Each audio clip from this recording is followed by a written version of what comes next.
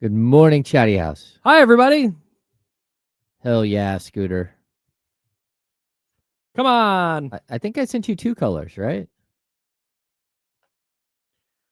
Oh,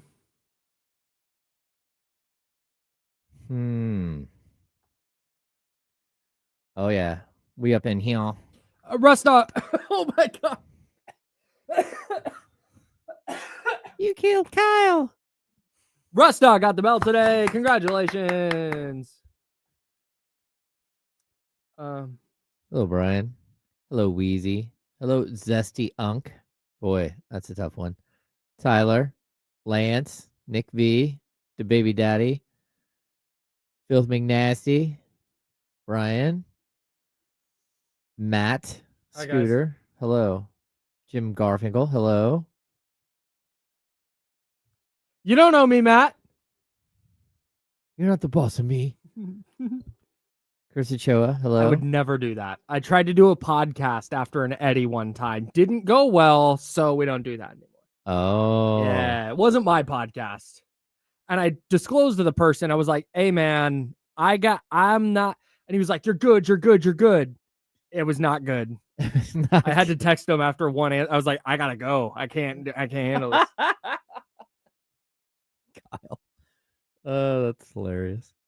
I'll tell the story at the next break. I do.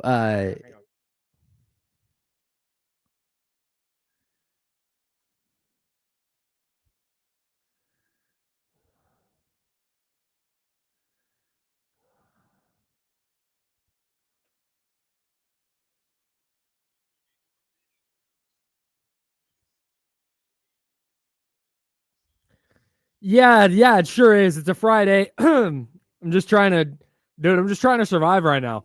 Just try to get through, Kyle. You can do it. You can do it. Guy has a donut for the first time since last week. No, that's not true. I haven't had a donut in a few weeks. Oh yeah? Yeah, I got because we were Donut Friday started when I worked in San Francisco, and it was every other Friday, and nobody else brought donuts. I did not have a partner in Donut Arms like I do here. Salute to you. And so it was a Payday Friday thing. Mm-hmm. Stop in on Payday Friday, pick up donuts, bring it in, vibes are up, right? Because of the rate of donut that we have weekly now, I got very tired of eating donuts. Yeah. I was just kind of sick of the donut. My mom worked at a coffee shop that made donuts when I was young, and she would bring home a bag of donuts every day. Like that's too many not sweets. like a white little paper bag. I mean like a grocery bag. Oh my God. It's all greasy all on the bottom.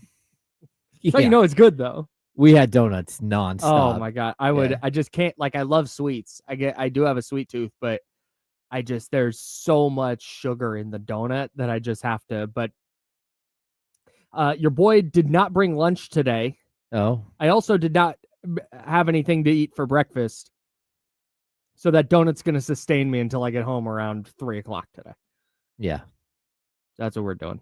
You're all right. You'll make it, Kyle. I'm going to be fine. I'm going to be okay. I'm confident. That's James Ham. I'm Kyle Madsen. We got a ton of King stuff to talk about.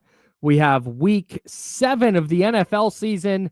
Started up last night. The Bengals shocked the Steelers. Wow. What a game. Hell of a game.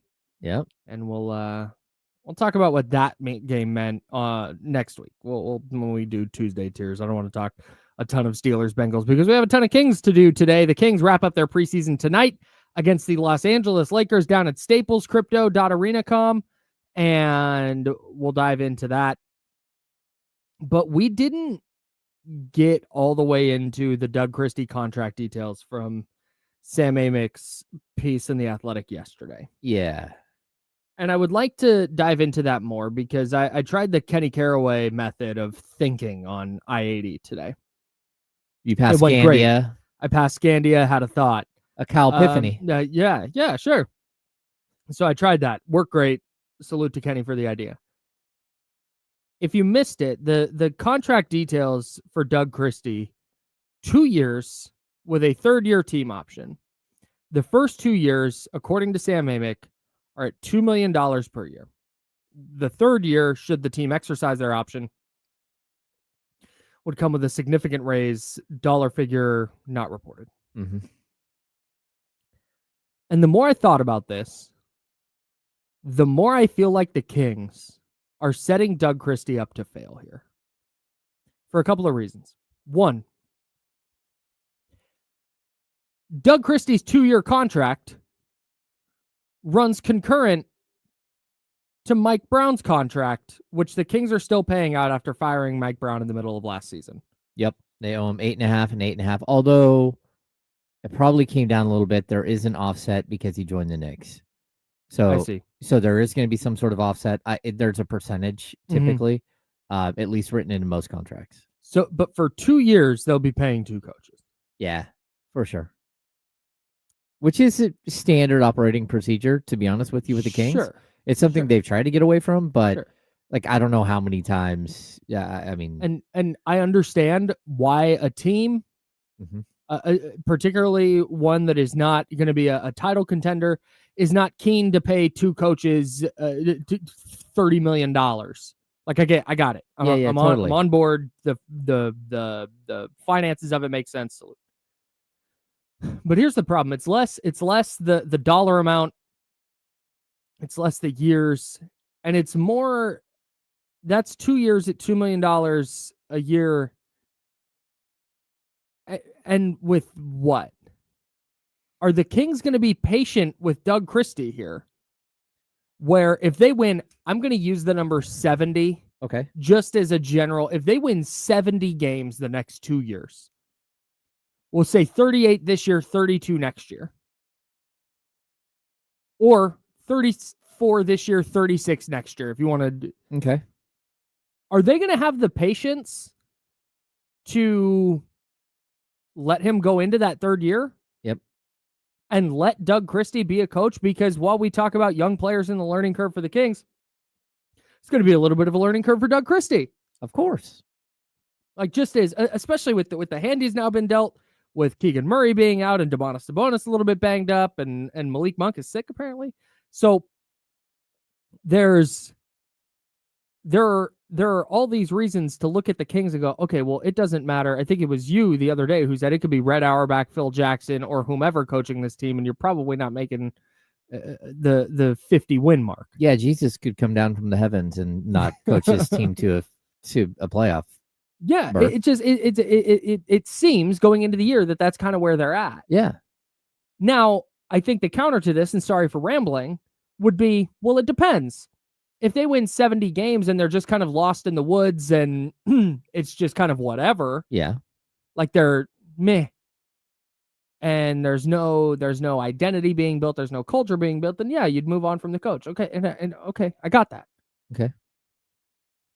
But with the roster they have and with the players they have, for the most part, I don't know how Doug is going to have the opportunity to build that culture and that play style. Because as we've talked about ad nauseum, Zach LaVine doesn't really fit that mold. I don't think DeMar DeRozan specifically defensively really fits that mold. Don't know that a guy like Malik Monk fits that mold. Like there aren't a lot of players that I think would be like Doug Christie, Scott Perry type of guys. So if they are unable, if Doug specifically is unable to make his mark on this team because of the players that he's been given by this front office, are they going to have the patience to let him go through a third year? Because the way I'm looking at this, it seems like no. It seems to me like they're setting this up to go, okay, if Doug Christie just happens to be the second coming of Phil Jackson, yep, and he's awesome, then cool. They've got him for a what's going to be a relatively cheap third year. Although if he's awesome, they would probably tear that year up and extend it. But yep. If he just happens to be the second coming of Phil Jackson, great. But it sure seems like, given all these dots that I am admittedly connecting, right or wrong, it sure seems like they looked at the roster, they looked at their situation this year, they said, hey, we want to compete. What's the best way we can do that? Okay, well, Doug was here last year. Yeah, let's give him a shot. We'll do the 2 years. We'll do it for cheap. That way when when this ultimately fails, Scott, you can get your own guy in, and we can move on from there. It feels like Doug Christie is a placeholder, along with most of the roster. Well, I mean, I think that's the interesting thing. Like the whispers around the franchise, the whispers from Scott Perry that 2027 is sort of the year, right? So we're in the 25-26 season, 26-27 season. So that's literally the 2 years that you have Doug under contract. Yes. So my concern, a couple of things here. Number one is the length of the contract. Most NBA contracts are 3 years with sometimes a 4th-year option. A lot of them are 4 years. Some of them are 5 years. So you can actually let a coach play this thing out, right? Like Will Hardy in Utah, he hasn't won a bleeping thing. He hasn't won anything as a coach and just got a monster extension to keep him in Utah for another like 5 years or something. I need to let everybody know the depth of what Will Hardy has done in Utah. Okay. Now, Will Hardy, I believe, is a good coach. I think he's a good coach too. He has been dealt a god-awful hand, but to your point, the Jazz have allowed him to play that god-awful hand. 37-45, 31-51, 17-65. Okay. And his contract extension, I don't know when he signed it, but I'm going to guarantee that it wasn't that long ago. Will Hardy's multi-year extension was signed in May, and it keeps him with the team through 2030-31. Yeah. They are giving him the rest of the decade to figure this thing out. For a coach, what's his overall record? 85 and 161. Okay. My guy is averaging, what is that, 85 divided by 3, 22 wins a year? No. 25. 25 wins a year? No, that's more than 25. 27-ish, 28 wins a year. 28.3. Yes. 0.3 repeating, of course. Yes. Goodness, great. This is why you don't ask me to do math on the fly.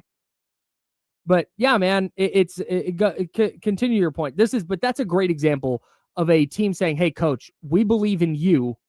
Let us give you the runway to get this figured out. Well, yeah, and the problem is that your roster is broke. Let's say that Doug Christie, I'm just going to bring this up, and you can boo me if you want, people. Boo you? Yeah, if Doug Christie gets the 70 wins that you're talking about. In 2 years. The Sacramento era, the 41 years, 42 years of Sacramento at that point, that will be of the head coaching win percentage wise, it will literally go Rick Adelman, Mike Brown, Doug Christie.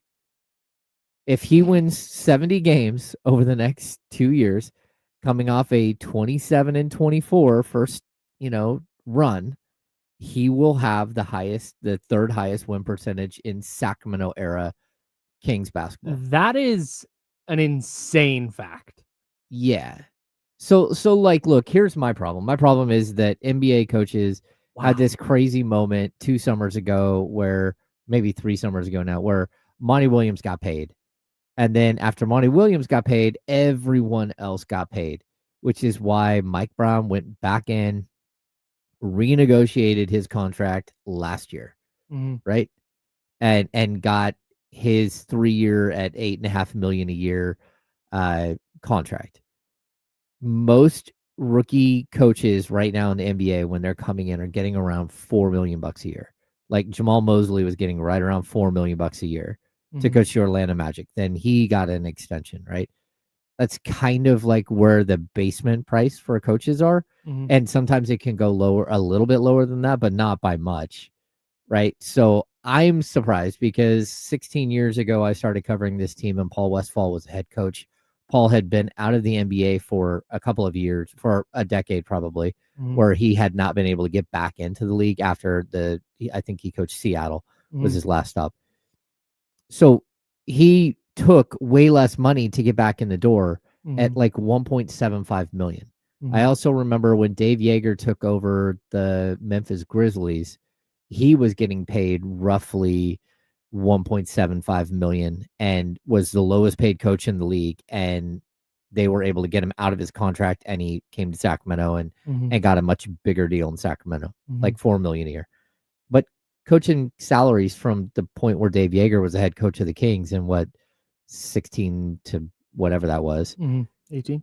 Yeah, I mean that is way lower than standard now. So seeing a coach get $2 million is jarring in today's NBA. That's like assistant numbers. Yeah, there are lead assistants in the league that make more than $2 million. Yeah, I was taken aback by the number, to be honest with you. As much as it was the years, it's the number. It was like, oh, okay. Well, I mean, like you waive players all the time that make more than that. Yeah. Actually, it's less than a standard veteran minimum Correct. contract. Yeah, So, and it doesn't. And the issue is not like this isn't. Oh, the Kings are being cheap. This isn't anything about Doug. This is to me that contract, the nature of that contract, feels very much as a placeholder. It's a temporary thing, and like again, I think he'll be given an opportunity to win them over, and I totally agree. Yeah, but at the same time, I just that's a really low number. I was it's a jarring number to see that he's getting a 2-year deal. Yeah, because that's not investing in the long-term future of the franchise. I agree with you. Yeah, I am afraid that they're telling Doug, "Hey, we want to make sure you can paint this house." And when Doug says, "Okay, great, bet, I'll do it," and they say, "Great, okay, first now build the house." He's like, "What? Wait, what?" Like that's how this feels to me. Yeah. And I don't to spin this off of Doug's contract. Given all of that, if the Kings are going to avoid, okay, in 2 years, another coaching change, bring in someone else, or restarting this over, which may be what they plan to do. Maybe the Kings know it. Scott Perry knows it. Maybe Doug Christie knows it. And they go, "Hey, you want to be the head coach? You got 2 years. And if you happen to turn this thing around, great. If not, well," and maybe that's all the plan. Yeah. But it kind of feels like if that's not, if they're legitimately giving him a shot here, that Russell Westbrook now becomes like the most important player on the Kings. Well, yeah, I mean, and not only that, but every veteran that they have becomes the most important player. I mean, this is like coaches that want to keep their jobs. They play veterans. They don't bring along young players because young players don't know what they're doing. And while you can learn how to play either in the G League or you can learn how to play in practice, but I'm not going to put you on the floor unless I have to. And so I am wondering how this plays out, because I told everybody, like, look at the schedule. The last 25 games of the season is the easiest 25 games of the season the Kings have. Yep. That's that stretch of games. It's the easiest. And so that's typically where you would go, oh, no, we're going to play our young guys. Like, hey, I'm not playing the young guys. I'm here to win. I'm here to earn this job. Yeah, it's a really, really interesting way that these things are, that this is playing out. Like, I'm just kind of surprised by it. That's James Ham. I'm Kyle Madsen. We're going to dig more into this because it's not. I don't want to keep harping on the Russell Westbrook thing, but I do want to talk about how he affects this team moving forward. And then the drama question mark that's already bubbling. We'll get to that. Plus, it's a Fantasy Friday. Faraz Siddiqui joins us in about an hour to talk about your fantasy football teams. Hit us with your questions at youtube.com/ESPN1320 and twitch.tv/ESPN1320. We're talking Kings on ESPN 1320, Sacramento Sports Center.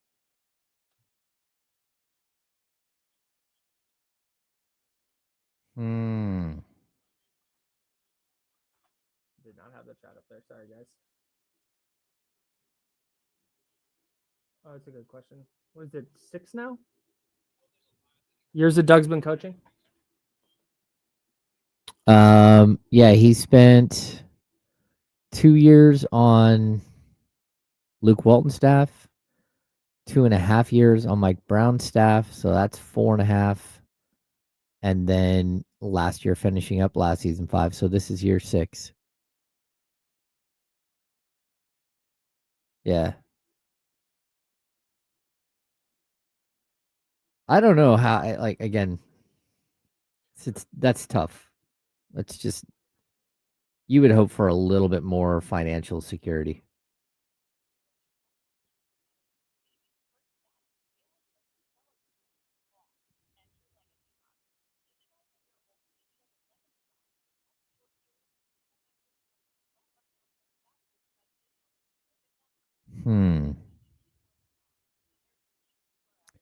Tom L, his Mike Brown's new Knicks contract, it should offset a little bit, but I don't know what the number is. It's not just a straight up dollar for dollar.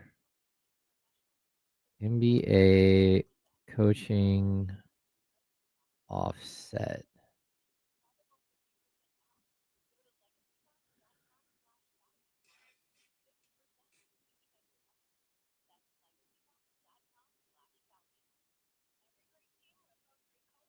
Oh, it's possible that they're not paying anything, to be honest with you. I don't know what Mike got in New York. Kings Beat podcast. We were supposed to do one last night, but to be honest, we had a work thing, and by the time it was done, it was too late. I think it's 40 million.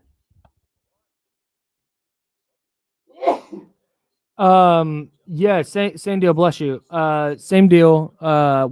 If I pick up donuts for myself, I will snag an apple fritter in lieu of donut. But even apple fritter has a lot of sugar. Oh, it does. Yeah. It's just like painful. I should have Sarah make apple fritters again. I can bring them in.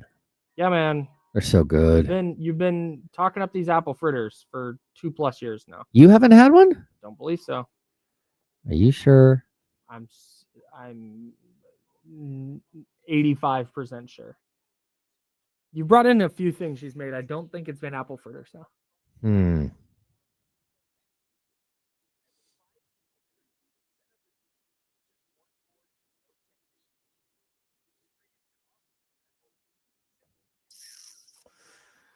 I'm blue, Valentine. Donut spot by my house does blueberry fritters. Also terrific. Oh my goodness. Apple better. Apple's better for sure, but a blueberry fritter is very nice.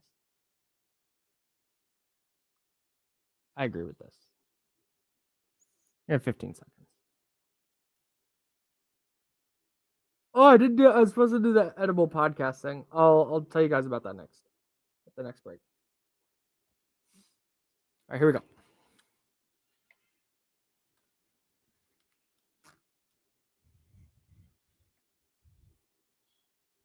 Welcome back to the Insiders with James Ham and Kyle Madsen on ESPN 1320. He's James. I'm Kyle. Russell Westbrook, suddenly the Kings' most important player. I want to... You said that coach is in the spot that Doug is in, where it feels like, okay, the next 2 years, you're coaching for your future. Of course. Good fade. You said that typically they lean toward veteran players. Mm-hmm. I would be interested to know what exactly Scott Perry, whoever, Vivek Ranadive, I don't know, Alvin Gentry, whoever else is making decisions over there. I'd be interested to know what they're looking for from Doug over the next couple of years, because this might be a very rare situation where leaning on young players might actually help him. Are they looking at this and going, hey, we're trying to put together a playoff team because of the way the contracts are, because of the hand that the situation Scott Perry stepped into? They believe they've constructed a roster that can go to the playoffs, and that's the mandate for Doug. Not necessarily a mandate, but that's the goal for Doug Christie. Mm-hmm. I said, what happens if they win 70 games the next 2 years? Where they would say, nope, that's not going to get it done. He's out of here. Or are they looking at this and going, okay, Keegan Murray's part of the future. Can he get Keegan Murray to shoot 10 threes a night? Can he get Keegan Murray to that point over the next couple of years? Can he get Keon Ellis into whatever role they envision long-term for Keon Ellis, if there is one?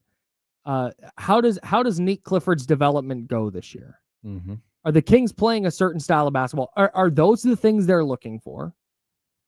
Where maybe Doug does play Nate Clifford a little more. Maybe he does give Maxime Reynaud a little bit more leash? Or is it strictly, if you don't make the playoffs in any of the next 2 years, we're going to find someone else? Yeah, I don't know the exact answer, but I got to say, when you're looking at your roster and you're looking at your bench and you're in the middle of a game that's even remotely close, you're going to look over and say, okay, I have a choice between Drew Eubanks and Maxime Reynaud. Deep down, I probably want to play Reynaud because I need to get him on the court and prove him up and show him what the NBA actually looks and feels like and let him develop as a player. Or I can go to Drew Eubanks because I know what Drew is going to get me.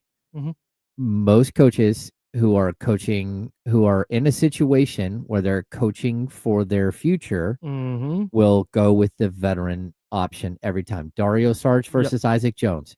Fans can freak out. They can yell. They can scream. They can do whatever they want. At the end of the day, one guy is coaching for his job, and he doesn't give a flying whatever about what fans might think about that decision. Because it's not about developing talent in that situation. It's about winning games. Putting your team in the what Doug believes is the best position to win games. The best position to win games. And you might be wrong every time. It might literally, you might get nothing from that veteran player, but at least you have an idea of what he's going to give you.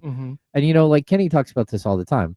We can't lose sight of the goal here. The main goal should be to win basketball games. It hasn't been the main goal in Sacramento for out of the last 20 plus years. 20 years. It's been the goal maybe 5 times? 5 times? Maybe. Yeah. Including the last 3 years? Yeah. I mean, that's the problem, though. Developing young players is the pathway forward for most franchises like the Sacramento Kings who can't sign high-end free agents. Yeah. So, and by high-end free agents, I don't mean a 34, 35-year-old DeMar DeRozan. I don't mean a just about 37-year-old Russell Westbrook. Right. We're talking about a legitimate 28-year-old, player that you're signing to a huge contract that will keep him in Sacramento, you're luring him away from another team. Or being a place that when a player asks out of his current situation, you can get in the mix because the player will thumbs up a trade to Sacramento. Yeah, because that's actually been an issue as well, where they have got to a certain point with trades and a player's gone, nope, thumbs down. I do not want to go there. Yeah. I'm not going to sign an extension there. And can you get to a point where when guys like you and me talk on the radio, when we talk about various players who would have added depth to the Kings at the wing positions, when they go elsewhere, we don't have to caveat it with maybe they just didn't want to come to Sacramento. Yeah. Even just lower level guys. Forget the top end. What the peripheral players, the guys on the margins that just give you depth. Well, Jake LaRavia literally chose to go sign with the Los Angeles Lakers instead of coming back to Sacramento for a team $1 million more a year. Yeah, I don't even think it was that. I think it was less than that. Which is, given what he was saying about the Kings, it's kind of crazy. Yeah, whatever the dollar figure was, it's not enough to offset the difference between living in LA and living in Sacramento. It's not. No. So the dollar figure was not enough to make that a difference. Right, but he wanted to go where they're trying to win. Yeah. Or he believes gives him the best chance to win. So I'm and again, this is not something either you, James Ham, or me, Kyle Madsen, has any idea. It is something I am now going to be watching much closer than I was, because I was under the impression they thought Doug was the right guy for the job. And my question was, well, I hope they give him some real runway. And now it's they're not giving him that runway. Yeah. At least not based on the 2-year, $2 million a year contract he got. Yeah, I mean, I think there is still a small amount of hope here that Doug just figures it out. Totally. There should be hope that he figures it out. And I think when you see these really cool graphics that teams or that websites make that show the Sacramento Kings top 5 or 6 players, and you look at a graphic and it's got DeMar DeRozan, Zach LaVine, Domantas Sabonis, Russell Westbrook, Malik Monk, Keegan Murray, Dennis Schroeder. Like, oh, look at that. Mm-hmm. It kind of looks cool. It does. It does. It undeniably looks cool. Yeah. But functionally, that's the problem. And that's where coaching comes in. Mm-hmm. And that's where trying to get a team on the same page. And it's not just like, is your idea about coaching right or wrong? Realistically, it might come down to something completely different. Like, it might come down to whether or not you can get old dogs to learn new tricks, you know? And that's the problem. You have a graphic from our friend Chris Biederman from Twitter. Oh, buddy. Let me read you this stat. Yeah, this is nuts. This is tough. Shout out to Chris Biederman, who does a ton of stuff for the Sacramento Bee, including covering the Kings. Through 3 preseason games, the Sacramento Kings net rating by quarter. First quarter net rating is, so there's offensive rating and defensive rating. Yep.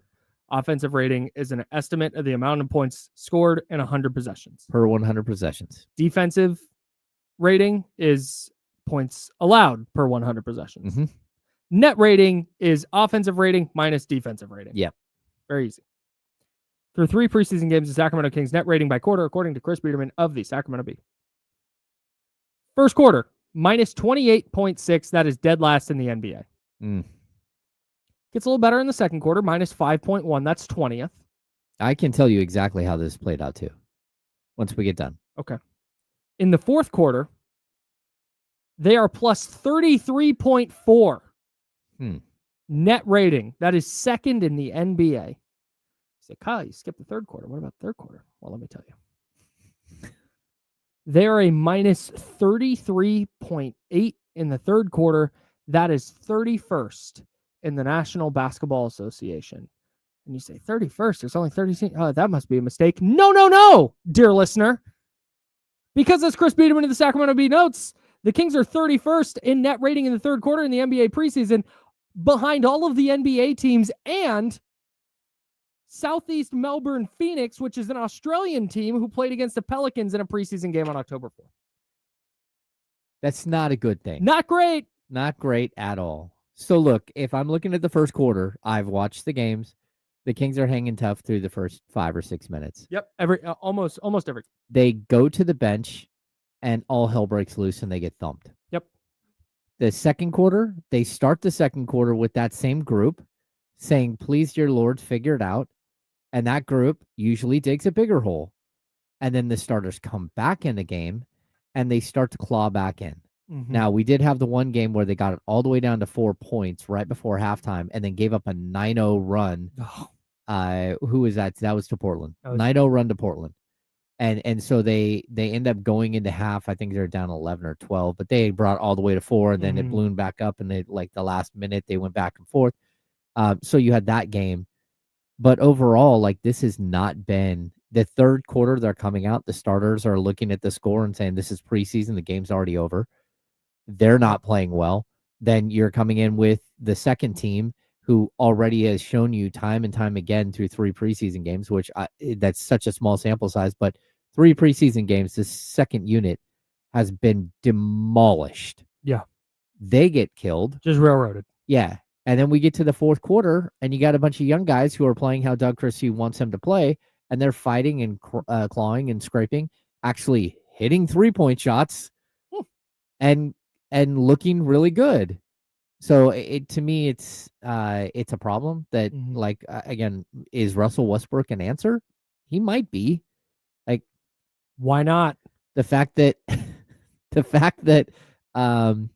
Malik Monk missed a preseason game and you had no pop at all off the bench, and even the pop that Malik has given the first 2 preseason games he played, it wasn't enough to disguise the other stuff.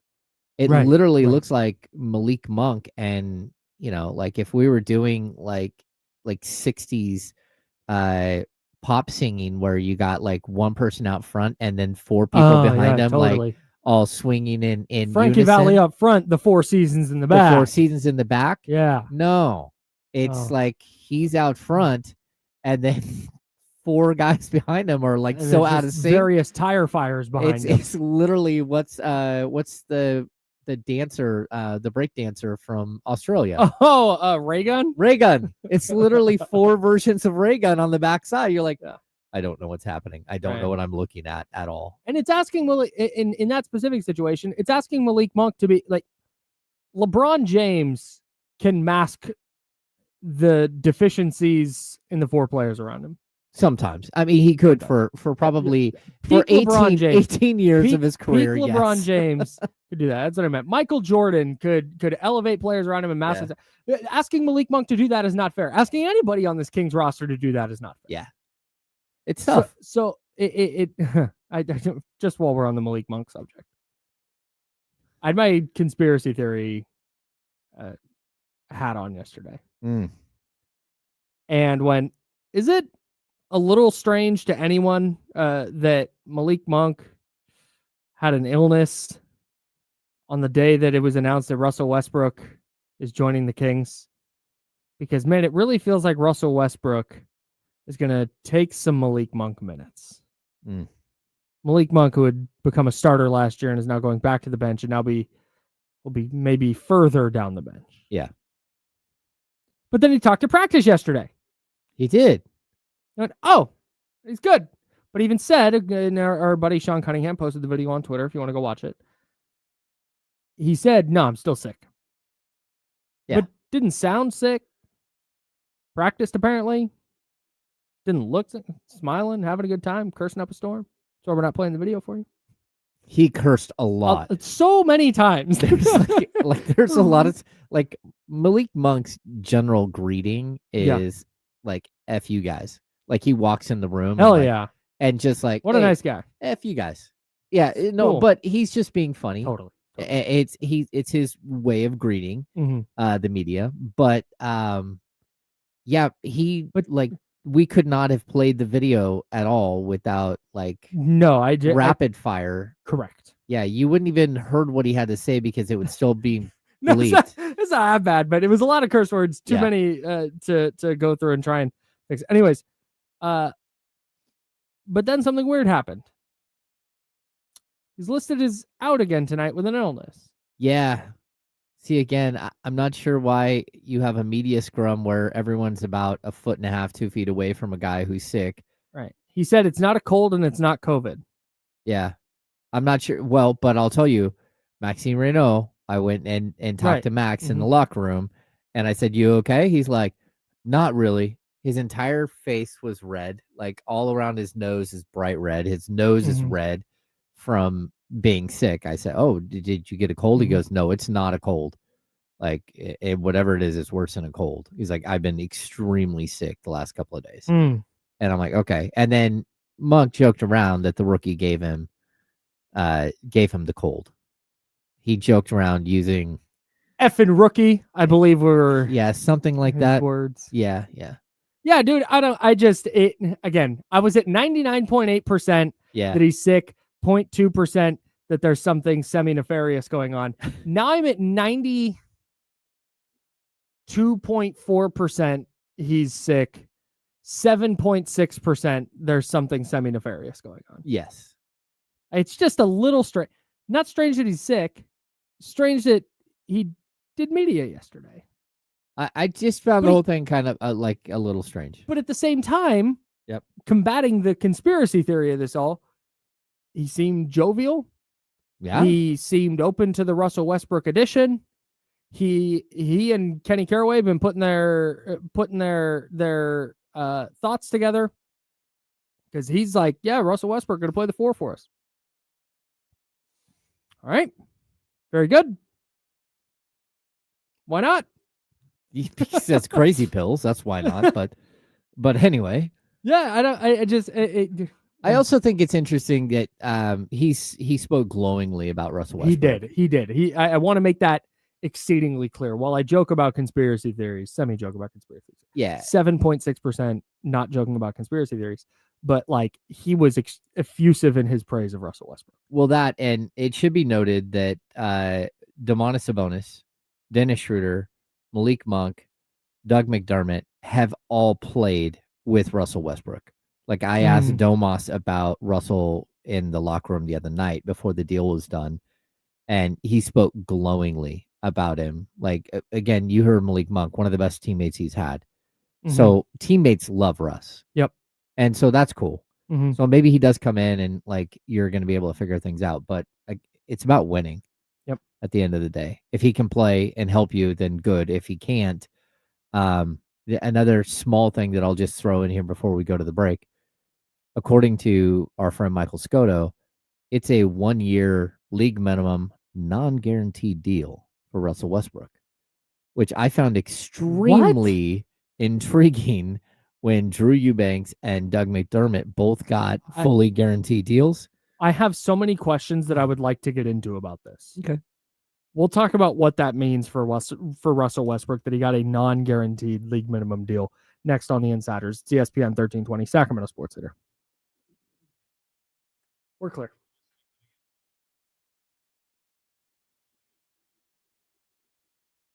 All right, what are my priorities here? I got to email this to Faraz. Okay.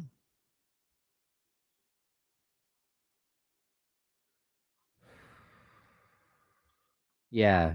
To a non-guaranteed 1-year deal.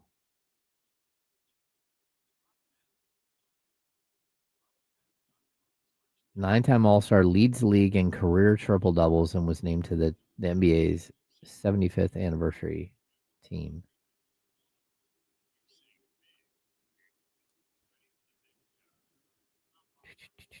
I'm Bob Burke.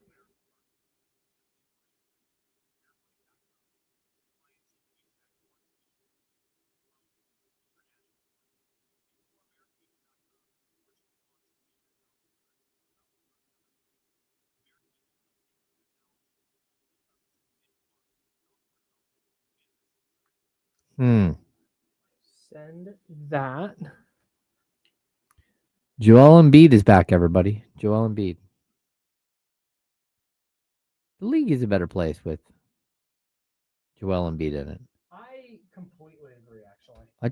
I wish he could stay healthy. Yes. I don't think it's yes, I think is the answer. But here's the problem, Sacktown Burner. What if they win? Then they're not. Because you do have veterans and you do have former superstars. And like you do have talent. That doesn't mean you're gonna win, but the contract stuff and all that, it does kind of make it a tough situation. I'm Bob Burke. Johnny G, I try to be the voice of reason, but it doesn't always work out. I try to hold the line.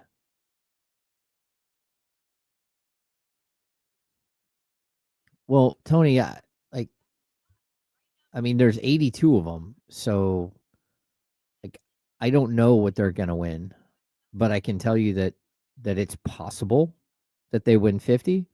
It's not likely. I wouldn't bet on that, but like there is still a possibility that this team is way better than we think, and we're gonna have to see that. But like until they prove to us that they're a horrible team, or that they're a bad team, or they're a mid team, whatever it is they're going to be, or they're a very good team, we have to kind of like wait and see.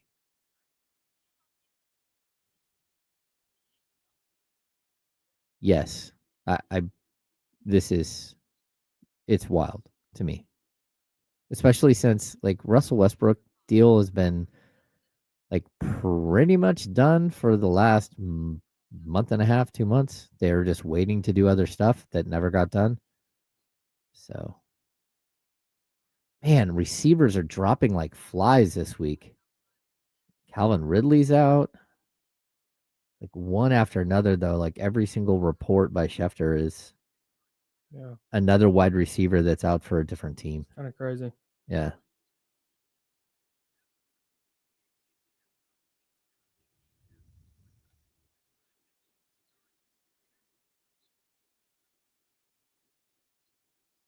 No, a non-guaranteed deal contract over committer means that the Kings can just bail. He can't bail. He's under contract. The Kings can bail, though.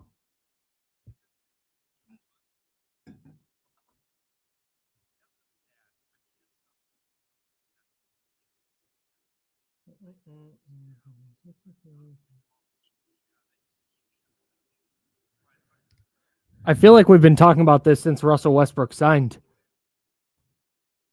And how, like, he could definitely wind up starting. Yeah.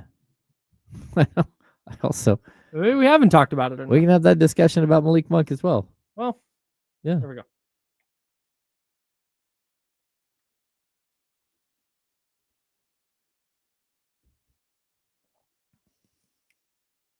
Welcome back to the Insiders with James Ham and Kyle Madsen on ESPN 1320.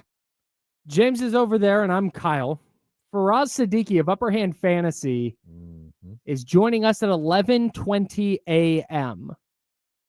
It's Fantasy Friday. We are going to ask one or two general questions, and then we're getting Faraz, our fantasy football expert, one of the very best fantasy analysts in the game from Upper Hand Fantasy. He answers your questions. You don't even have to get on the phone and call. You go to youtube.com/ESPN1320. Subscribe. We're almost at 9,000 subscribers. So if everybody wants to subscribe while you're there. And then just jump in the chat.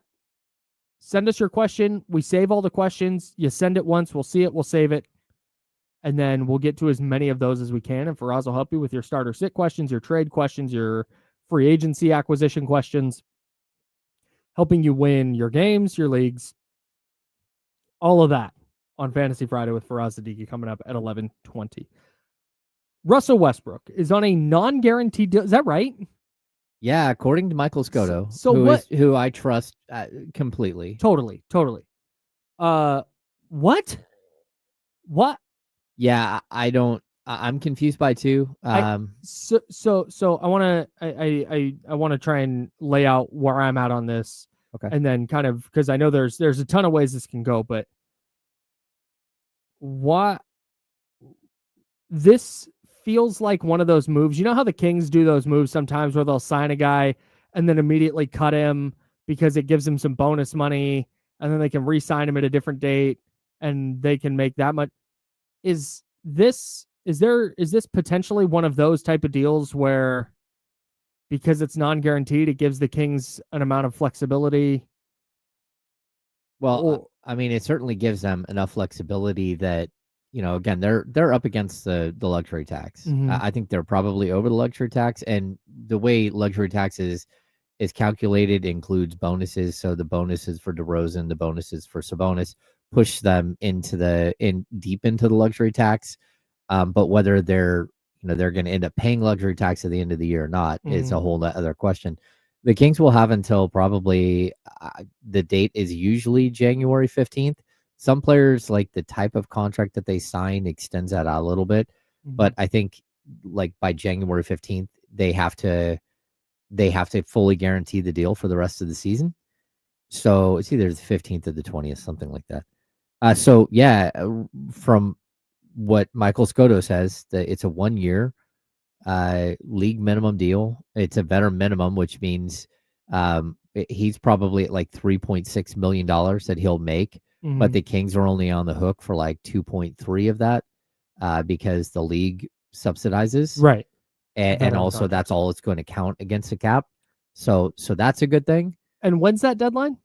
So they have until, I think it's right around January 15th or January 20th to guarantee the contract. He has to be waived by them. Waive him. Yeah, so to me, but again, if you're not going to do that with the other veterans, like Doug McDermott last year was on a non-guaranteed deal. Right. And to be honest with you, I was kind of surprised that they guaranteed his contract for the rest of the season. Yeah. When they brought him back for a second season, him and Drew Eubanks on these league minimum deals, I was very, very surprised that I reached out, I checked, they said, no, they're fully guaranteed. And I'm like, fully guaranteed?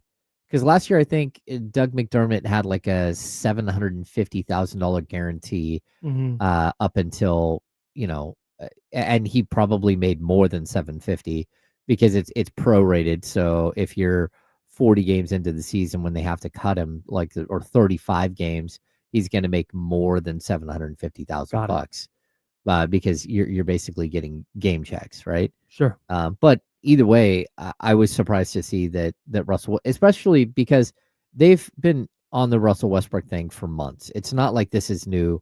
Everyone in Sacramento knew there was a very good chance that Russell Westbrook was signing with the Kings. He wants to sign with the Kings. The Kings want him to be here, but they were waiting to clear out a roster spot, not like open up a roster spot. They were waiting to clear up a rotational spot for him, right? Which they did not do. Unhinge their logjam at guard. Yeah, which they did not do. But apparently he's going to play in 3 and 4 guard sets. Yeah. And he's going to play small forward and power forward. Okay. Apparently. Yeah, that's according to Malik Monk. That's not. Yeah. If you have here's the thing. We've been talking about the idea of small ball with the Kings a little bit, and how without Keegan, you might have to go like small ball works when you have Davion Mitchell, Keon Ellis, Lou Dort, Alex Caruso, these kind of quote unquote undersized 2s and 3s are and ones who are switchable and very good defenders and can combat some of their lack of size with that kind of dogged defending. Yeah.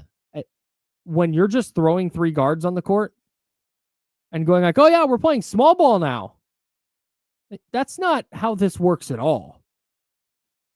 That's not small ball is a function. Golden State plays with Draymond Green at center because Draymond Green is awesome at playing that position. Well, he's an awesome defender. Yes, that's what I mean. He's awesome at defending that position. Yeah. That's what I meant.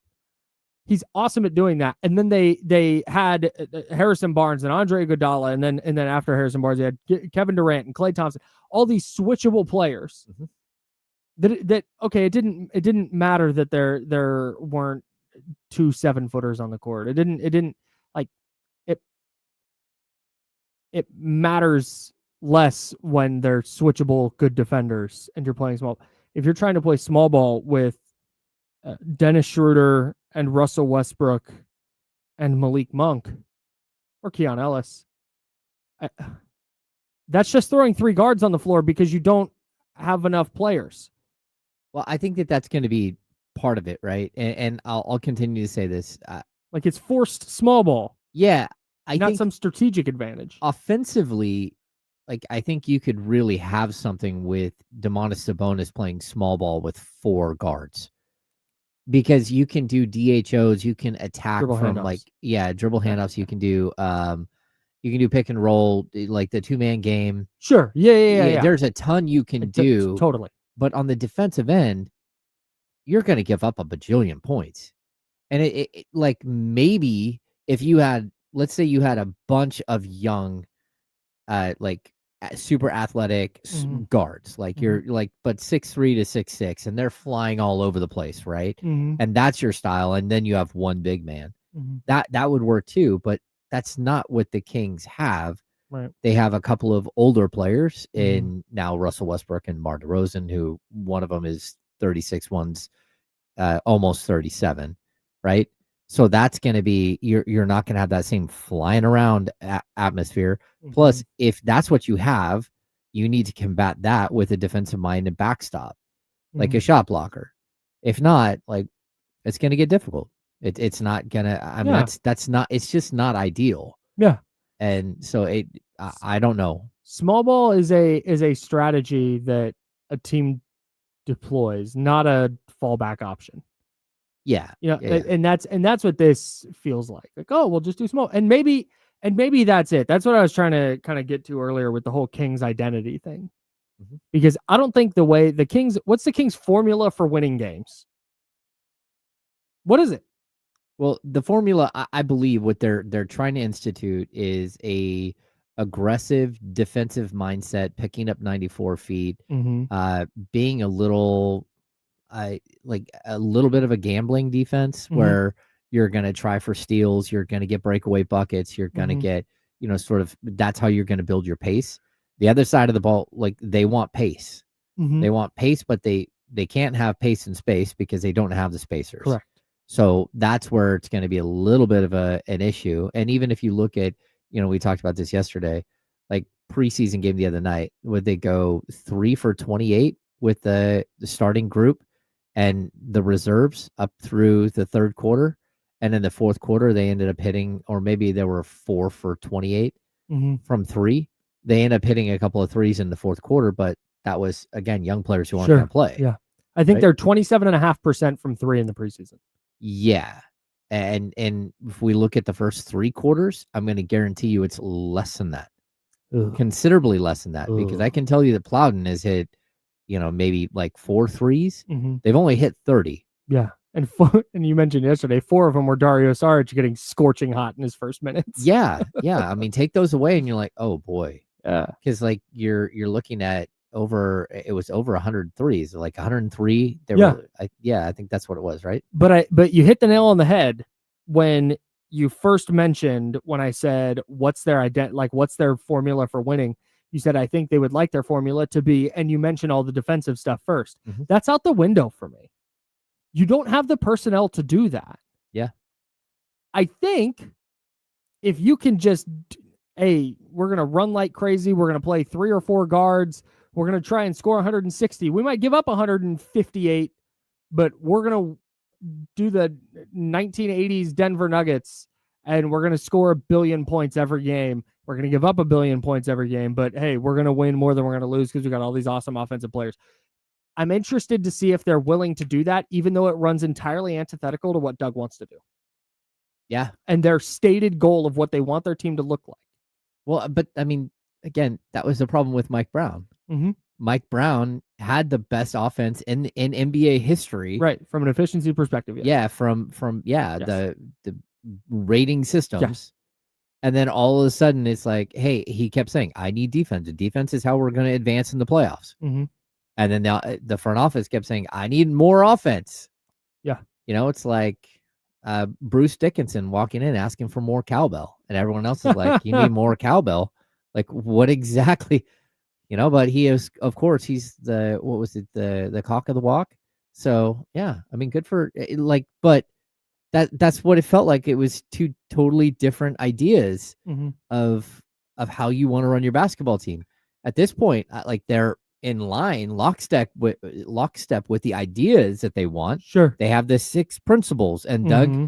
Doug and Scott are on par with the 6 principles. Great. And then they keep running a promo with Scott Perry talking about the 6 principles, and we see Scott Perry. I've seen more of Scott Perry than I ever saw of Monty McNair. Totally. On the broadcast. Like, I'm watching like Scott Perry again and again and again pop up like a TV commercial mm-hmm. telling me about the 6 principles. But the roster has to match your idea for the 6 principles. Yes. And if not, you're just sitting there like, hey, Doug Christie, I need you to coach this. It's like, you cannot say you're going to throw an awesome barbecue mm-hmm. and then pull up with a bunch of paint. Like, that's just not, I don't know why I'm stuck on paint today. Or tofu. Well, I didn't want to bring up a food because people will be like, oh, that's a barbecue. Like, I don't, no, I mean, it's like, tofu. I'm going to throw this awesome barbecue yeah. and, hey, here's water. Like, right, that's nice. We need that. But also, like, where's the barbecue? Like, it's just, it doesn't, I don't know, man. It's why I'm very concerned for Doug. Because it looks like a roster that they're going to go, hey, you haven't implemented the style of play we were looking for, Doug. Sorry. On to 2027 with whoever is the coach. Yeah. That's James. I'm Kyle. Second hour coming up. We'll talk Kings-Lakers tonight. What are we looking for in the Kings preseason finale? Can they get a win? And if they don't get a win on the scoreboard, can they win that other game that Doug Christie keeps talking about? And of course, Faraz Siddiqui, Fantasy Friday, is going to join us in about 20 minutes here on the Insiders, It's ESPN 1320, Sacramento Sports Center.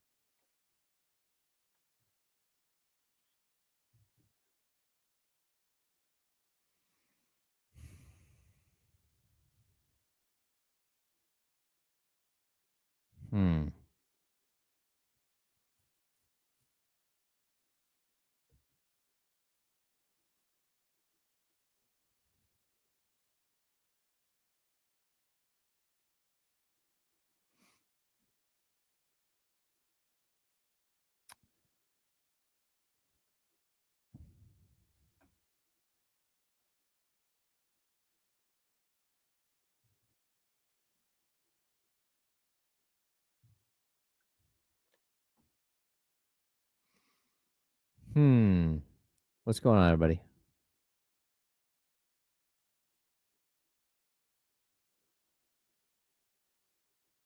Wait, Kenny showed up in the chat? He did? Oh.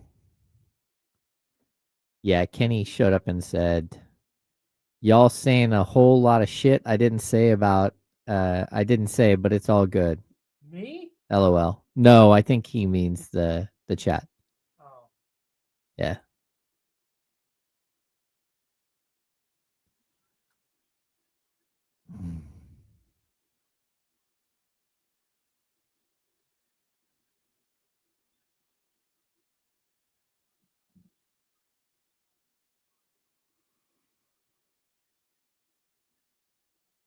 Um.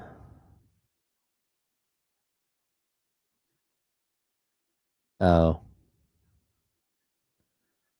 Nope, that's not what I was clicking on. Well, that moved quickly. Oh, shoot. I would rather have. I don't know. I don't, because I really like Jonas Valanciunas, and anyway.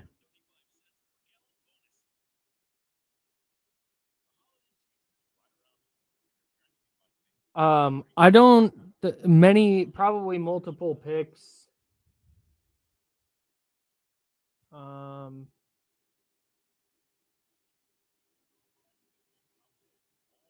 Keegan probably. The Pelicans have to win. Yeah, they do.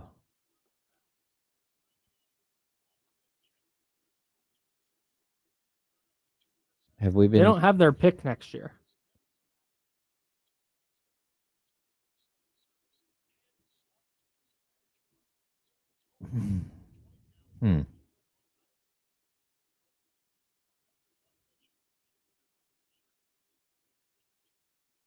I was clicking on stuff earlier and then I forgot starring stuff earlier.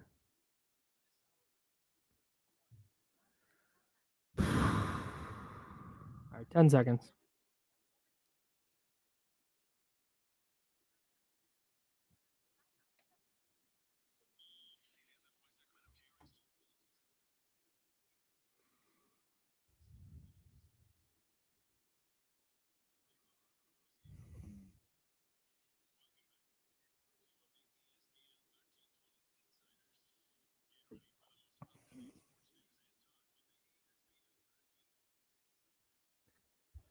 Hour number 2. That's James Ham. I'm Kyle Madsen. We're hanging out with you until noon. Then we hand it off to D-Lo and KC. If you don't tap in for the handoff, tap in. 11:45 every single day.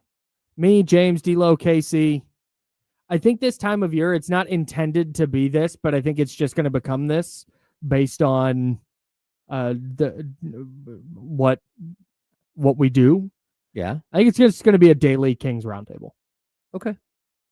I mean, there's going to be times where we talk football. There's going to be times where we talk 100%. Yeah. And we do silly stuff totally. But I bet it's many, many times going to become a Kings roundtable. Mm-hmm. And we hope you tap in for that.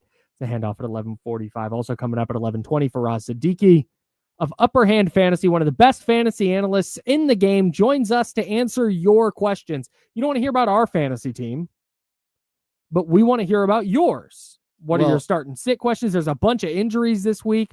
Are there players you should be adding? We'll answer any questions you have Hit us up at youtube.com/ESPN1320, twitch.tv/ESPN1320. It sounded like you had a caveat. I was going to say, because sometimes James in Lake of the Pines has questions. Oh, yeah. And Kyle in Sacramento also will have a question or two.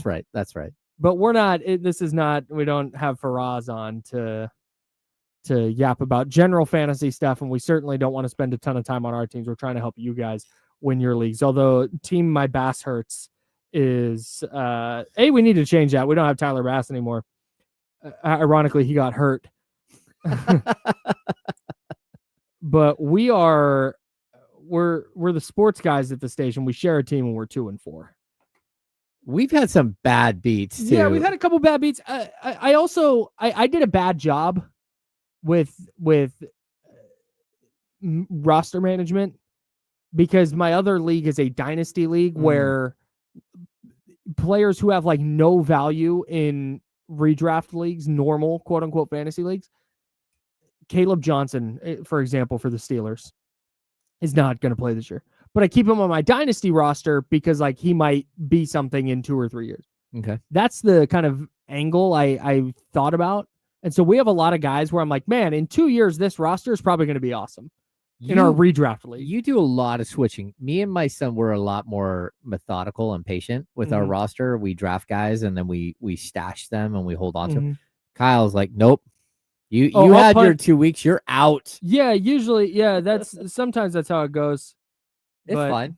No, it's fine. Hey, if I got a question for Faraz, Kyle in Sacramento has a question for Faraz about a player, and if he says to add that player, I'm punting Justin Fields to the moon. Oh yeah. I don't even. We'll pick a different quarterback when Jalen Hurts is on. Anyways, nobody cares. We're talking about the Kings. Kings Lakers tonight, preseason finale. What do you need to see? We need to see a lot of things. And I think, and I'll ask the chatty house, youtube.com/ESPN1320. I want to know or if you want to hit the Elk Grove Kia talk line, 916-909-1320. What's one thing? You have to pick one thing. Whatever being you believe controls the universe, if there is one, says to you, hey, you get to pick what happens to the Kings game tonight. You get to pick one thing. What one thing is it? Yeah, I mean, it's more global.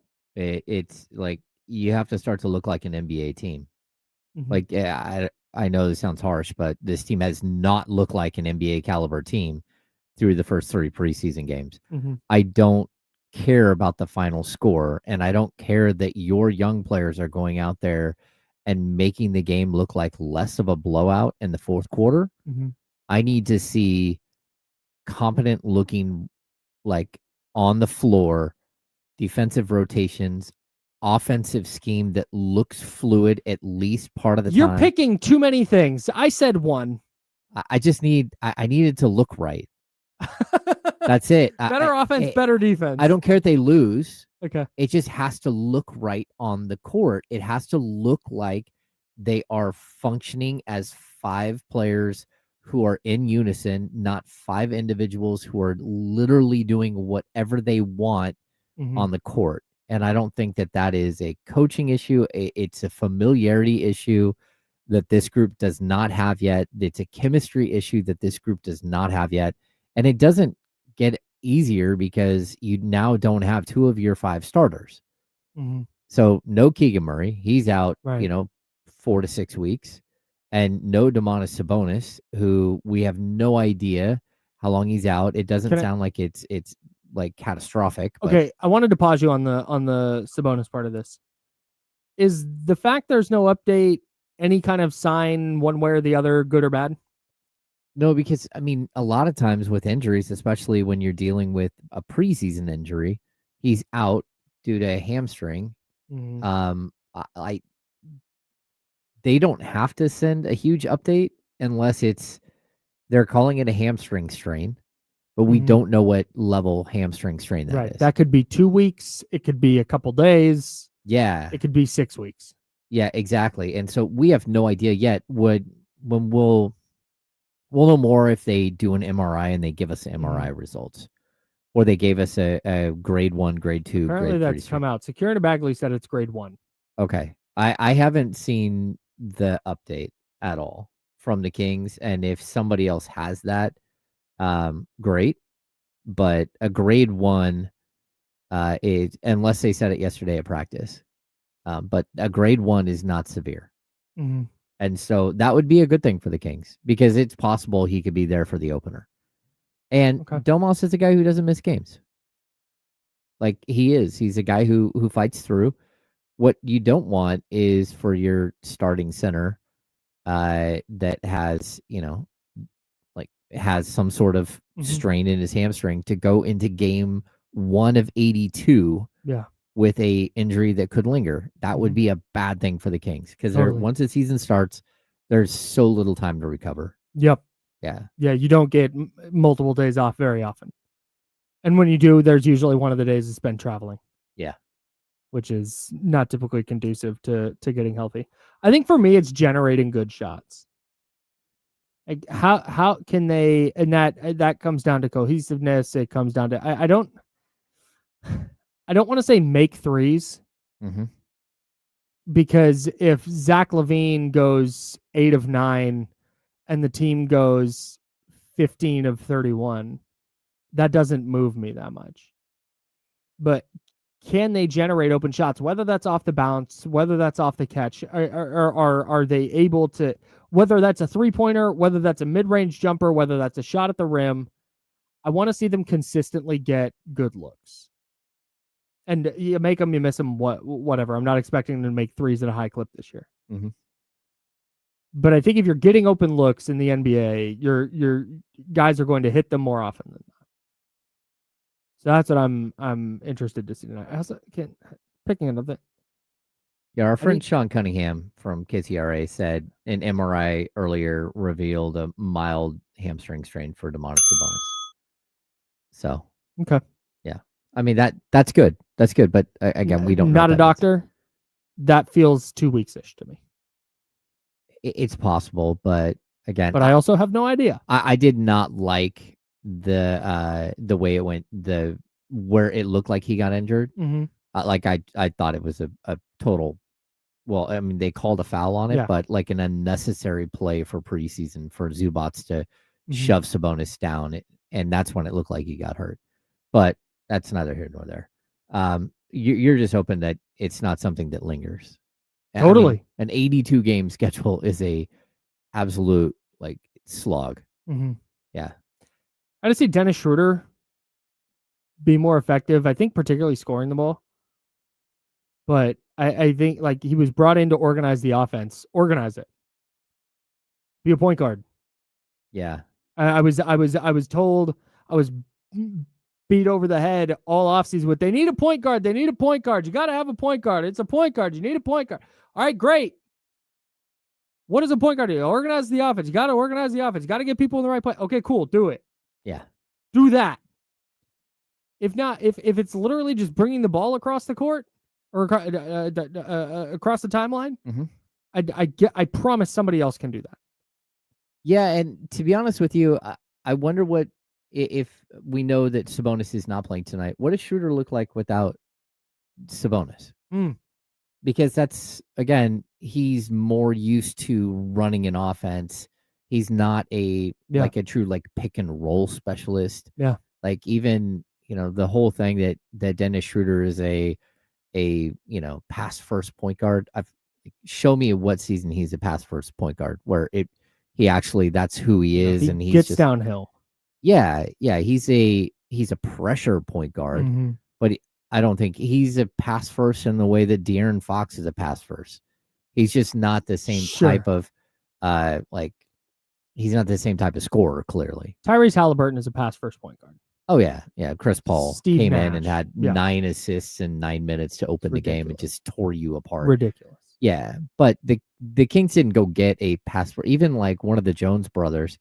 They are more pass Trey first. and Tyus. Yeah, they're way more pass first point guards than Dennis Schroeder in my book. I agree. If you can show me a season where Dennis Schroeder averaged like 8.5 assists per game, I haven't seen it. Well, and that's just watching Dennis Schroeder. That's just not his game. It's nothing necessarily wrong with that. No, But if you're not going to be pass first orchestrating everything, you got to at least get people in the right spots and get the offense in flow. Yeah.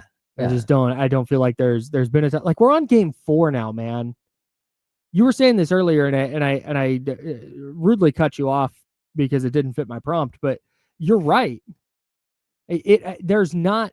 I said pick one thing. Yeah. Because the answer is what you were saying. Like everything needs to look like. I just play. Did they play? Hey, also is Russell Westbrook going to play? That I don't know. I do know that there was. I mean, he was flying in like he was going to be there. Mm-hmm. I actually thought he would be there Wednesday night. That's kind of like a little murmur that like it was possible that Russ would be there Wednesday night for the preseason game. But they said like I had heard they would be surprised if he wasn't like at least on the bench, like even if it's in street clothes for Friday's game. But yeah, I don't think he practiced. He was yesterday morning. Clearly, he was going through his physical and all that stuff, so he did not practice with the team. That doesn't mean he won't go through a shoot around today and be like, hey, I can go play 10 minutes if you want me to. Sure.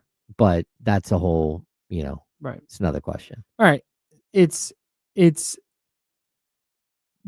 I feel like I saw somebody in the chat just say, just go win a game. Yeah. And is there that level of urgency? You're going to get like Maxime Reynaud is probably going to get to play a ton tonight. Yep. I would imagine. I imagine Nick Clifford and Isaac Jones are going to get a ton of minutes tonight. When they play, are they playing with the necessary force, the necessary urgency of, hey, let's not go 0-4 in the preseason? And even if they lose, which they might, can you win that game that Doug Christie talks about, that second game? That energy, physicality, pace, tenacity, winning 50-50 balls, like all those things, what Doug Christie was as a player. Can you do that collectively for 48 minutes? I don't think it's a huge ask. No, I also can you do it once? I always talk about this too. They need check-in games. Like I need DeMar DeRozan to look like DeMar DeRozan. But like it doesn't have to be 20, but put up 14 points in 12 minutes and go leave the game and checked in. I'm good. I'm ready for the regular season. We've seen it from Zach LaVine. We've seen it from Domantas Sabonis. But I need Dennis Schroeder to have a check-in game. I need Dennis Schroeder to look like a starting level NBA point guard because so far that's not what we've seen. But then you keep going down the list. If the three guys that I can say have had check-in games are Domantas Sabonis and Zach LaVine and Nick Clifford, there's a problem. Like some of these other guys that are going to be in the rotation that are going to play, like Drew Eubanks needs to look like a guy who can hold down the fort if Domantas Sabonis is going to miss a week or two. He does. He's got to look like a guy who can pass the ball, who can set screens, who can be part of the offensive flow. Because if not, like you need to move to other players, but you're not going to. Yeah. And so I do need to see some of these guys. Strangely enough, Dario Saric had his check-in game, and it's why he got another opportunity.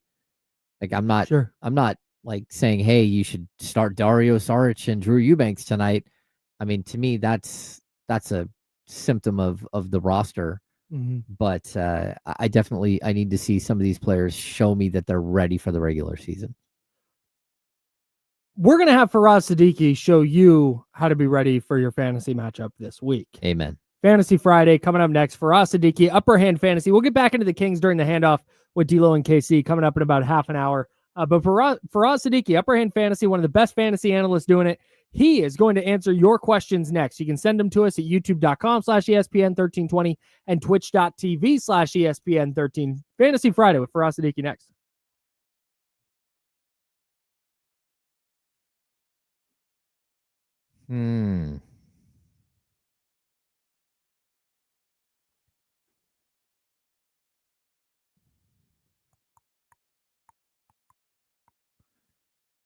Someone said something here I thought was interesting.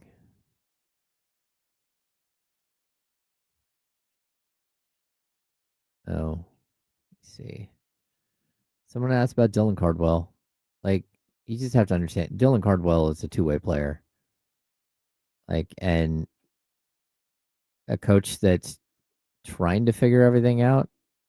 Like, you're not going to put a premium on a player that is not going to be on your roster for much of the season. And that's not to disparage Dylan Cardwell at all. And actually, I really like what I've seen from Dylan Cardwell. But we're talking about a guy who is he's your fourth, fifth center at this point. Although he has a skill set that the other players don't have. If Dylan Cardwell plays a lot of minutes, it's going to be in like January, February. And it'll be after the trade deadline. Yeah. Yeah.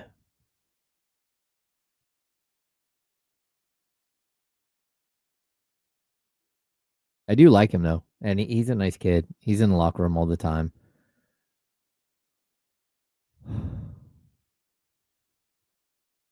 Plays with a chip on his shoulder. A little bit mean on the court. Okay, I'm starring most of you guys. If you guys have questions, throw them in right now. Yeah, Casey, thanks for bringing this up. Like, what we've seen from Dylan Cardwell in preseason has been super impressive. He's playing against other players that are like him. Players that aren't going to be on an NBA roster. If he's in the G League all season, he's going to put up a ton of stats in the G League. Yeah, he'll put up a double-double in the G League, but more like 14 and 11 or something with some block shots and stuff like that. I mean, if he scores more than that, it's partially because of the G League is they don't have a ton of big men. He will get in foul trouble against NBA starters if you're going to run him out there. But hey, I'm here for it. Your last preseason game. If you think he can start and go out there or give you an opportunity to win, he's just a very specific type of player that the Kings don't seem to value for whatever reason.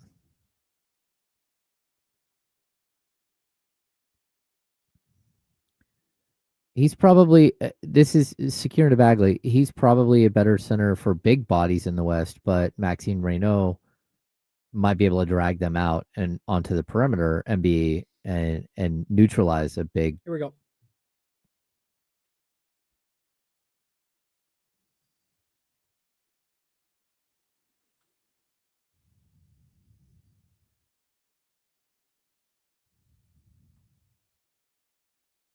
Welcome back to the Insiders with James Ham and Kyle Madsen on ESPN 1320. James over there. I'm Kyle. Faraz Siddiqui should be joining us shortly. We are in the process of starring your questions now at youtube.com/ESPN 1320. And that is so our guy Faraz Siddiqui can answer those for you. And he joins us now. Upperhandfantasy.com is the website. Follow him on Instagram at upperhandfantasy. Upperhand Fantasy, the podcast, is an Odyssey podcast. He's Faraz Siddiqui. He joins us every Friday for Fantasy Friday. Faraz, what's up, man?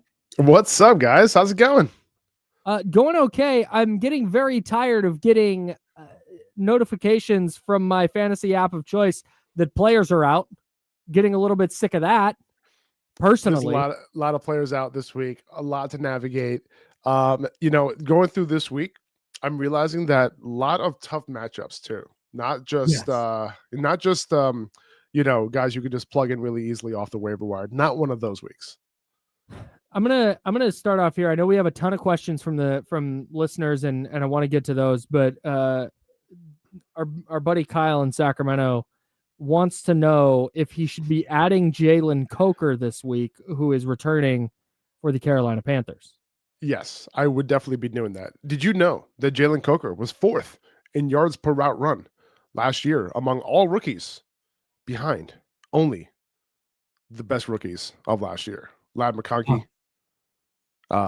Who were the best rookies of last year? I don't even remember. But all the good ones. Brian Thomas Jr. and Malik Neighbors. It was those three. So there you go. Yeah. Wow. And then Jalen. Okay. Yeah. Then Jalen Coker. He should be rostered. I mean, Kyle in Sacramento tells me he's going to punt Justin Fields to do this. Well, it depends who his quarterback is. I'm okay with it, honestly. If he has like a Drake May already, if he has, one of these top quarterbacks, and that's easy. Go for it. Yeah, easy. Okay. Easy. Yeah, James in Lake of the Pines has a question as well with Rashee Rice. Thank you to back. Kyle and James for listening, by the way. Yeah. Uh, Well, long-time listeners. Rashee Rice is coming back after a 6-game suspension for the Kansas City Chiefs. How is he going to impact like the rest of that receiving core that all of a sudden seems to be gelling and really playing well? And who's going to be like the odd man out? I feel like all of them are going to be the odd man out with Rashee coming back. Right? All of the eyes are on Rashee Rice, and last season to start the year, he was, getting that 30%, that sweet 30% target share that we all love for those first 2 games. He was the wide receiver 2 overall in those first couple of games. So he's going to be the guy, man. And, will it click right away in the first week back? Maybe not. They haven't been practicing together, for the first 6 weeks of the season. So, it could be tough, to start out really, really hot. But I think he's going to be extremely involved. And I'm really interested to see how Xavier Worthy can stay very fantasy relevant, right? Even the last couple of weeks, without Rashee Rice, he hasn't necessarily done that well, right? He hasn't necessarily been this must start type of player, even in his absence, right? So, we'll see what he ends up turning into. Is he going to be that deep threat? Is Dante, Thornton going to like kind of not really be too relevant? Hollywood Brown, like what is going to happen to him? Is he going to, how many routes is he going to be running? I would guess less than 50%, if these 2 other guys are going to be getting near a full-time role. So I really think it's just going to be those 2 guys and Travis Kelce, for the most part. But Rashee Rice is the primary star of this offense for sure. It's Fantasy Friday for us. Adiki Upper Hand Fantasy is joining us to answer your questions at youtube.com/ESPN1320 and twitch.tv/ESPN1320. Let's get to Eric first, who has a quarterback question. Jaden Daniels or Drake May? Or Drake? It's tough because, Jaden Daniels' wide receivers are all banged up and all that. But hey, listen, like at the end of the day, this is a 54.5 game total, for the Commanders and Cowboys, man. Like this is going to be one of those games where, the Cowboys defense isn't good. Jaden Daniels can still figure it out. He can still rush for a ton. He still has his boy, Zach Ertz. Even Noah Brown's on IR too. So there's a lot of injuries here, but I still think Jaden Daniels can get it done. It's really tough to bench him, as well as Drake May is playing. Drake May is like the guy that I have under like literally all of my fantasy teams this year. Jaden Daniels was that guy last year when he was going that cheap. But Jaden Daniels, I think, has to be the play for me. All right, I have a text in from Aaron. He asks, flex spot, standard league, Michael Carter or Michael Pittman? You got to go Michael Pittman here. Josh Downs is out this week with a concussion. And the Colts and the Chargers have a pretty high game total, relatively high game total in this one. So could be a little bit of a back and forth game. So I'll go Michael Pittman here. A couple extra targets going his way. Our buddy Sac Kings fan is in a half PPR league and needs to know for their flex spot, they're starting Mike Evans, assuming he's playing, or Ja'Cory Krosky-Merritt. Man, this one is super tough, man. I'm going to go Bill. I know this is crazy. I'm going Bill here. Really because, he's going up against the Dallas Cowboys. And again, that 54.5 point total. Mike Evans in his first week back from the injury, he might not have a whole, too much upside, right? I know he's pretty much the lone wide receiver there for Mike Evans right now, assuming that he plays. And who knows? Maybe, I don't know for sure whether we is he going to go into Monday questionable? I don't know how that's going to work out. But Bill, I think, can definitely be somebody who has a huge game. They're going to have to depend on him a ton. Like I mentioned, Jaden Daniels doesn't have a lot of his weapons. They're going to have to depend on Bill in this game. Chris Rodriguez is also still banged up. So I'm going Bill here. I'm going to go back to the well, despite him not necessarily showing up big time last week. Hell yeah, Bill. I'm going to ask you about Bill. Is there concerns with the fumbles? There could be, but they just have nobody else, man. And I don't think they are overly concerned with it, right? He had the fumble 2 games ago, but he had an insane day, right? And he's a good player. He's really, really showing some big upside. I think as long as he continues to, if he not continues to, but if he starts to show that he can control the football and not, get it on the ground, I think they'll let him keep that job, moving forward, because he's proven that, he's a really dynamic player with the ball in his hands. So I think they're going to give him, we'll see how many chances they give him. I don't think it's going to be as many chances as, they're giving Ramondre Stevenson in New England because, he's a rookie. But I think, we'll give him another shot here. All right. Talking with Faraz Siddiqui, Upper Hand Fantasy. Go ahead. I was just going to hit the next question. Yeah.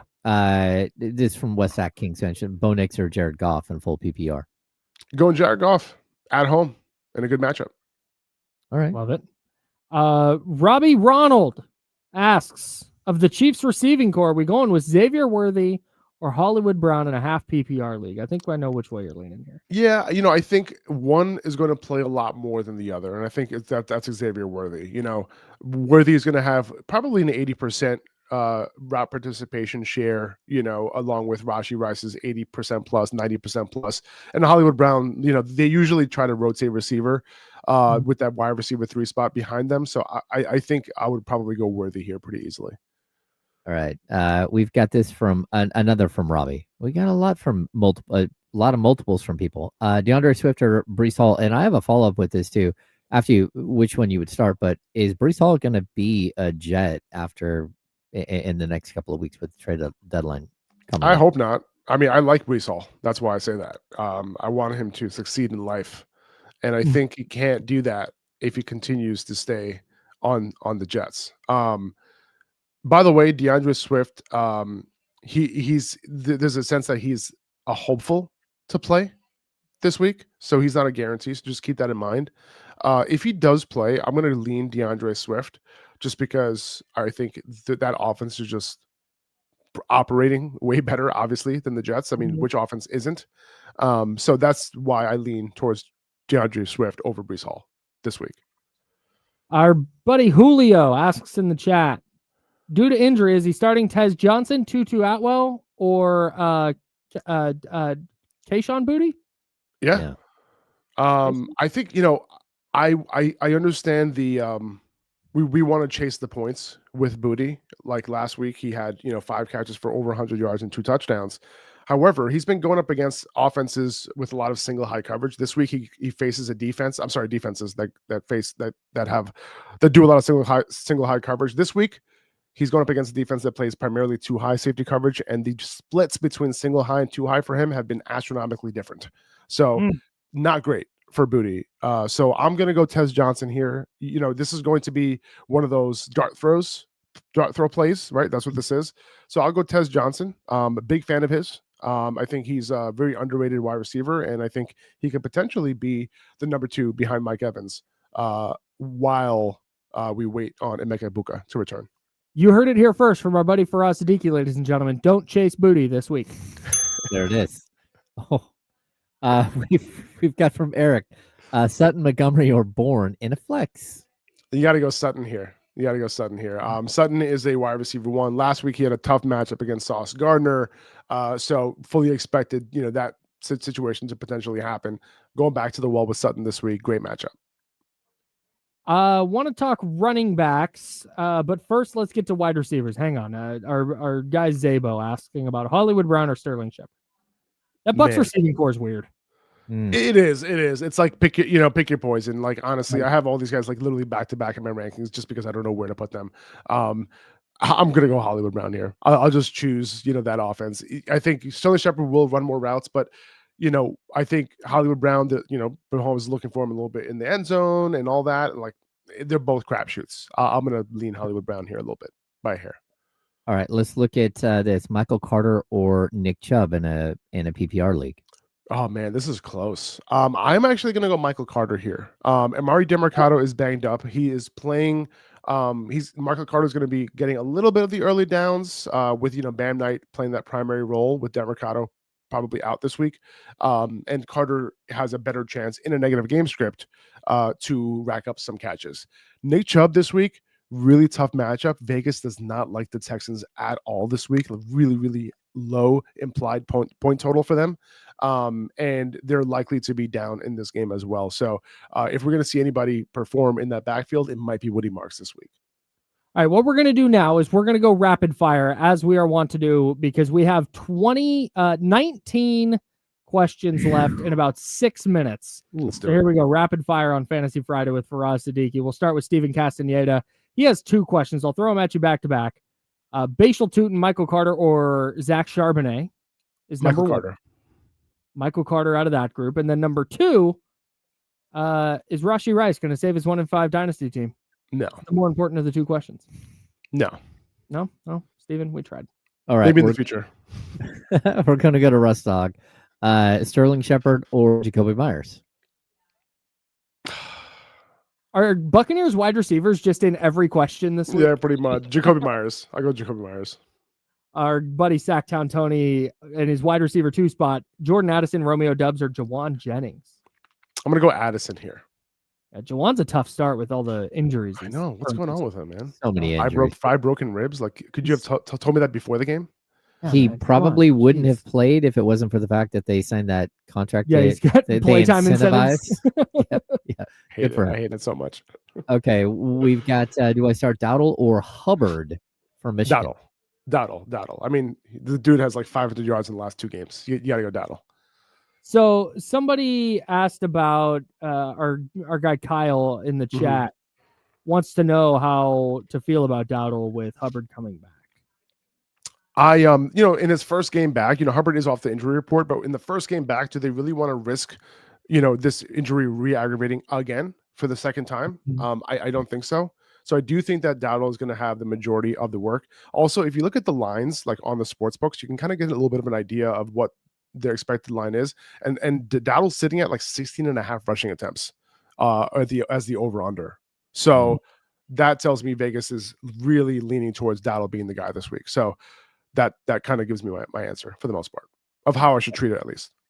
All right, we've got from Norm. Which do I got a bench?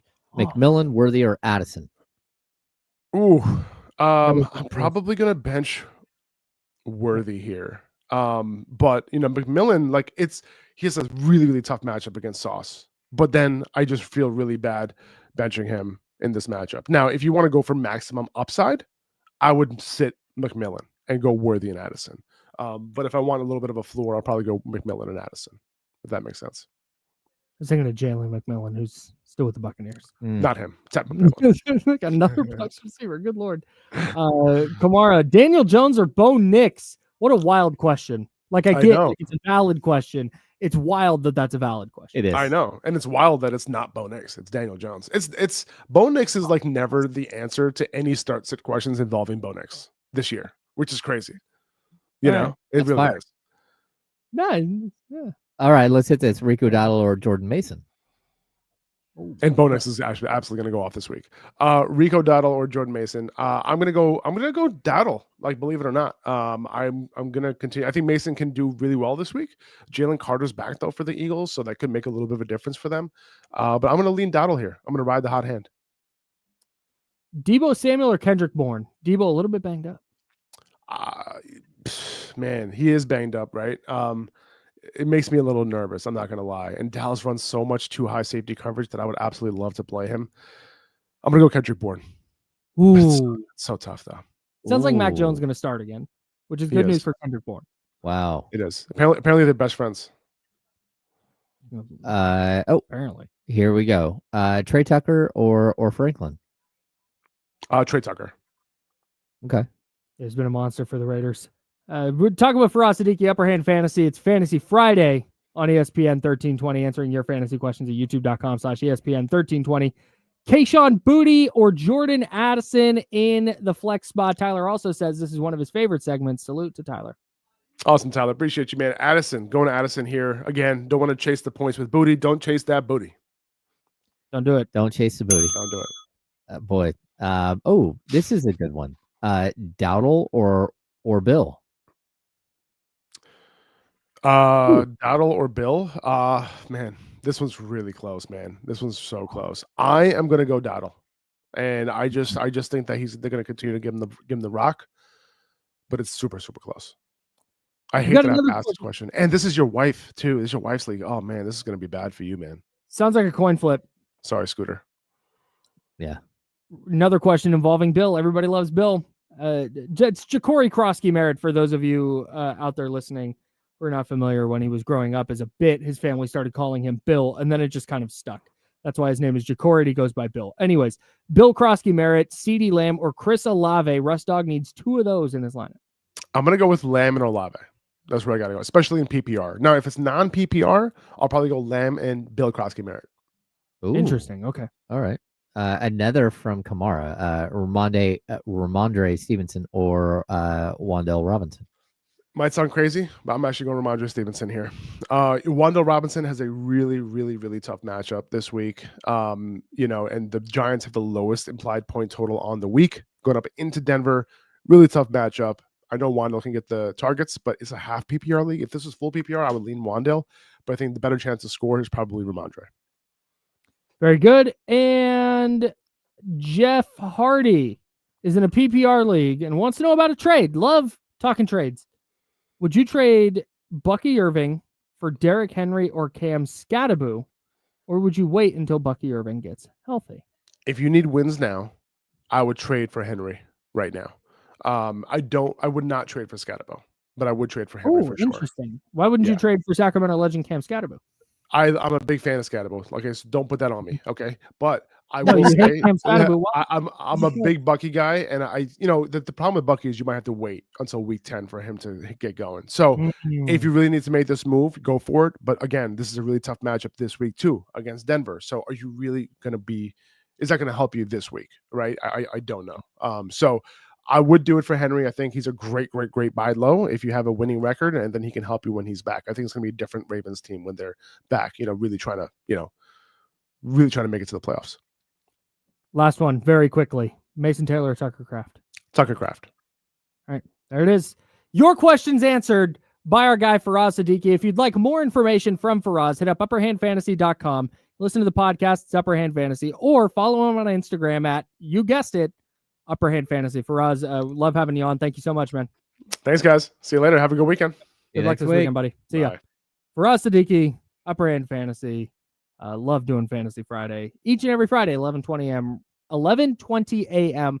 right here on ESPN 1320. All right, the handoff is next. D'Lo and KC going to join us. We'll get back into the Kings and some of the conversations we've been having throughout today's program, what we're looking for in the final preseason game. And then I want to talk to them about the Doug Christie contract because I'm fascinated by that whole deal. That's James Ham. I'm Kyle Madsen. The handoff's next on ESPN 1320 Sacramento Sports.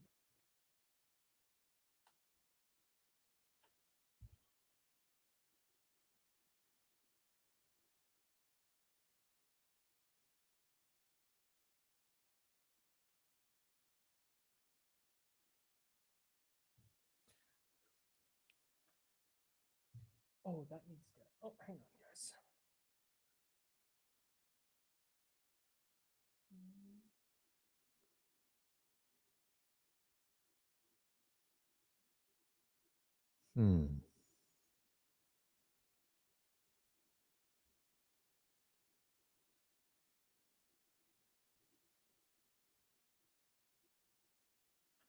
I'm also motivating Manning.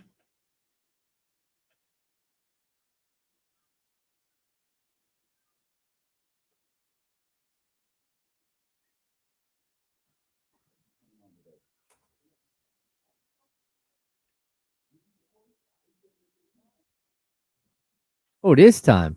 Oh, I haven't fired up computers. Oh my goodness. God damn it, James. Son of a nutcracker.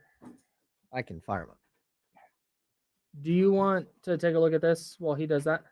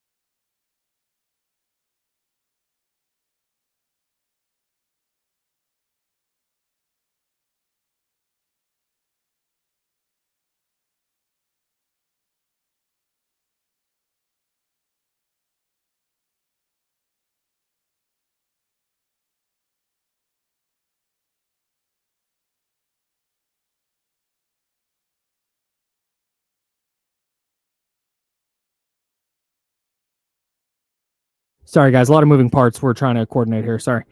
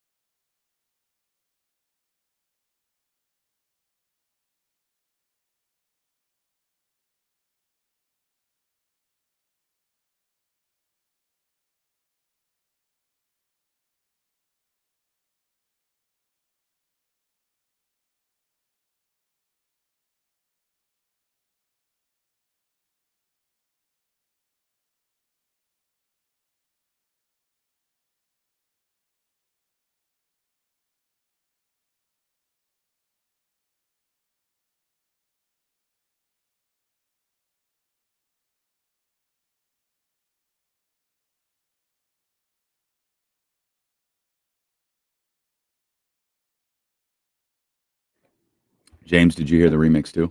No. The what? Chris missed it. Brown and Usher did a remix to It Depends. Okay. Heat. We'll play it after his favorite Jacquees song. He'll Great. like it. Perfect. Hella I'm holiday, drinking- everybody. I'm drinking liquid IV for the first time. It's fucking trash. Oh. Oh, all right. It's awful. I'll to mark that out of my sponsor ideas for the handoff. Yeah. It's terrible. How much water did you mix it with? 16? That's what it said. Yeah. So I usually just open a bottle and pour it in there. So is, I'm also usually extremely big's the bottle? hungover 12? while drinking Oh, it. well, So yeah. I don't, is What it, flavor do you use? the bomb pop one, I think. Okay, this is Strawberry orange maybe. vanilla. Oh, that's a thumbs down. is it Oh. exactly what it Okay. sounds like? Yeah, it's full of like electrolytes and We're coming back. yeah, stuff like that.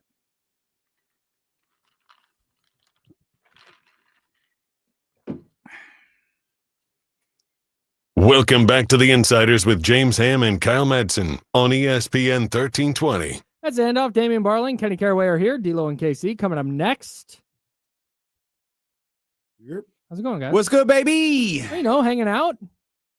Oh, Kings, little Niners. Little Kings, Okay. well, I it's that don't time think of we year, talked about baby. any Niners today. Yeah. Really? Sunday's gonna be tough. It's gonna be yo. The season's not dead, man. That's what I'm saying. That's what I'm saying. It's not dead. It's not dead. But but like no, okay. The level of enthusiasm that Kenny just said that with makes me know. It's not. No, there. no, it's not dead. no. But I understand no. the sentiment Yeah. going No. into Sunday. Like Yeah. this is Fred ain't there.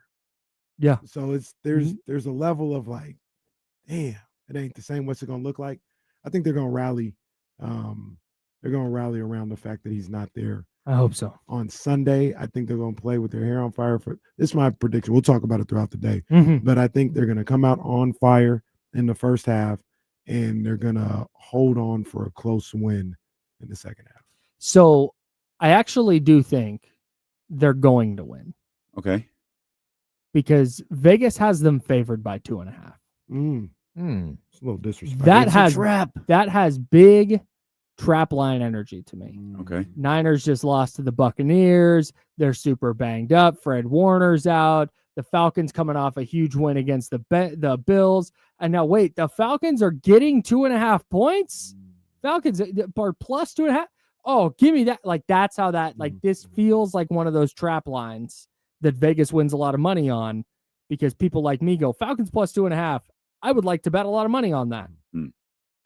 And then the 49ers come out and win. Also, it sounds like Brock might not play. I'd be very surprised if Brock plays. Yeah, I definitely thought this was going a different direction on Wednesday, but it never changed. Yeah, I think they're just I trying thought to limited was just like, all right, this is how we're going to start. And then, okay, Brock was a full participant in practice. And right. nah, No Brock, no Pearsall probably. Too. Yeah, I don't think they want to have him re-aggravated again. I think they want to make 100% sure he's not like, yeah, I'm 90%, I'm good, because if he steps wrong, if he gets stepped on, I think they want to make sure when Brock Purdy comes back, because I think they know, again, I'm guessing here, But we've talked about the Kings today and their identity and how are the Kings going to win games. And I want to talk about that with you guys too. But I think the 49ers are going to look at this and go, all right, we're going to need to score 27 points a game moving forward. The only way we can do that is with a 100% healthy Brock Purdy, with a 100% healthy Ricky Pearsall, with a 100% healthy George Kittle, Christian McCaffrey. Like, they're going to have to be fully loaded. They're 4-2. They've got a little cushion right now. All right, Brock, you're 95%. All right, let's give it another week. Ricky, you're 85%. All right, cool. We're going to give it another week because they know once those guys come back, they need them back. 95, you got to play. I don't think you're 95. 95, right, just pick a number. Yeah. Maybe the 85% then. And I only say that because as you were speaking, I was like, I wonder if there's going to come a time where Brock doesn't feel like he still feels it a little bit in the toe. Mm-hmm. It's like, you going to play or not? Like, you're going to feel it all year long. Like, right. You going to get out there? But is he going to be effective? Is it because I think he was hampered against Jacksonville. Like, salute to Jacksonville. That's a very good defense. I did not think Brock looked like he was moving particularly comfortably. No, and that was a couple of weeks ago, though. Yeah. Yeah, I'm surprised that it's dragged on this long. But then again, Joe Burrow went out and had surgery, and he's out 3 months. Yeah. You know, the other crazy thing about it is I believe, if I don't have it in front of me, but I'm trying to use my memory, I believe it's Falcons, Texans, Giants. Whew. I do not want him coming back. I don't even know if I want it. Even if he played today or this week, play next week, I might sit him out when they go to the Meadowlands. I don't want nobody playing on that damn turf. Yeah, and you got foot at issues? Houston, at New York. No. Christian McCaffrey might get a vet game. They get a vet day in practice. He might get a vet game. I've been wondering, not actually, facetiously, if they would do that. Like, Christian, we're at week 12. And you're at 587 carries. Yeah, you're at 587 touches. We're just going to give you we're playing the Panthers this week. You're taking the night off. Take the day. Isaac and Brian have got it. I honestly would think about it if they won the next 2 games. The only killer with that Giants aspect, though, is that's a conference game. Can't take the Panthers game off, though. No, I know. I just picked. No, you got to play the Panthers. Yeah, you have to. Pick any team, but but half like tongue in cheek.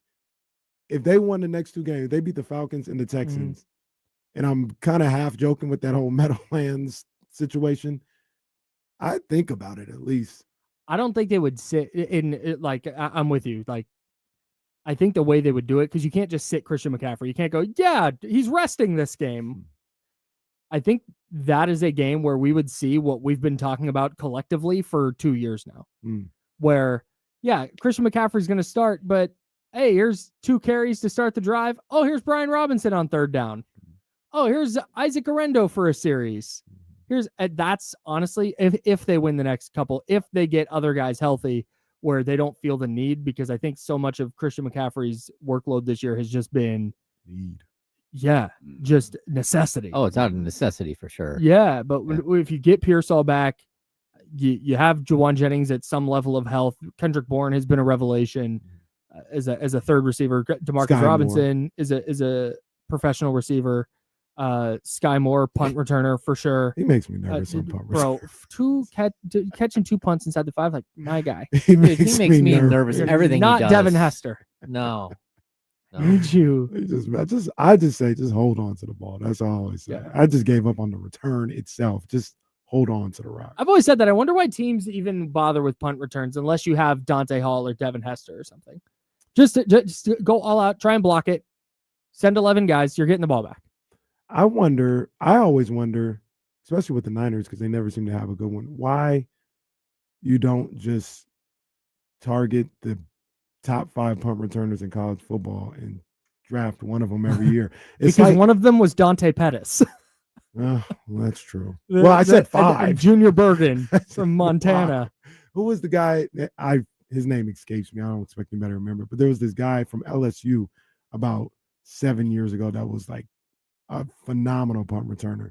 And he got a cup of coffee in the NFL. But I don't know. Try it. I might drop. Pharaoh Cooper, since they never Pharaoh Brown. It might. That actually sounds like it might be. But they those guys never seem to get drafted, like the best punt returners in college football. So you can get them as an undrafted. You could draft them in the 7th round. Why not? Why not? Until you actually hit on one. Pharaoh Cooper, LSU? South Carolina. Ah, that's where I remember him from. Yeah.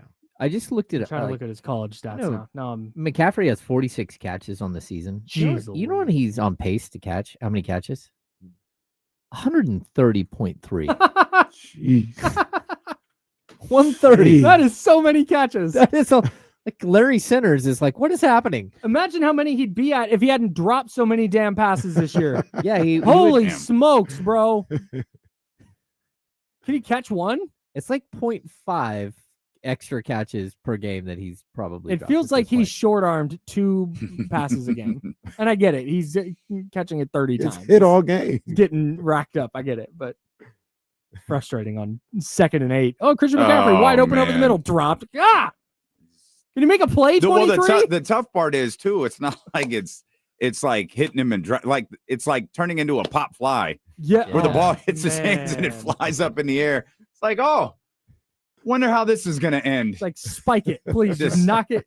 Like Mac did in the Rams game. Yeah. Just knock it out. Hey, real quick, 2 of the top. It's great returners. watching those guys swing and miss though.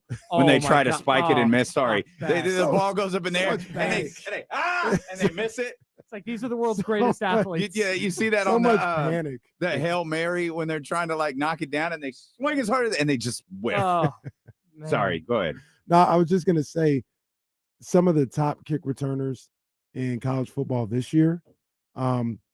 Jeremiah Smith of Ohio State. They're not going to be available. No. Ryan Williams of Alabama. Nah, sure. Not Also going not going to to be available. 2 of the best receivers in college. in the last 10 years in college.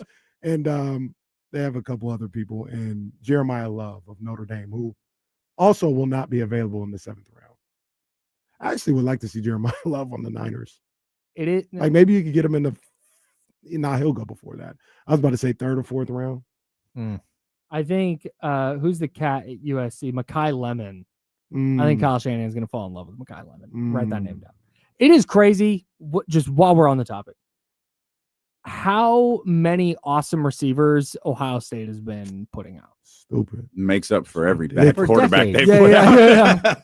For It's decades. insane. It's Yeah. insane. Well, just the factory that is Ohio State in general. Like their defense, their Ridiculous. defensive line is always crazy. They've got like cornerbacks who go into the NFL and are Mhm. top 5 in the league. Like it's the factory that is Ohio State over the last 15, 20 years is I it's think probably it's second to longer. none. I go longer than that too. 'cause Probably I mean, so. Oh Joey- yeah, you go Joey back to Galloway. David Boston and Yeah, David Boston. on the Charles Woodson defensive beat side. his ass. Yeah. I remember that. Oh, Okay, Charles settle Woodson down. beat his ass. David Settle down. Boston definitely Charles Woodson beat found everybody.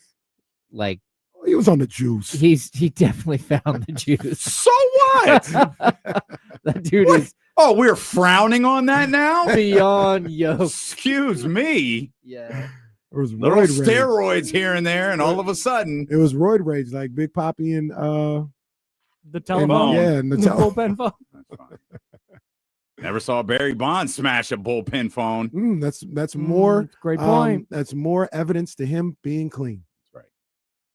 We'll just ignore Sure, the man. fact that he Well, turned into a bobblehead right. the last 4 years That's right. of his That's fine. career. He also snapped on Jeff Kent one time in the dugout. Well, I mean, Oh, I that was get it. legendary. Who hasn't? Yeah. Yeah. For falling out I- of a truck. I have this. I want to talk about the Kings in a minute, but I want to talk about the Kings in a minute. But to peel the curtain back, I'm vamping for 3 minutes. Great. I think Charles Woodson has a very, very good argument of having the best football career of all time. Oh, Really? Yeah. Football totality. Yeah. Okay, I'm listening. Yeah, college Yeah, through yeah. the pros. I'm listening. The national champion, Heisman winner Mhm. as a defender. Last defender to win the Heisman, I believe. Till Travis Hunter, yeah. Oh, Travis Hunter. Yeah, Right. yeah. You're right, good point, though, good point. Yeah, how Is Travis that Hunter. right? Really? Yeah. yeah. That was yeah, the big thing about Travis Hunter. Yeah. Nobody had won it since Charles Woodson. right. Oh. So Very much Heisman? cheated that stat, but like, okay. that national champion. Mhm. Defensive rookie of the year, Mm, I believe he was. mm. He won a Defensive Player of the Year. Okay. Was a dynamite cornerback, a Super Bowl champion as a safety. And I believe he won his Defensive Player of the Year as a safety, which is not even his best position. Right. Like the accolades, the style of play, how long he played, Super Bowl, national champion. It's 4-time All-Pro, Mhm. 4-time second team, 9-time Pro Bowler, 2-time interceptions leader, Mhm. all-decade team for the 2000s. Man, you got- might be onto something. he's Big Ten got- Most Valuable Player of the Year, Big Ten Defensive Player of the Year, Big Ten Co-Freshman of the Year, 3-time First Team All Big Ten. Man. Jesus. Yeah, you might be onto something. I know, and You might that's be onto something. with respect. Like I said, he's definitely. I've not done a deep dive on all that because I know there's so many. Now he's a players winemaker. with it. He is a I've not gotten to have the wine yet, but he also has a whiskey out as well. Oh. Yeah, I have a bottle of that at home. Okay. Ooh, It's for my father-in-law though, so I'm Very good. not going to crack it open save as it. much as I want to. It's at your home? Yeah. You just haven't given it to him yet. Correct. It's Got Christmas present. Hope I'm he's not gonna- listening. I don't think he does. Hey, if you're one of Mark's work friends, don't tell him. That'll do it. Hey, Mark, if you're listening, don't. I was Just like no one cut the clip of Casey and the cat and the nipples yesterday. That didn't appear on the internet at all. Dang it! Now we're down to forgot. 749 people in here. somebody yesterday. Not 750. Shout out to Scott.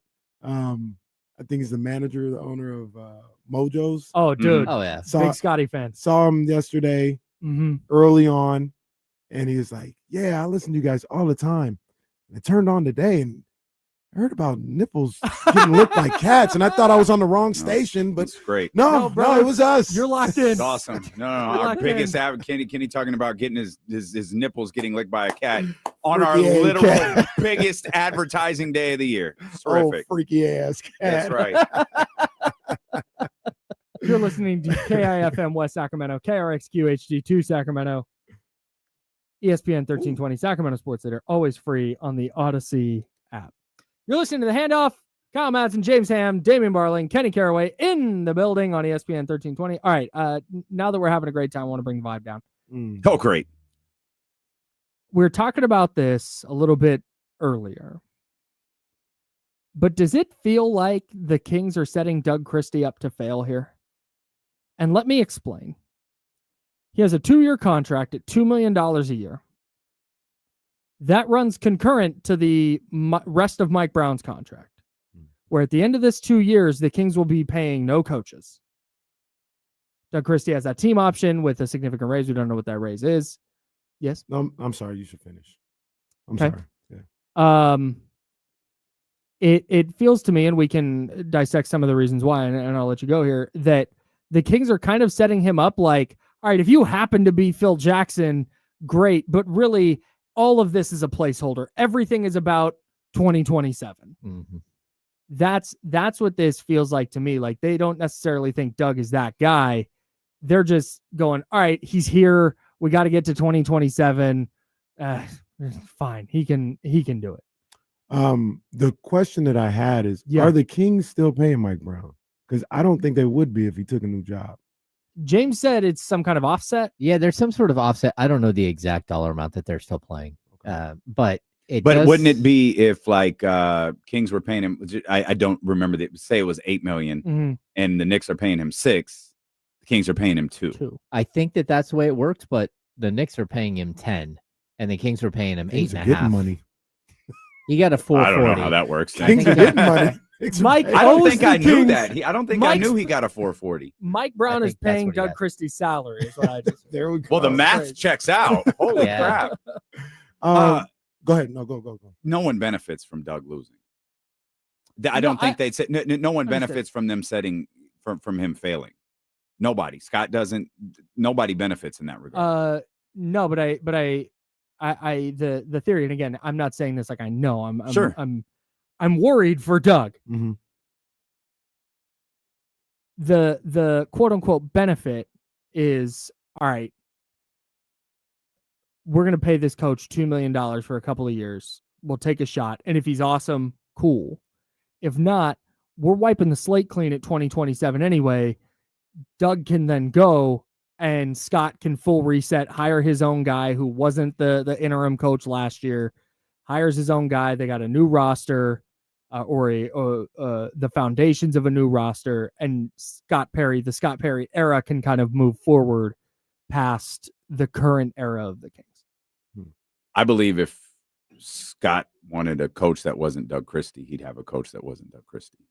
It's just my opinion. I understand why that's not popular, and most people don't think that's what happens here. Scott Perry. I hope that's what it is. Scott Perry, I think, has a strong enough personality and strong enough leverage in this league where it's like, well, I'm gonna come in, and I have to do this my way. Like, I'm gonna come in and I'm gonna hire my coach, and I'm gonna do my thing. And if a vet goes, well, I really want Doug, let's go. Okay, I'll interview Doug, and if I want Doug, I'll hire Doug. If I don't want Doug, and that's a problem for you, then this isn't the job for me. Okay, great. Then why did Doug not get a 4 or 5 year contract? Why is it 2+1? I don't know. Past it could be the Mike Brown thing, where it's like, we've got to get through these 2 years. And did Doug get hired before Mike Brown? I think so. Yeah, he was on Luke's staff. The Knicks, No, I'm sorry. I'm sorry. The Knicks took forever, so yeah. Okay. Yeah, he absolutely did. Yeah, remember the Knicks wanted to hire everybody except for Mike Brown. That's right. No, they wanted to hire every currently employed coach. Apparently, everyone except Mike Brown and Don Staley. And Don Staley can't wait to tell you about it. They didn't even. Get your girl, bro. They didn't even go after people who weren't employed. eBay. They called Kenny. Like, he was just like, I'm not taking a pay cut to come coach the New York Knicks. They did. Like, I knew early on that Mike was probably getting the job because he has deep ties to their front office, to like most of their guys. He does. He has a bunch of ties to agents, because they have Leon Rose and they have all these other guys that are former agents. He's got ties to them. So, yeah, I mean, I had heard Mike's name mentioned like right away, and it was like, hey, there's a good chance he's getting the job. Then they went out and did this like weird circus where they chased everybody, and then they got everybody contract extensions. I think Billy Donovan get one? I think everybody got one. Yep. Billy Donovan, Ime, Will Hardy got one. Will Hardy got one. So that's okay. So Will Hardy is who James brought up. Will Hardy is 85 and 161, something like that. 35 wins, 31 wins, 17 wins, I think are his totals. I think is how it went. Will Hardy was the golden child. Right. He was, the one. Do you know how long they extended his contract through? 2030, 31. And that team's a 2-pack of unwashed ass. Yes, that is correct. But they've given him this runway, and that's where I juxtapose that against the Doug Christie contract, which is like 2 years at a number that like assistant coaches get, and a roster that like, yeah, hey, do your best. How much of the Will Hardy thing though is, Brody, we're gonna stink, and we do like, we're just not very good. We don't have the best roster, but we believe in you as a coach. I mean, they gave Sixers Brett Brown. Yeah. They gave him a long, they gave him years until everyone determined, okay, we're here. And it's like, oh, well, it's not quite clicking anymore. Okay, we got through all of that, and he wasn't the guy to get us where we need to go, so they moved on from him. Still can't get where they want to go, but tough. Still. Yeah, Joel Embiid's cleared though. He's coming back, guys. Don't sneeze at that. I did not expect that at all. Yeah, but what does that say about the situation here in Sacramento? Because if we keep hearing 2027 and you're hearing, again, we just listen to what you said about Will Hardy, like, we're going to be bad for a few years. We're going to be bad for a little while we're collecting top end talent. Okay. Did the Kings not understand that, that Vegas has them at 35.5 wins? Is Utah paying anyone else? No. Lori Markkanen. No, I'm sorry. I meant coaches. No, yeah, no. They haven't fired anyone, right? No, like Quinn Will was Snyder the guy they walked brought away. in. Yeah, he left. So now this gets, I don't know. This gets to the second part of this, and this is where I want to separate, like, setting them up to fail. I do wonder what the expectation is internally. If the Kings win 70 games in the next 2 years, split those numbers however you want, is he just automatically gone? Or Are they evaluating on wins and playoffs, or are they evaluating on play style, establishing this culture that they want to establish? Are they looking at those things and going, all right, not winning at the clip we'd like, but man, Nate Clifford's development is going great. Keon Ellis is playing a lot and playing really well, and Keegan Murray has taken 10 threes a game finally. Like, we got Keegan to move in the direction we want him to go. Team hasn't been good, but Doug seems to be doing a nice job on the peripheral stuff. Would they continue forward there, or is it he didn't even make the play in? But isn't there another question you have to ask? And it's like, I think Scott Perry thinks very highly of DeMar DeRozan. Yep. A recent contract extension leads me to believe he thinks very highly of Keegan Murray. I don't know how he feels about anyone else. Sure. We know how he feels about Zach LaVine as well from a podcast appearance 2 years ago. Sure. I know he thinks very highly of Russell Westbrook, but like Russell Westbrook isn't a part of the long-term plans, right? So you look at, and I guess DeMar isn't either. So but really it boils down to is, what does Scott Perry think of this roster? Because if Scott Perry feels like this is a roster that can compete and should be a 500+ team and grind and fight and do all of those things, then yeah, Doug is going to be graded differently than if Scott's like,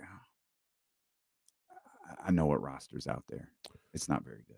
Is it a possibility? I know that we all want a definitive direction, answer to what this franchise wants to be, where they want to go, how they're going to get there today. Matter of fact, yesterday. Matter of fact, last month. But is it possible that Scott is looking at this roster, looking at this organization, is like, two things. Number one, I'm not exactly sure what these guys could be. Like, I don't think they're a championship team or a contender by any means, but they might be able to make the playoffs. Also, combined with that, even if we wanted to sell off everything we had, we can't right now. It doesn't feel like we can right now in a smart sense. So I'm not exactly sure what direction we should go with this group. Though what I do know is, outside of Keegan, I don't want to be tied to anybody today beyond 2 years. That's how I feel today. Domantas Sabonis could continue to be an all-world center for the next 2 years. And we get 2 years from now, and they're like, no, Domas has done a fantastic, I want him here. Let's get this contract done. Assuming he wants to be here by then. Right.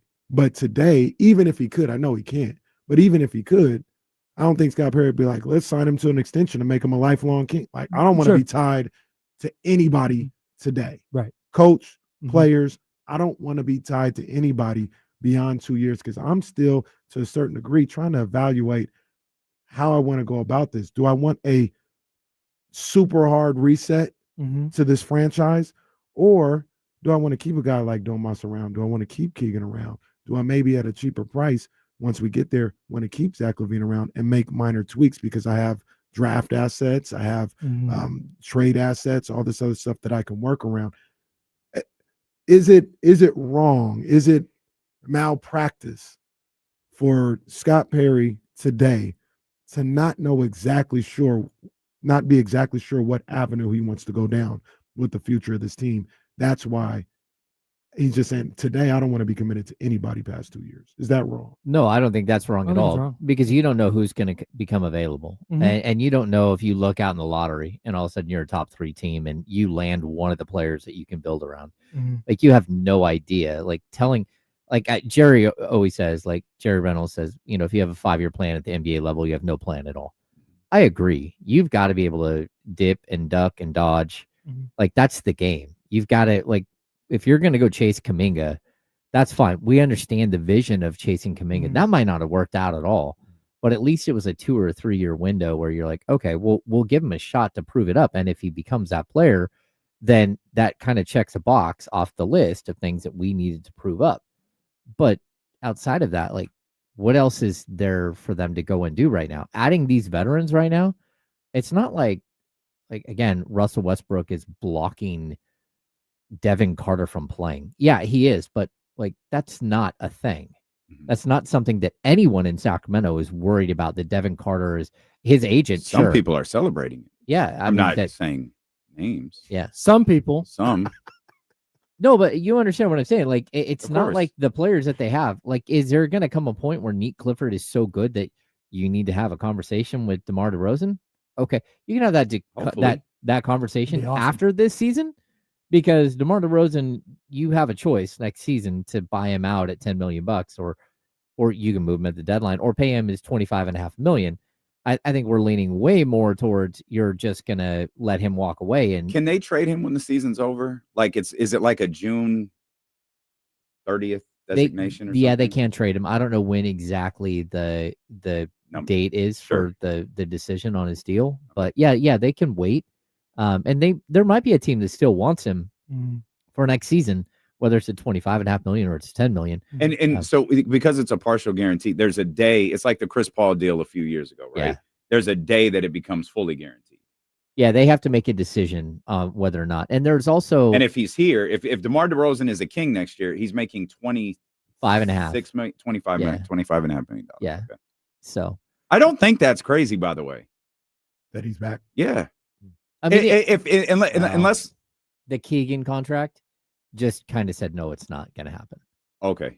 Yeah, because I mean Keegan, because then you have Domas. And he just jumped to $25 million for next season or $24 million for next season, and you don't have Keon, you don't have a draft pick, you don't have those guys signed. Sure. Like there's gonna have to be money. Money's gonna come from somewhere because they're already like at the luxury tax or close to the luxury tax for next season, or they will approach that with any sort of extension for Keon Ellis. A salute to our guys at Spot Track who have some contract notes on DeMar DeRozan. Okay. 26-27 is $10 million guaranteed. Yeah. It's $12 million guaranteed if he makes an all-star team in 2026, 25 or 26. $14 million guaranteed if he makes the all-star team in 2025 and 2026.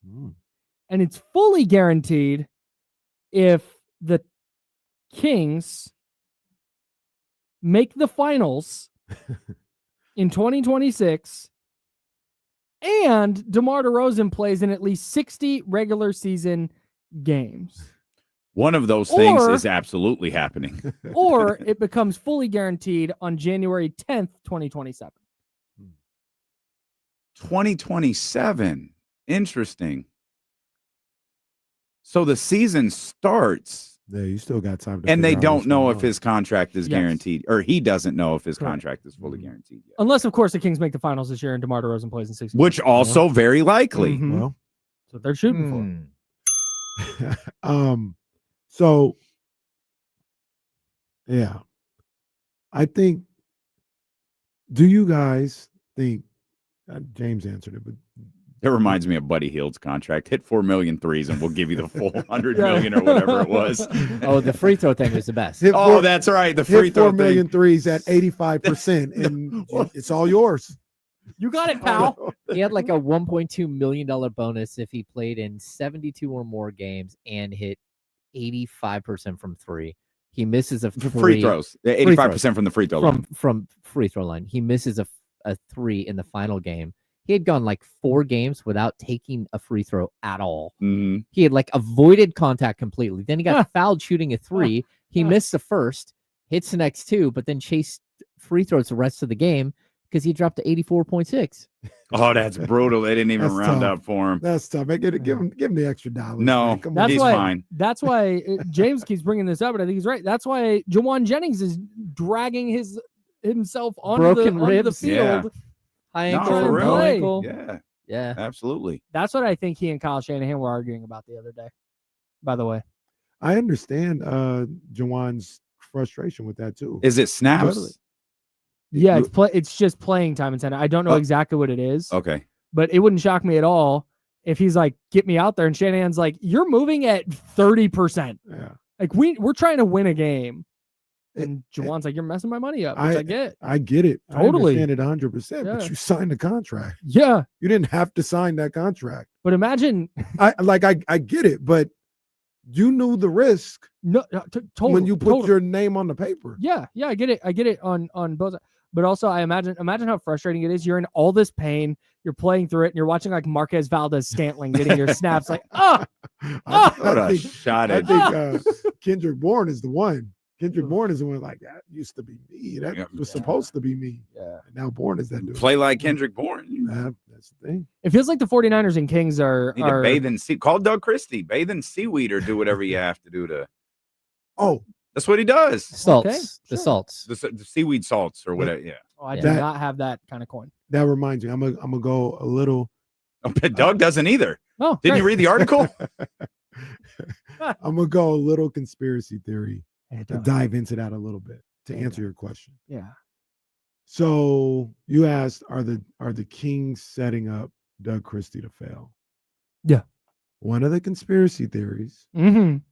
which like I understand it. I don't think it's as black and white as people make it out to be, Mm-hmm. but I understand where people come from. Is that Doug has been Vivek's boy for years. Mm. They have been trying to get Doug to coach, Sure. to remain a part. Multiple coaching regimes. It was like, hey, Luke, hey, Mike, Doug gonna be on your staff too, right? Like for let's just say half a decade. Mm-hmm. And was Doug not Vivek's preferred choice when they hired Mike Brown, James? I think when they fired Luke, right? He wanted. Yeah, well, that was one of the options. Well, that was Sorry, more. I of think a- that was a sorry. negotiation. I thought that was tactic. okay. Yeah. I thought that was the whole Well, thing. I didn't mean to derail what you were saying. Go ahead, Kenny. I was trying to might have been support a you. because negotiation remember tactic. Alvin wanted the interim tag removed, Mhm. and they were like, Yeah, "No, man." It definitely he wanted a was 2-year deal. It definitely Yeah, was a Alvin did. negotiation tactic. But in his heart of hearts, do you guys think Vivek was like, no, I want Doug to be the coach? Yes. A little bit.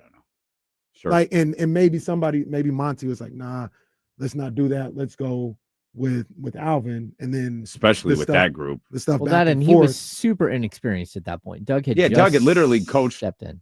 A dozen games, Yeah, like because that was Doug's first year, right? I believe that was Doug. That Luke was fired. He had only coached a couple COVID games, huh? I thought he had. Maybe he was there the year before. head Oh, coach. right. Yeah, right. Oh, okay. But I thought he He coached one COVID game, where okay. where So he Alvin was got there sick. the year before. So he was there the year before.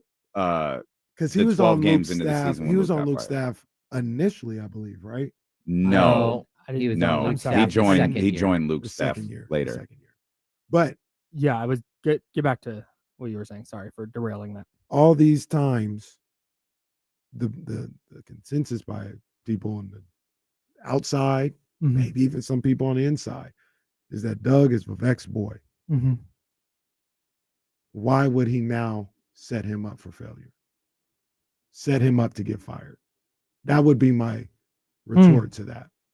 Why now, when he finally got what he's been trying to get for a number of different years to a certain degree, now put him in a position knowingly and willfully to say, yeah, I'm going to have you out of here in 2 years.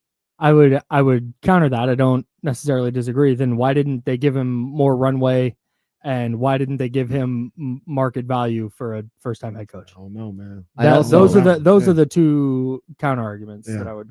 I'd also point out that most of the time, when general managers and coaches get hired like this in the same Mhm. offseason, they have concurrent contracts. Mhm.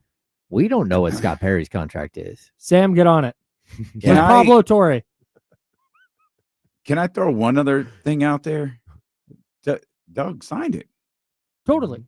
Mhm. Like and then I understand this is and part Mm-hmm. of it. Part of this is this is the downside to a dream, right? Mhm. Yeah, I'll take it. All Right, right, I'll prove to- myself. totally, Like I'll, yeah. I'll do it because Ty Lue, a championship coach, Mhm. offered the Lakers job, and he says, "Well, no, this is a 3. Like every coach is offered a 4 or 5 year deal. Mhm. You're offering me 3. I'm not taking that. Like, Yeah. give me a 4 or 5 year deal, and I'm the Los Angeles Lakers head coach." Mhm. They said no. He said, "Then I'm not your coach," Man, and he walked away from it. it's a good ass coach to let walk away. Bruh, Ooh, right? tough. But One of my favorites but for a long time.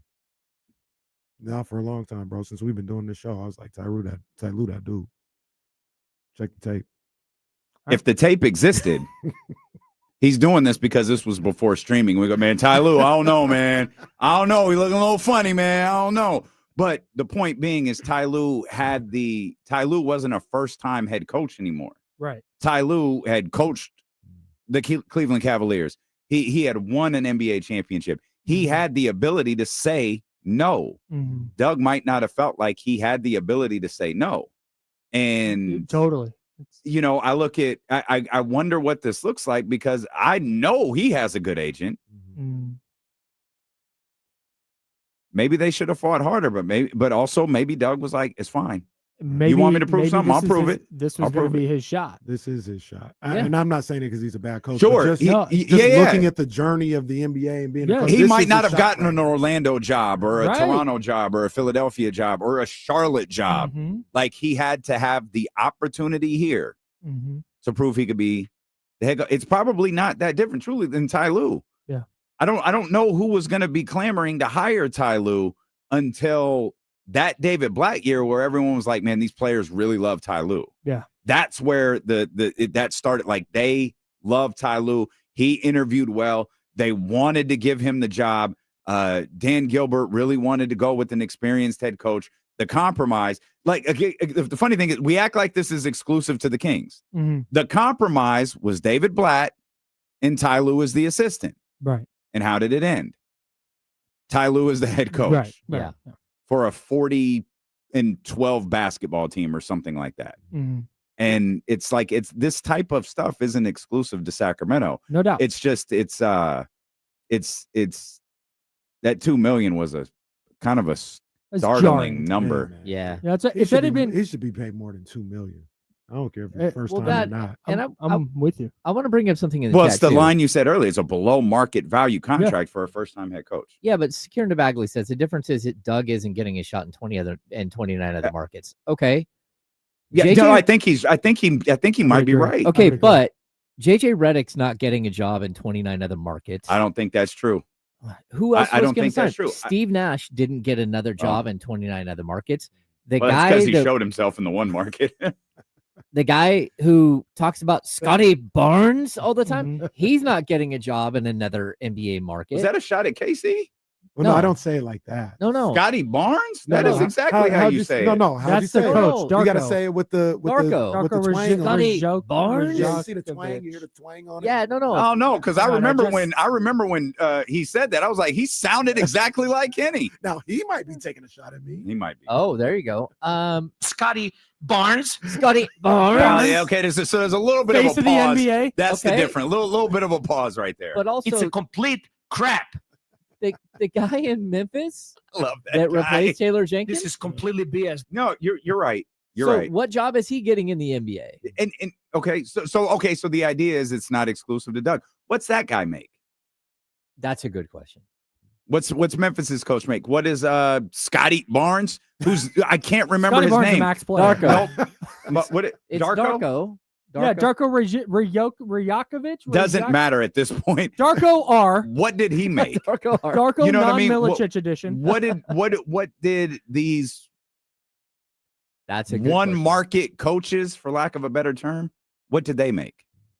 Couldn't tell you. Like Steve Nash probably made a lot because he's Steve Right. Nash, and that was Brooklyn. JJ Redick also spent years on podcasts auditioning for head coaching jobs. And JJ's always been considered one of the. He's like the when they do like general manager things. Mm-hmm. In the WNBA, who do you if what player would you want to be your head coach? Mm-hmm. Sue Bird, Carol Lawson, Sue Bird, Carol Lawson. Over JJ Redick was that guy in the NBA. Yeah. Like they've been. It just didn't look like that was the avenue that he was taking until it was. And also, JJ had the ultimate cosign.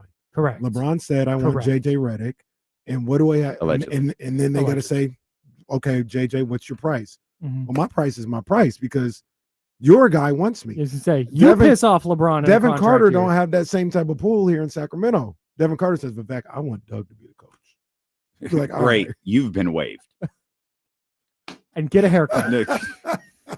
You've got two choices. This is now the New York Yankees. Cut your hair or you're fired. Nah, Yankees, you can do a beard now. Yeah. Well, now, but it's very specific. Yes. Clean Hey, shaven. hey, you or know- clean cut. No, it's got it. Yeah, well groomed. You got to have the fresh lineup. And I Which is I'm how okay it That's should with be. fair. that. Yeah, It's I'm okay very with fun. that. Yeah. Real quick before we get out of here, we didn't know Darko's last name, or we couldn't pronounce or remember it. Did you see that clip from the 49ers when they were in the locker room and the teammates didn't know Sam? Okuwano? Yeah, they didn't know his last name. Just Sam O? One of the teammates was like, Sam, because they were like, who's the most entertaining? Yeah. And they're like, Sam, I don't even know his last name, but you know, Sam O, and three of them were like that, like Sam O, Oka, I don't know. He's hella interesting though. It's your teammates. Ask his last name. Ask him how to pronounce it. I bet it's interesting. Securing the Bagley, real quick. Securing the Bagley says the head coach that got hired in Memphis won Euro Cup Coach of the Year. FIBA led Paris to a Euro championship. Comparing him to Doug is crazy. That's great. How'd that go for David Blatt? Not Yeah. well. Not great. Not Or great. Yeah, not great. Messina. Yeah, it doesn't work. Messina was him. He was next Mhm. until he wasn't. Mm-hmm. Yeah. That stuff that Securing the Bagley just listed does not matter. It is completely irrelevant in this country and in this league. It does not matter. Sasha Vazenko. Might matter to He wins MVPs in Matter Europe. to who? to Memphis. Maybe. It Yeah. mattered. It mattered to Dan Gilbert until it didn't. You know what matters to me? What's that? D'Lo and KC coming up next. Oh, thank you. Till Monday. It's James. I'm Kyle. Drink water. Be nice people. Woo! Oh. All right.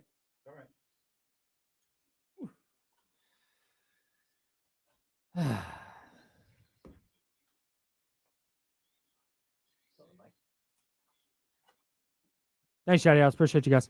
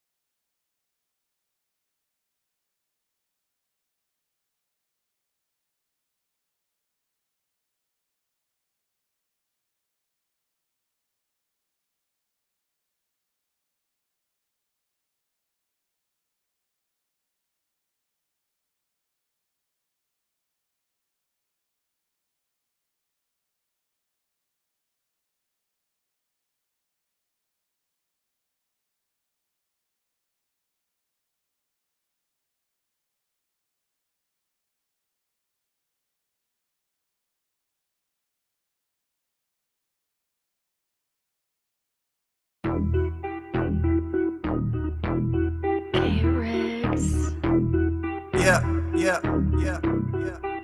We got them screaming D-Lo, KC, D-Lo, KC, D-Lo, KC, D-Lo. We got them screaming D-Lo, KC, D-Lo, KC, D-Lo, D-Lo.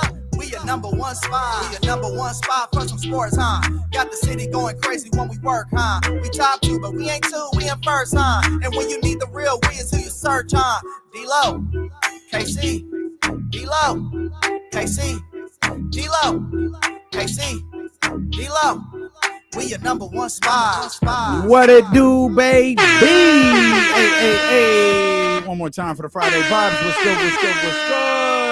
good? We welcome you in here to the Friday, October 17th edition of D-Lo and KC. I'm Damian Barling. The ultimate needle mover in God mode himself. He's Kenny Caraway. Yes, sir. Acknowledge me. And we are live The worst slums of Sacramento. alongside our man. Stop asking me stupid questions. Who's in for? What are you doing with him?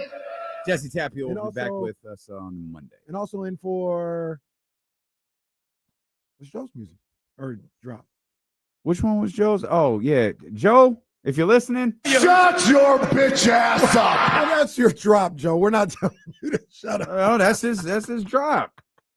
Everybody gets assigned a drop, man. Kyle Madsen and the Insiders kind enough to hang out with us as we just talked a good amount of Kings basketball. We'll continue to do that as the day progresses.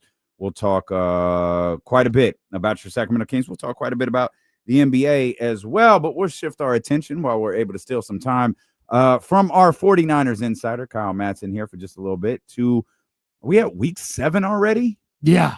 Week 7 of the NFL season.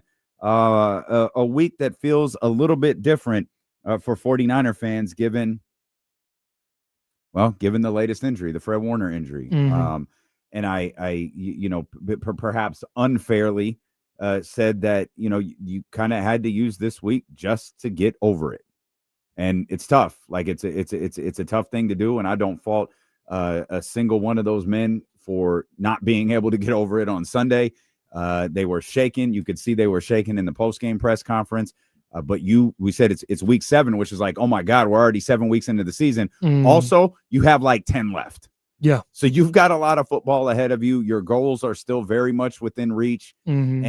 And despite the setbacks that you face week after week after week after week, this is still a very, very good football team that's going against another really good football team this week.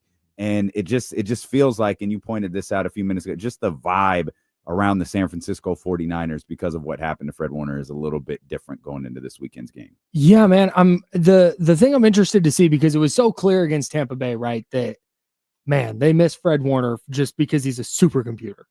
He is so brilliant. Like, forget all the physical attributes that make him a fantastic player. He is almost never in the wrong spot. He is mentally so far ahead of where everybody else is.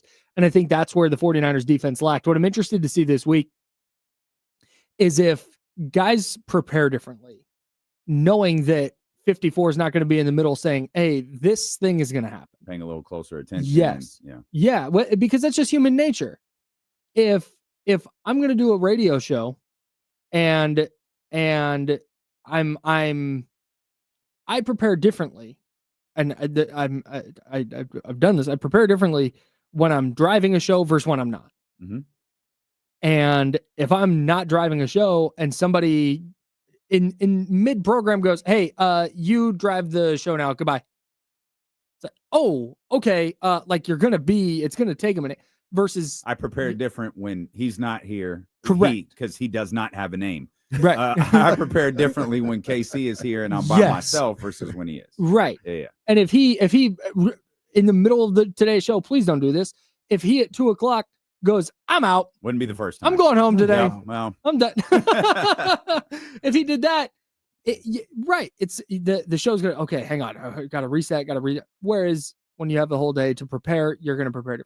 So that belabored analogy, I'm interested to see if Diamador Lenore does take that step as a vocal leader on the field and takes on some of that role.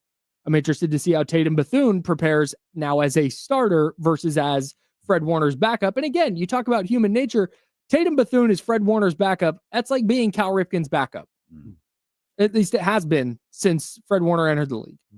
Like, all right, hey, I know 54 is going to be out there. I'm chilling this week. I got to play some special teams. I'll work on that in meetings. And other than that, like, all right, yeah, 54's got it. Right. And then all of a sudden, oh, it's me now. So I do think there's an opportunity. How it goes, couldn't tell you.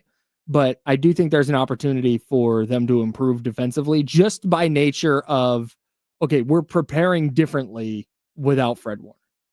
I think that also goes into everything you said spot on, and that goes for the coaching aspect of it too. Mm-hmm. Robert Saleh may have to, I think he's definitely going to have to adjust his game plan in some form or fashion without having Fred Warner out there, whether that's more blitzes, whether that's simplifying the scheme, the calls, all this other stuff, and making sure that he makes it as simple as possible for those guys to make the reads and not worry about so much.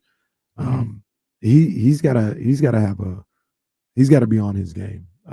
I didn't think they were battling, they were fighting. It wasn't his fault, nothing like that. I'm not the blame, but I didn't think he had the best third and fourth quarter in that game. I think there were opportunities, talking about Robert Saleh, there are opportunities to still like lock down, win that game potentially. And look, to his credit too, they were down 8 with 6 minutes to go. So he did a little bit of his job. But I just got tired of seeing guys running across the middle in that fourth quarter, in that third and fourth quarter. And I want to see him make some adjustments. But much to like Damian said, to his point, probably there's a lot of, you just want to get this game out the way. Like, you want to stop talking about it. You want to see what it's going to look like without Fred out there if you're one of the players. You know what I mean? And stop having to answer questions about it and just play. And not that there aren't going to be things that you have to deal with for the rest of the season without Fred Warner, but it feels like after you get this game out the way, it'll go back to just playing football and not mourning the loss of Fred Warner like it was all week. So, yeah, I think they're going to be ready to play. I think they're going to come out on fire. I think that defense is going to fly around, and they'll probably have, just throwing out a number, of 14-3 lead, 14-6 lead going into the half. And then the second half, the adrenaline and the newness of everything is going to wear off, and it's going to be, man, can they hold on? I think they'll win, but it's gonna be more of a, oh man, the Falcons figured some things out. They're starting to carve them up in the middle of the field, things of that nature. Can they score enough? Can they get a touchdown here to win this game? I think it's going to be a close win for them. Yeah, facing Bijan Robinson without Fred Warner is brutal. Like, that's the other part of it. Like, just the fit. Now, forget all the mental stuff, preparation. There's just that physical skill of being able to get to Bijan Robinson and get him on the ground. It was going to be really tough with Fred Warner. He's one of the most talented players in the league with the ball in his hands. Yeah, and so now it's like you might get a boost, but it's a different kind of boost with the return of George Kittle, right? And so one of the aspects that has been discussed so much that's a little off with the San Francisco 49ers team, despite the fact they're only sitting at 2 losses with a slew of other teams here at this point, is their run game. And we have repeatedly speculated that perhaps a big reason that their run game hasn't clicked the way that we hope, Christian McCaffrey and others, is that George Kittle has been out since the first half of the first week. Yeah. And now that's going to change. George Kittle is back. It feels like maybe they took a conservative approach with his return, because he could have come back next week, timing wise. He could have come back last week. Like legally under IR rules. Yeah, he could have come back. And they're like, not ready for that against Tampa Bay, but we believe he'll be ready for Atlanta. And the second Monday got here, I'm sure the Fred Warner situation played a part in this. It's like, yeah, George Kittle is ready to go.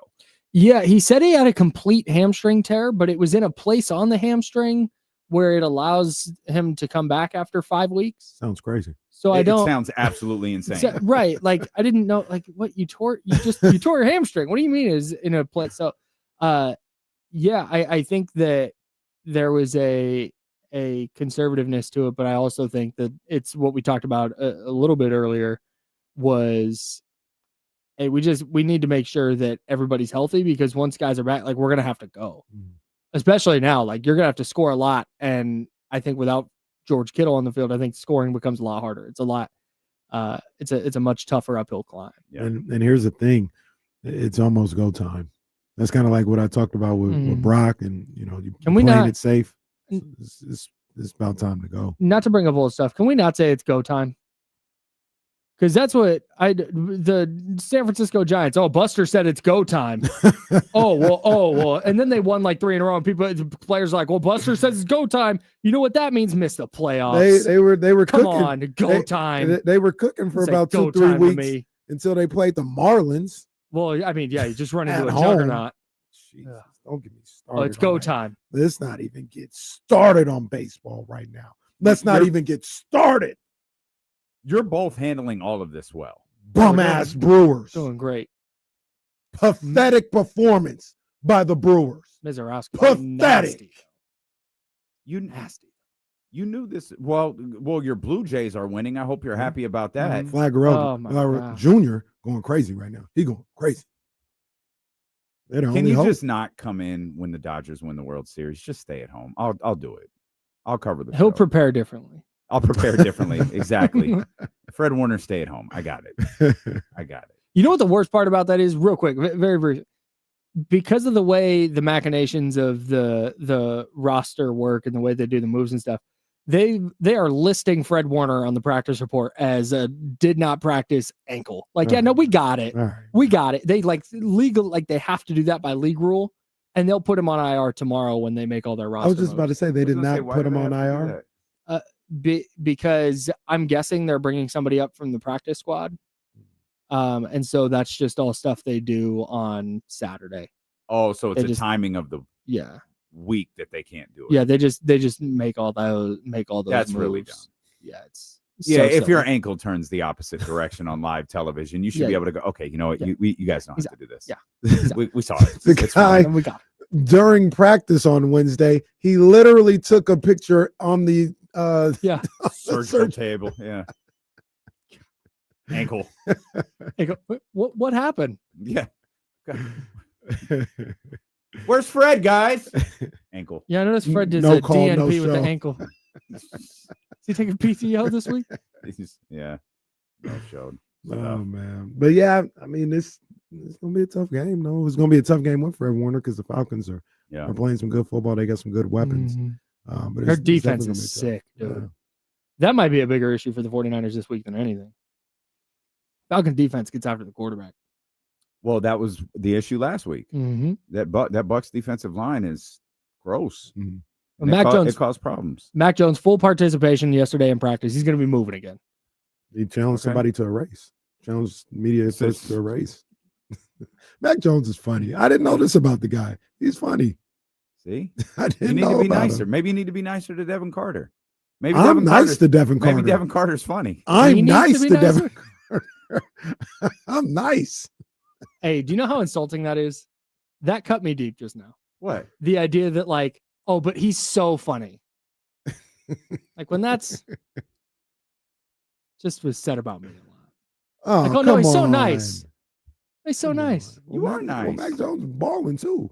You were balling. Well, you too. could be funny and you could be funny and cook. When the first thing you say about somebody's like, "Hey, you want to go out, my friend?" Oh, is he cute? Well, he's super nice. That happened to me a lot. It's okay. Just cut me deep. No, he's really funny. Oh. No, it's okay. No, it's good. Well, I think that's it's better than his bit died on the vine. It's all right. That's my fault. That's my fault. I didn't. My bad. Well, Kyle. At least I'm nice. Kyle, you're not funny or nice. Thank you. Is that better? Yeah. I'm lame and a real jerk. Those are the winners. There's some people listening who are like, yeah, you're spot on. Those are well, apparently those are the one that led the baddies. So you good. So you good. You good. What are other things like we talked about that defensive line?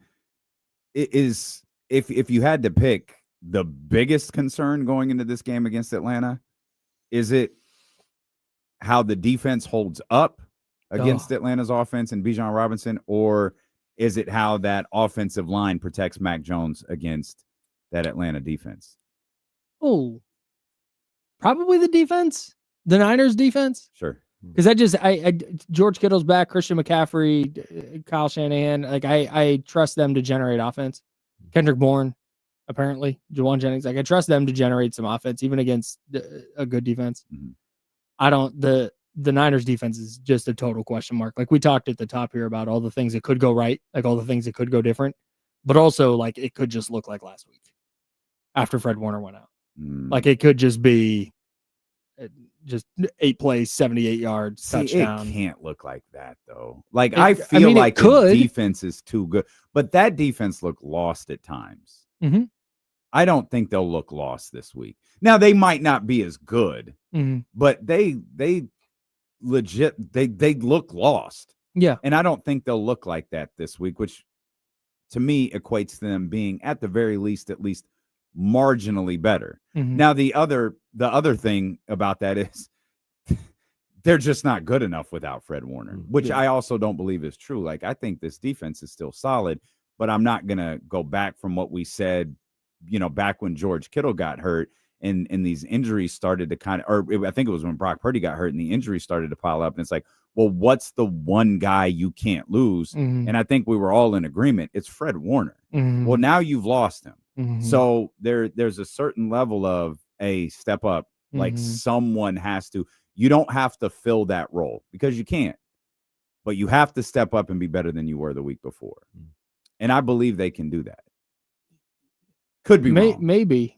And I also think Robert Saleh is really good at his job. Yeah, and there's a lot of reasons to think they won't be the 32nd ranked defense. But man, I went from thinking, oh, this could be a top 5 defense this year. Then Nick Bosa gets hurt. It's like, all right, you could still be top 13, 14. You do this right. Fred Warner gets hurt. Like, man, all right, can you hang out in the top 18? And it 20? really could be, to go back to something you two were talking about weeks ago, it really could be Fred Warner's absence that highlights Nick Bosa's loss. Yeah. Because it felt like Fred Warner could, like, all right, there is a problem. We can balance this out. But now you've lost Fred Warner. Now you don't have that interior. Now all of a sudden it's, oh, man. The defense could look completely different this week. I don't think that it will. But it obviously could when you have your anchor, but your other best players also gone. Well, and this goes to something side of the ball Kenny was talking about earlier this week on D-Lo and Casey, where you were talking about during the Tampa Bay game, like, why not just go man across the board? Why not just scrap everything and just like guard your man, and that's how we're going to do it. This is the opportunity where, like, okay, you have a week of practice to say, okay, rip up these 6 defensive principles we have. Here's the way we're going to do this now because of the personnel, and you're just game planning differently. I think Robert Saleh is capable of that. He's an elite problem solver. And I think that when you say it's going to look different, I don't think like to the naked eye, to the layperson is going to look that different. But I think that it wouldn't be a surprise if the Niners like rules are different, or maybe they run more man or more zone, or maybe they blitz more with a week to kind of prepare and make the defense look different than they had planned on it looking going into week 6 and then losing. I was literally just about to ask you guys, do you think I'm a little too tough on Robert Saleh when I say, like, if you're who a lot of people say you are as a defensive coordinator, I got to see you come up with something. Like, if you're this best defensive coordinator in the game, should have been a head coach, but he was done wrong in New York. Yeah, man. And I only ask if that's being a little too tough because, like, you'll look great if you have Fred Warner and Nick Bosa. You won't if you don't. Like, that's not an indictment on you as a coach, but I want to see him be able to piece this together. Yeah. I think on some level, though, there's also like there's a requisite level of talent you need to have. I agree. That's why I say it's a little unfair to be like, yeah, you lose Nick Bosa and Fred Warner, and you're no good. Like, you're not. But I do want to see him scheme up some stuff, piece some stuff together. You don't have to be the same defense you were the first 4 weeks of the season or whatever. But you can't turn into the Bengals. Like, you can't do that. I agree. and I want to see what he can do. I'm with you. Very good. Very good. Oh, she is smitten. 10. Oh, they're talking to each other again. Yeah, dude, she is that's smitten. Watch sweet. her face. Watch Malika's face when they go back to that 2-shot. It's Malika Andrews and Dave McMenamin talking about the Lakers using the preseason finale as a dress rehearsal for the regular season, which means we'll probably see Lakers starters all 4 quarters tonight against the Sacramento Kings, which is why this is relevant. Yeah, which is you literally can't because LeBron James isn't there, so you can call this whatever you want to. Also, who are you going to be playing tonight against the Sacramento Kings? Because I don't think DeMar DeRozan is playing. That's just my opinion. Domas isn't playing. Malik isn't playing. Keegan isn't playing. So you can run a dress rehearsal against Dylan and Isaac all you want to. You can run a dress rehearsal against the lineup that a portion of Kings fans want to see. No, he knows he's looking at his wife. Dude, for sure. He's and salute to Dave McMenamin. He knows he's looking at his wife. Nothing wrong with that. I think this is gonna last forever, and I want it to last forever. But what if they got a divorce? Oh, these little hits would be. Well, that's a terrible question, Malika. It's like the same question Malika, you used to ask me all the time before I was trying to get some sleep. Boy, am I familiar with this type of dumb questioning. Yeah, they're going to use this as a dress rehearsal. Speaking of dresses, remember when you didn't do your laundry? Oh, that's terrible. Hopefully we never experience that. I love. Look at that. Look at how happy that. Look, I mean, come on. They're a happy couple. They're smitten. Yeah. That's so great. They're a happy couple. That's good stuff. Shout out to Malika and David. Yes, indeed. Cavs at Knicks, Spurs at Mavericks. Opening week next week. Come on, man. We less than a week away, baby. Yeah, we're days away at this point, man. Hey, do you know what's so funny about sports? I have been as down on the Kings as anybody all offseason, all preseason. But come Wednesday night. Mm-hmm. Come Wednesday night. I'm gonna be so fired up for a basketball game. Yeah. I'm planning my whole day around being in front of my TV at 7:00. Sure, man. 6 o'clock. Man. Yeah. My team. It's not all the way across the board because there were times in the last couple of years where I was just like, I'm not watching the Giants game tonight. You know what I'm saying, or something like that, or some of the Niners games. Like I remember I didn't watch mainly because I had other things to do. It wasn't like I avoided it, but I remember I didn't watch the Niners and Dolphins game last year. It was like, all right, whatever. Like, this don't mean nothing is done. I don't remember the last game of the season, but I saw that to say, I just enjoy watching my team play. I get hyped up for that. Mm-hmm. I know it's different because of my job and, I get to go for free, so to speak, but I like going to Kings games. Mm-hmm. I like going to the games. I like seeing these guys. And I would like to think, if I had the means, maybe I wouldn't be sitting in the Damian seats, but if I had the means and I wasn't working. Why would you want to sit further away than your seat? No, he's like right on the floor. No one. This doesn't work. He's right on the floor. Didn't you talk to Kobe one time or something? That doesn't work. That went. That was 20 years ago. Bro, come on. So he didn't deny. He did talk to Kobe, by the way. He was talking to Kobe in the middle of the game. So I would like to think. I talked to Luka in the middle of a game once. Boo, Luka. Big thanks to Kyle Madsen, who has worked quadruple duty in the absence of our producer, Jesse. So big thanks. You've earned the weekend off. I'll try not to screw things up while you're away. And we'll come back. Boy, last night was fun on Thursday Night Football. I didn't get to see all of it. Oh, but I saw enough of it. Oh, brutal ass old man. Which one? The one that lost. Right. We'll explain. It's D'Lo and KC, brought to you by Sky River Casino and Sacramento Sports Leader, ESPN 1320. Hey, Chatty House, I got to run. Appreciate you guys. Yep. Oh, that was probably. Oops. That's fine.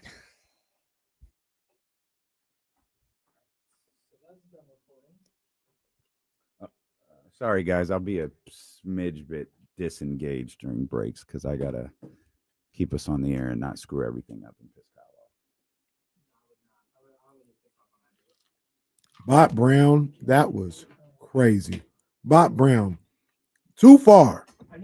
TMI, okay. You went too far.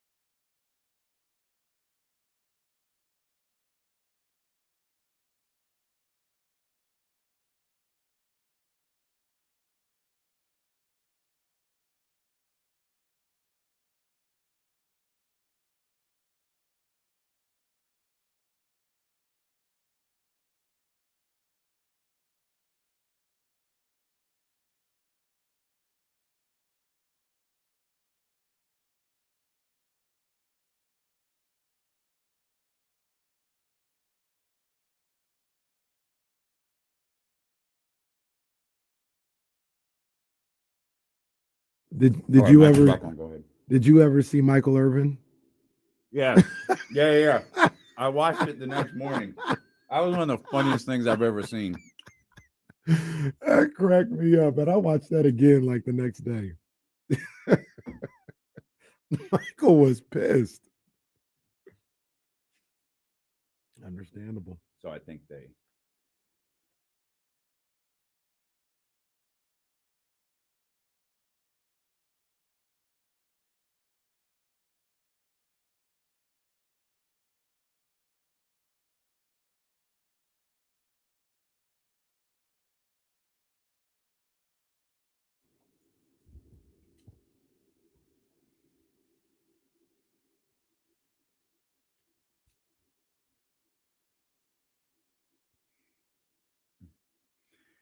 Hey, big thanks to our man Michael. He came out yesterday to this big event we had here at the Odyssey Studios. Michael of Baker Family Wines, man. It was great to spend some time with him and his wife, and we gave away some autographed bottles of Baker Family Wine here as a part of the raffle prizes and festivities, man. And it was so dope to tell the story of Dusty Baker kind of joining the D'Lo and KC family and how gracious he's been with his time. And that, I mean, I know they've got a big event coming up here in a few weeks at Baker Family Wine that Dusty Baker is going to be a part of. It's such a great relationship. It's so much fun to be with those guys, and it was great to see their reactions to those autographed bottles because they just look beautiful. Fantastic. Absolutely incredible. So big thanks to Dusty Baker and that crew. Go to bakerfamilywines.com to learn more about them. You can join Dusty's Clubhouse for exclusive releases and tasting room specials, or you can go visit the tasting room, which is right here in West Sacramento. Again, that's bakerfamilywines.com. Shout out to Chick, Dusty Baker, Mike, the whole crew. I got nervous because we were talking Baker Family Wine, and I looked out of the corner of my eye, and why no one cares, I have a little extra responsibility today because Kyle's got some things to do. So I'm kind of handling the production element of D'Lo and KC, which I normally don't do. And I saw Kyle's eyes get big and he started to look around, and I'm like, we're off the air. Great. This is a really great start to all of this. We're off the air. I got to figure this out. And then I see him leave that studio next to ours, the producer studio where Jesse normally is. Yeah. And he's walking in here, and I'm like, great. It's been 2 minutes and I've already messed it up. He forgot his keys. He forgot his keys. Shout out to Filthy McNasty. The new merch looks nice. This is the new merch right here, baby. Right here. I gotta place an order. See, hold on. I don't know if y'all can see the sweats. Got them right there. Yeah, man. Yeah, man. It's a good look. Head over to DLoandKC.com right now. This is out of I'm big into feel. 10 out of 10. A 10 out of 10 is how this merchandise feels. It's the reason I'm sure you noticed if you had looked at DLoandKC.com is a little bit more expensive. I promise you, there is a very specific reason it's more expensive, and it's the quality of this hoodie and these sweats is spectacular. Okay, and then the embroider cost a little bit more. I think I'm extremely confident you guys are gonna love this. Okay. Yeah, I gotta put an order in. I know the family, they got to put their orders in too. So this, yeah, we on it. In terms of like fashion merch, like in terms of like repping D'Lo and KC, but still repping the culture and the vibe. And this is the one. Okay. We love all the other stuff we've created, but I've taken 3 logos. This off-white tribute one. I took the D'Lo and KC Bel Air joint, the gold one. And then the block letters, the ones that you see behind us, if you're watching the stream, I took those and put them on 3 different collections. One, I'm wearing the baby blue. There's a green that's got the gold on it, and then there's a like a blackish gray one that's got a white stitch on it. I think it's a white stitch, might be a black stitch, but it's all on DLoandKC.com. You can go check it out right now. No doubt. Go check that out right now, DLoandKC.com. Yeah, I didn't expect last night's game to be worth watching. We had an event that we were working most of the night. The game was on multiple TVs, and people would stop and kind of glance at it and then keep it moving. And I was like, it's not going to be a focal point for us. It's no big deal. Like, whatever. Then all of a sudden, it's like, oh, wait a minute. Okay, we got a little bit of a football game. Oh, Aaron Rodgers throwing touchdown passes. Joe Flacco's throwing touchdown passes. Crazy. What do we got going here? The Bengals, apologies to Joe Flacco. A week ago, the Bengals were incompetent. Without Joe Burrow, they were just completely lost. Mm-hmm.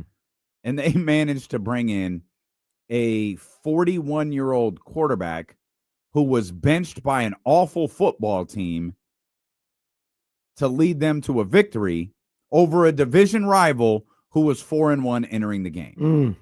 I've said a lot of snarky things about Joe Flacco, but there is something about his presence. And I don't know if he's the new Ryan Fitzpatrick, where he's going to give you 1 or 2 games, in short order that makes you go, wow, and then he's going to stink moving forward. But he threw for 342 yesterday. Crazy, bro. Against the defense that's pretty good. 342 yards, 3 touchdowns, and 0 interceptions.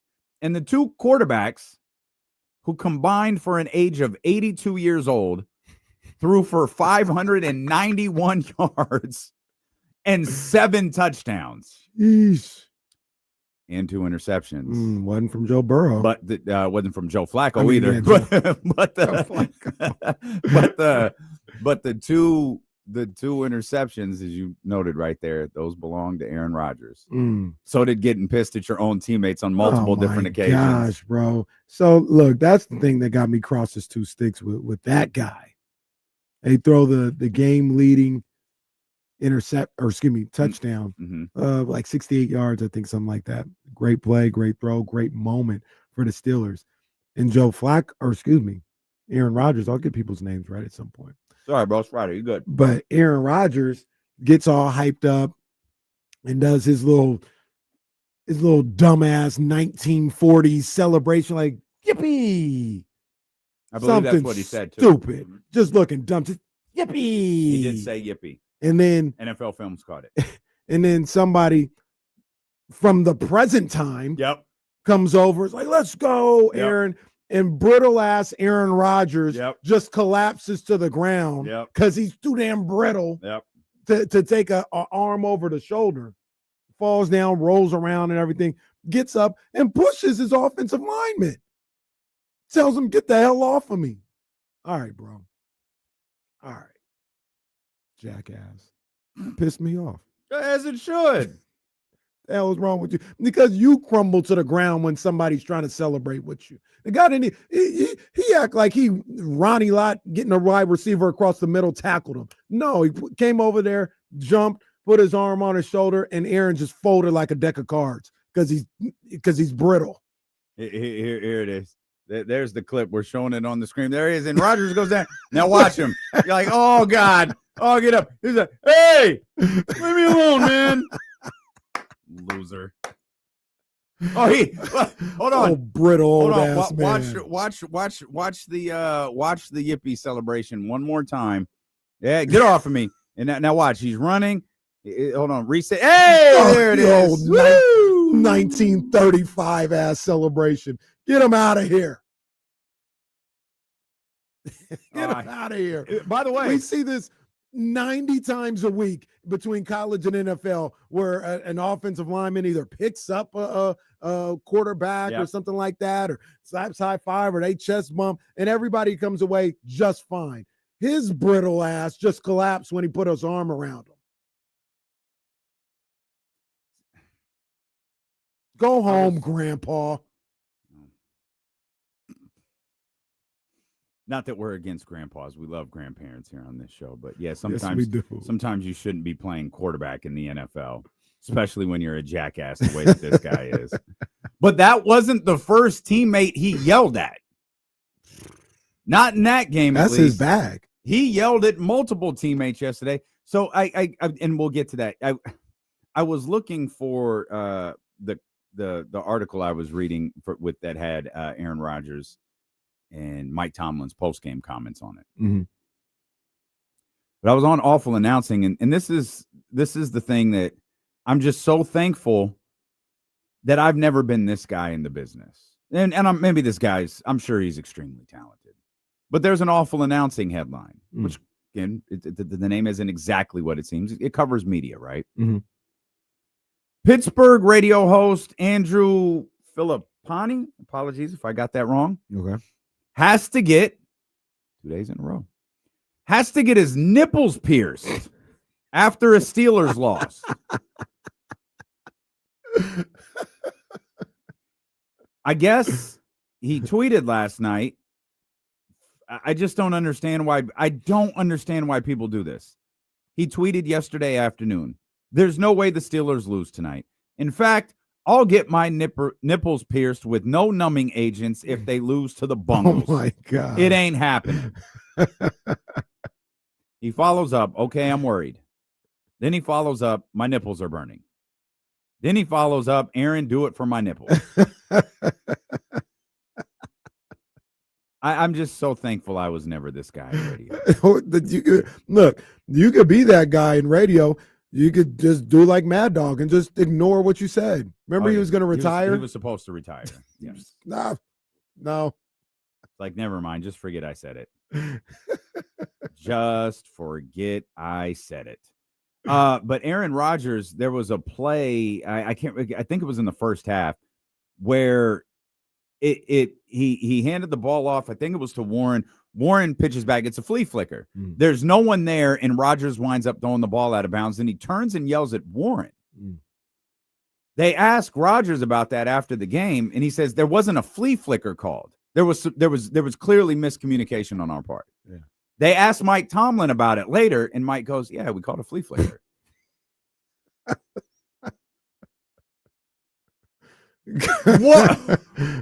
What do I do with that?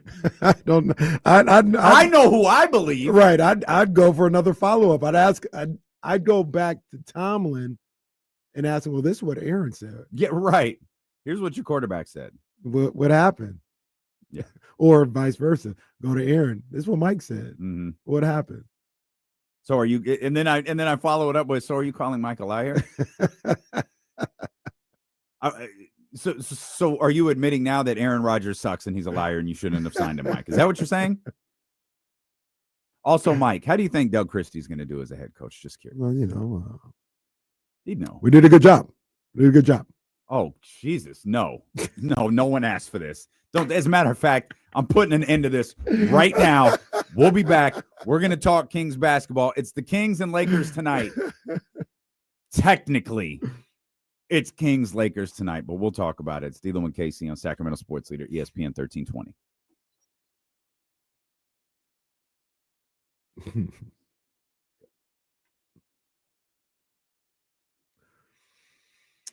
Good job. You got it. Drew, look, I don't know, man. All right, let's all get along today. I don't know, Drew. Look, if Drew don't see the game the way that some people do, then that's what it is. I didn't say one was better or worse, but he seems to take offense to me saying that. You could be right, Drew. You could be right all the time. You could be right all the time. Hey, that's all. It's Johnny G's birthday, man. Johnny G, happy birthday. I know this, Johnny G. I know this. 6 weeks ago, you were saying all you needed was 6 weeks. Really 6 weeks to get to your birthday. Really, and we're here. We're here. Now, look, your birthday wasn't selling tickets. That's why they called me. Triple H, you called me to say, Johnny G, his birthday's not selling tickets. They needed me, and I gave them 6 weeks. 6 weeks. And here we are. His birthday's not selling tickets. Damn, man, Johnny G ain't a draw no more. Damn.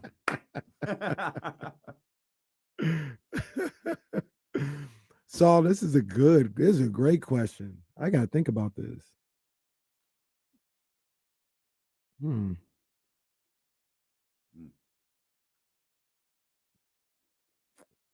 I got to think about this.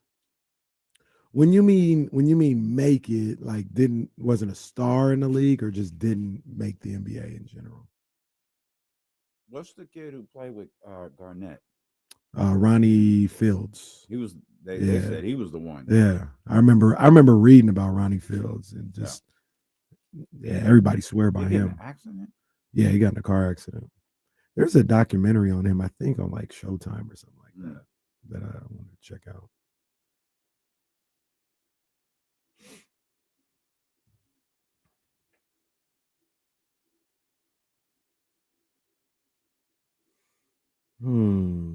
Yeah, I might think about that. Top prospect. I mean, I thought injuries really hurt this guy. Jabari Parker was insane. Jabari Parker was crazy. I thought he was the next Melo. Yeah. Man, and to be honest with you, just thinking off the top of my head, I thought Marvin Bagley was going to be really, really good. I thought he was going to be like borderline not all-star. trying to be funny, and I didn't see it till well after the fact. Harry Giles.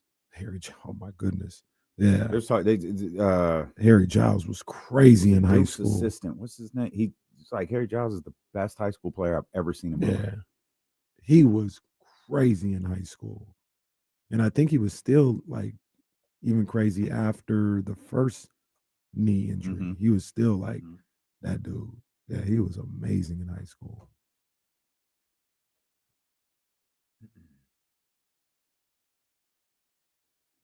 We're coming back.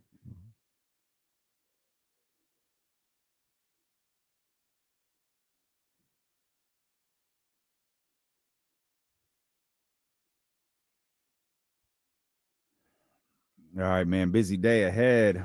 Talk a lot of basketball today as Eddie Gonzalez is going to be with us in about an hour from now. And our brother Chris Haynes. Hey, let's go. Chris Haynes going to be with us. Let's go. Coming up in the 3 o'clock hour, man. So excited to talk to both of those guys, man, in the coming hours, man. It'll be a lot of fun. Always great to talk to Eddie every week. It's always a treat for sure to talk to Chris Haynes. We got to talk to Chris Haynes privately a couple of weeks ago, man, and that dude is nothing but laughs. I don't care what he thinks about the NBA. I'm just anxious to hear about his game.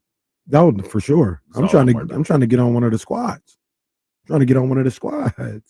He said he plays in like a Filipino rec league, and I don't know if they have the same rules as like a Filipino rec league. Yeah, it's like an Asian league rec league, and I have a lot of questions. Yeah, well, see, I don't know if they treat it like a lot. I don't know if they treat it like playing overseas. Namely, how did Chris Haynes get involved? You can only get like one. Well, over there it's like one American or two Americans per team. One black guy, maybe. And Chris Haynes made the quota like you can't play. But could it be 1.5? I mean, if it's 2, you definitely could, but yeah, unless you got some Filipino in you, I don't think you could be on the squad. Man. Well, we'll get the lowdown from Chris Haynes. We'll get the lowdown. We'll clip that. As a matter of fact, I know someone who's listening. He's gonna clip that too. So we were looking up at the TV earlier when Kyle Madsen was here, when Dave McMenamin and Malika Andrews were talking, and the lower third read the Lakers are going to use tonight's game as a dress rehearsal, their final preseason game. It's against the Sacramento Kings. Obviously, the Kings are at Crypto tonight, and it's like that's cool. Like you can only do so much of a dress rehearsal when LeBron James isn't available, but like it's fine. You're going to have to. You obviously have some things to figure out over the course of the next few weeks, so there's nothing wrong with that. But it's also just be aware of like who you're going against tonight. Because I don't know who it is. We know right now, this second, that Malik Monk isn't playing. Yeah. We know Domantas Sabonis isn't playing. And we know that Keegan Murray isn't playing. Right? So you got 3 starters that are for sure out.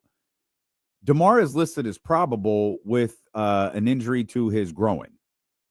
And I'm just glad you caught it. An injury to his groin. I'm just letting you continue before I try. Go ahead. Groin. Yeah. That's how I say it all the time. No, it's not, bro. It's literally how I say it all the time. Say it again. Groin. No, that's not how you say it all the time. What the hell is going on? Bro, don't make me do this. You know I have it. That's how I say it every time. You know, okay. All right. Here it is. Lakers looking rough right now. What did AD have? Were they grown? They were hip spasms. Yeah. Maybe the setup. Because I'm right. No. Because I'm right. Oh, I just realized there's no one here to screen calls either. Oh, we'll have to do the Don. We'll have to do the Don thing. Yeah, Don.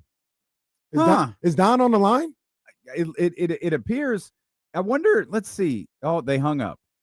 No, I bet I could figure this out. Let's hit this button and that button. Yeah, call the Elk Grove Kia Talk line. Let's figure this out together. Let's work. I'm going to demand a pay raise when this show is over. 916-909-1320. God forbid we miss TC's call. We can't miss TC's call today. TC. I think I got it. See, there's one. I think I got it. All right, let's cook. Yeah, so anyone wants to get in on the phone lines, you can. Famous last words. I think I got it. 916-909-1320. I'm a little concerned. Could the Chatty House hear that sound when it started to run? Let me just take a quick peek at something because I'd really love to make fun of Kenny for a second. There's nothing to make fun of. I say it the same way every time. I don't know what you guys were hearing before. That's on you guys. Obviously. That's on your ears. It's our fault. Let's see. Record peak. No, that ain't it.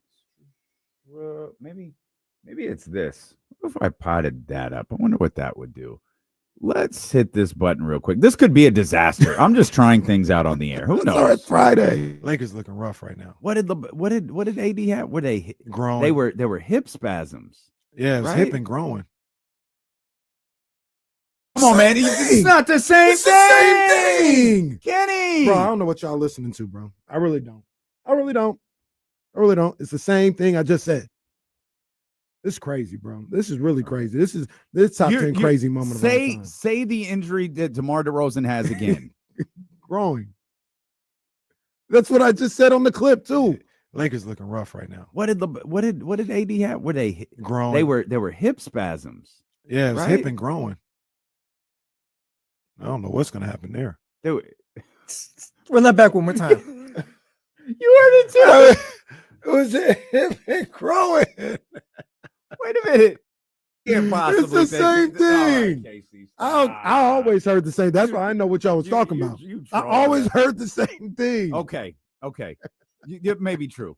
You guys are wild. Between all of our platforms, there's 1,400 people watching. So let's get the 1,402. Yes. 1,401 heard growing. I don't know what's wrong with y'all, growing. I literally just said it the same way. Right. I don't know what's wrong with you guys, man. Okay, it's crazy. Right. You're right. Everybody, it's us. It is. It's not him. It's not Casey. It's us. It's us. But DeMar is out. Or we think no, he's DeMar's probable. out. He's probable. He's not out. I would not play him. I wouldn't. The way this preseason is going, I wouldn't either. Hey, oh man, my groin hurts. You're out, pal. Like, get some icy hot. No, it's not that bad. It doesn't matter. You're not playing. Mm-hmm. So I don't know. Like, in what's now, what's the purpose of playing Zach? You know what I mean? Start Keon. Like, let Nick go. Let Dario go. Mm-hmm. I wouldn't bother starting Zach LaVine either. No, the thought that I would have is you want to get those guys out there, almost dress rehearsal, right? Like get Zach LaVine in the fourth quarter. But how can you have a dress rehearsal when your team isn't there? Just your own personal, like getting used to, playing 33 minutes or, sitting at the half, sitting in the third quarter, and then getting back out there in the fourth quarter. I would think it's probably a little less about the guys that are around you for a guy like Zach LaVine and more about getting in a flow and a rhythm to play a full game. Now, look, you can also make the argument if you're not ready to play a full game by today, one 5-minute stint in the fourth quarter isn't going to make you ready right for all right, 82, here I come. You know what I mean? So that's the other side to it. But I felt like on Wednesday, I'm just speculating, but DeMar played into the fourth quarter with the DeMar played like 31, 32 minutes on Wednesday. With the fringe guys too. He might have been telling Doug Christie, hey, I need this. I need to like get in the rhythm of playing all 4 quarters or something like that. And I think he was probable that game too, right? He was dealing with the Oh, was he? Oh, I missed that. I thought he Okay. was. I I missed thought he that. was, and he played that much anyway. I see. So I didn't know that. it felt like he was saying, "Hey, I need to be out there for the fourth quarter," and maybe that's what Zach does. Maybe that's what Domas does, more so for themselves as opposed to who they're playing with. Mm-hmm. So maybe it could be. Yeah, it certainly could be. Yeah, I don't love it though. That's a pass for me. I would think I'd play him into the third, like the guys in the rotation, and in that fourth quarter, I wouldn't see anybody of note if I was Doug Christie. Russ isn't playing, right? I don't think so, but I'm assuming nobody traveled because I don't see anything from shoot around. I could check. Maybe J.A. traveled. Yeah, I'm not completely. Sean Cunningham talking to Domas. Yeah, I saw that. That's big time right there. I'm not completely ruling out that Russ doesn't play. Let's see, J.A. Yeah, it doesn't look like J.A. traveled either. Mm-hmm. So my guess is no one was at shoot around this morning. Mm-hmm. Yeah, there's no one there to ask. I'm not ruling it out. I think there's a possibility he plays tonight. I don't think that it's likely even, but I do think the only reason I think about that is, do you want his first game action to be a regular season game? It may not matter because guys get signed mid-season and play in a regular season game. Jay Crowder got signed. Come show up in Timberlands and at shoot around and then start that night and play well and talk crazy. Trash. Yeah. Yeah. So I mean, those things could happen, but I don't know. If I was Russ, I might want to get out there a little bit. I'm sure he does. Yeah, I'm sure he does. Russ is a competitor. I know there's the Kings social media team has been going crazy with Russ videos and 18 hype videos. And it's working for your boy too. I was already like happy that Russ was here. I was anxious to see him in the Kings uniform, but I see all these mixtapes and these tribute videos, and I'm like, yo, yeah, this boy Russ and Sack. And hear me when I say that, I'm not saying he's gonna be spectacular. I'm just talking about the aura of a guy like Russell Westbrook, being able to see him night in and night out. I'm anxious for that. I'm anxious for that. Listen to the sentence in its entirety before you get upset. Not you. Us. Russell Westbrook is the best player to ever put on a Kings uniform. Facts. I mean, tell me I'm wrong and tell me who it is. Russell Westbrook is the best player to ever put on a Kings uniform. Only one I'm thinking of is Webb. And now, of course, Chris Webber was at his best when he was with the Sacramento Kings, which makes the conversation completely different. Greatest Sacramento King of all time. But the best player to ever put on a Kings uniform is Russell Westbrook. Yeah, I'm not going to argue with that. And I'll include, I don't know if Oscar played for the Kings or the Royals. I think he played for the Royals. But I'm going to include Oscar. He played for the Royals. I'm going to include Oscar. Played for the Kings. Shout out Scooter, too. Scooter found out FanFest is tomorrow. That's right. Jerseys go on sale. I think they're first available tomorrow at the Kings team store. That Russ is going to sell, too. I think so. Yeah, the rest is gonna sell. I was like I'm trying to decide what are we doing here. I think I've grown that purple and black split fade has grown on me a little bit. I love that one. I think I like that a little bit more than the solid black one. I always like the white one, but I also know what I'm wearing it for, and I think it would look better with I think the black and the purple. But yeah, I think them Russ videos they're gonna go crazy. Yeah. I was hoping he would do 00. But that was buy Malik Monk. Or like I said the other day, you could go cut the tattoo off of Malik Monk and get him his number back. No, that's hey weird. Bobby. And obviously he can't have 4 like he had in Denver. So I was hoping for 00, but 18, I get it. It reeks of What Dennis have 99? And Dion did 39. It was a 37. Yeah. He was 37 years old. Yeah. I'll take it. I think I'm gonna have to get a Westbrook jersey at some point. Kings jersey. Shout out to Russ. That's my boy, man. I'm anxious to see him. I'm anxious to see him in a Kings uniform. I'm anxious to see how many good moments we get from Russ.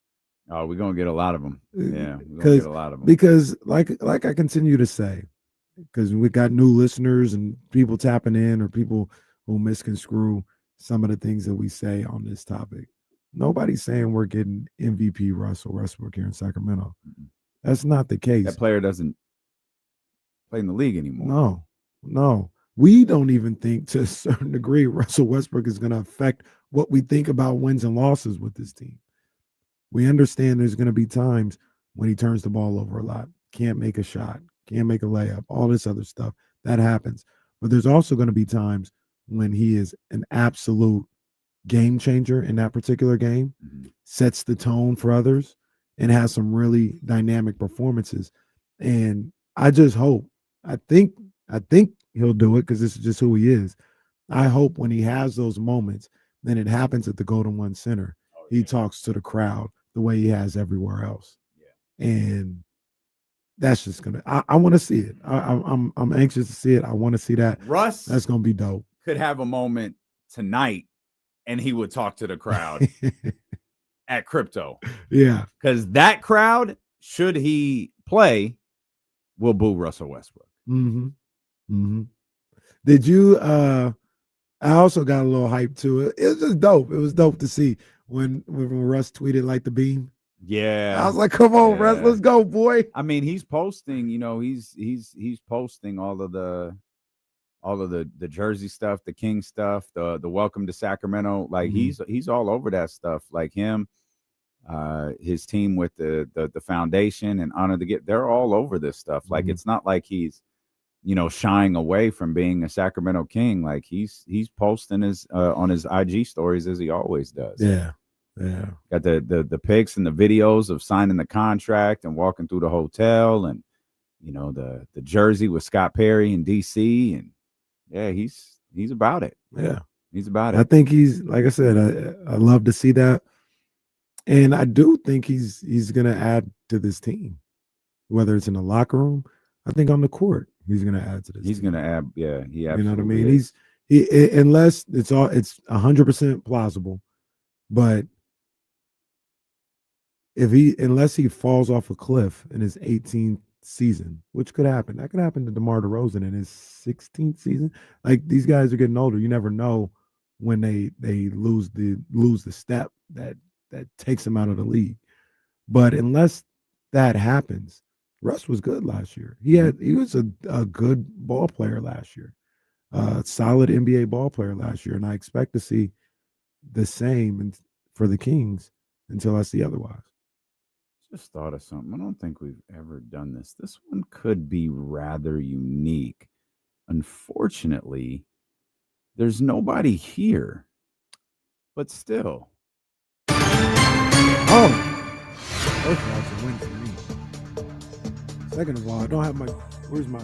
I had to get rid of it. Oh no! Oh no! Oh, I forgot.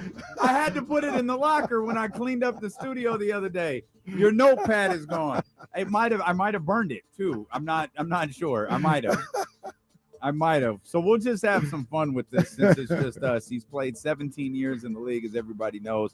He's going into his 18th season here with the Sacramento Kings. He is the former number 4 overall pick of the 2008 NFL draft. Russell Westbrook, 17 years in the league, entering his 18th. The most amount of money he earned in a single season was in 2021. Let me do some math.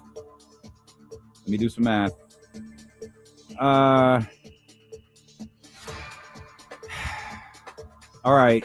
Okay. We're going to do 2021. $44.2 million. was the most amount of money he earned in a single season. $44.2 million. Russell Westbrook, 17 years in the league, the former number 4 overall pick of the 2008 NFL Draft. Career earnings for my man Russell Westbrook are what? I'm going to say $333 million, Bob. $333 million. Hell of a guess with no one to compete against him. $349,531,249. Come on now. The career earnings. I'm ready for the regular season. For Russell Westbrook III. Yeah, regular season starts on Tuesday, and this was my dress rehearsal. I'm ready. Get back to that championship. May have said the NFL draft. I apologize. It's my bad. Russell Westbrook could play in the NFL. He could. He would have been a heck of a But it was actually the number 4 overall pick cornerback. In the NBA draft. I was with you though. I did love seeing Russ tweeting about, or I didn't see as much of the tweets as much as I saw the Instagram stuff. Tweeting about Sacramento and being a Sacramento King. Yeah. It's dope, man. And you talked about this the other day when it first happened. A lot of people, talking about why is he signing with the Kings? He could have went to China.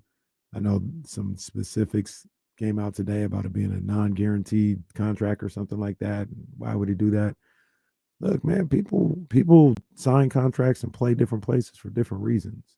Sometimes it's about money. Sometimes it's not. Sometimes it's about trying to win a championship. Sometimes it's not. Sometimes it's I want to finish my career close to home where, maybe my kids can see my last year in the NBA as opposed to uprooting everybody and going to a different country.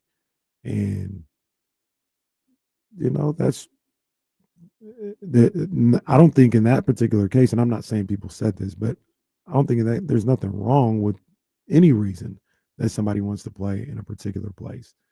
It really feels like Russ wanted to be close to home and wanted to be in a place that would provide him the opportunity to be close to home. And that was high on his priority list. So shout out to him, man. Yeah. And for those just turning in, no clear indication as to, or for me, unless I've missed something, no indication at all whether Russell Westbrook is going to play tonight in Los Angeles against the Lakers. We do know that Domantas Sabonis will not play. Malik Monk, who I actually thought would play, he returned to practice yesterday, but he's still recovering from whatever ailed him over the last couple of days, some sort of illness, not an injury. And then you have DeMar Probable with a growing injury. That's right. That sounded fishy. Everybody hear that? That sounded a little fishy. Yeah. That's right. So you heard it. No, I heard you say it wrong. That's right. I say it That's right. literally how you say it. I'm glad that you heard it right. I don't know what you guys were hearing when I was saying it right the entire time. I'm not playing that clip again because all of a sudden looking at clips of me without a beard looks really weird.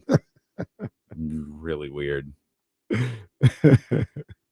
I don't have any expectations for the Kings tonight. I'd like to see them, especially if the Lakers are using this as a full, like if this is a legit game for the Los Angeles Lakers and they want to run their guys, whether it's for a dress rehearsal, I assume is a full game. I'd like to say I'd like to see Neek play a lot. I'd like to see Keon play. I'd like to see Keon play a lot better than he has been. So real quick, I just went on IG. Russ is with the team. He is with the team. I just got a note he'll be on the bench tonight. Got you. So he's there. He's with the squad. He's not going to play. It doesn't look like he's going to play, but he will be on he'll be on the bench with the team tonight in LA. Okay. We'll see him on Wednesday then. We'll see him on Wednesday. Let's get it. Do you know how difficult it is for me to maintain my line about not going to the home opener and going to the Sac State game instead? I know that's a little tough. Westbrook. That's a little tough. I'm committed to multiple people, so I'm going to Sac State, but it's going to hurt a lot more now than it did a week ago, and I'll see Russ on Sunday. So and the rest of the team, of course. I gotta make sure to be all good, but I might go a little later than originally planned to Sac State. Before I was like, because Kings game starts at 7, Sac State starts at 7:30. I was like, I'm just gonna be gone at the first media timeout of the Kings game and shoot over there. I gotta wait till Russ gets in the game now. Yeah, that checking. I gotta wait for Russ. That check. So and that's funny because we talk about the reaction, and I know Kyle kind of brought this up in a different part of the conversation earlier this week. But regardless of what the Chatty House thinks, likes, whatever, regardless of what Twitter thinks, likes, or whatever, that Golden One Center crowd on Friday night, when number 18, Russell Westbrook, checks into the game for the first time, is going to pop. Yes. They're going to pop louder for Russell Westbrook than they are Neek, Max, Malik, or any other player. There's going to be a massive arena reaction for Russell Westbrook on Friday. Absolutely, man. Next Friday. And it's also, Kyle talked about it. We talk about it often. It's just interesting how that goes sometimes. We are so inundated with Kings fans and Kings fans' emotion and our emotions and everything that we forget. Yeah, the majority of people probably are excited to see Russell Westbrook or want to see the Kings win. You know what I mean? Like, I think there's a good amount of people who look at it and say, tank, or I don't want Russell. Like, yes, that's cool. Those people exist and they're real people. But there are people who I remember I seen Donnie in here earlier in the handoff. He's like, man, everything's so negative, man. Like, watch the game. I want to enjoy the game. I want to see these guys win. I want to. It's such a. Sometimes sports is such a getaway from everyday life. Who wants to be frustrated in everyday life and then be miserable again for another 2.5, 3 hours? Some people it doesn't bother me. Some people, that is their release. That is their calming influence, that they can just say it how it is or whatever. Some people are like, man, I just want to see good basketball from the team I like. That's a segment of the fans too. Yeah, and I think a lot of, well, we'll talk about it. We'll come back. We'll talk more Kings basketball. And outside of Sacramento, what are the teams you are interested in watching this season? We got all that ahead here. It's Steeler 1 KC, brought to you by Sky River Casino on Sacramento Sports Leader ESPN 1320.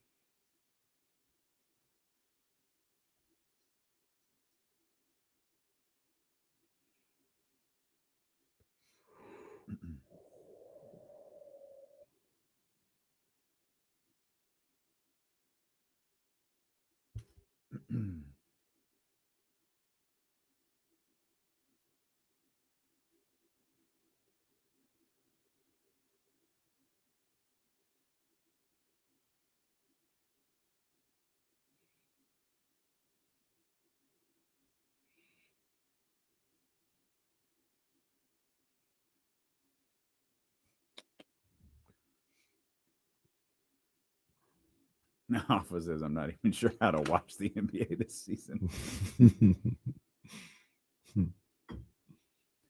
Is this another don't let this team be good year? Nah, not the same. Not the same.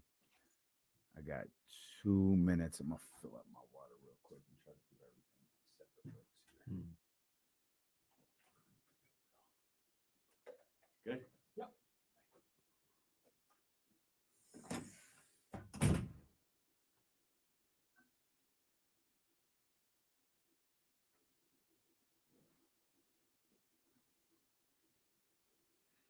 Oh, man. All right, boy. Have a good weekend. Great job this weekend. Thanks, man. You too.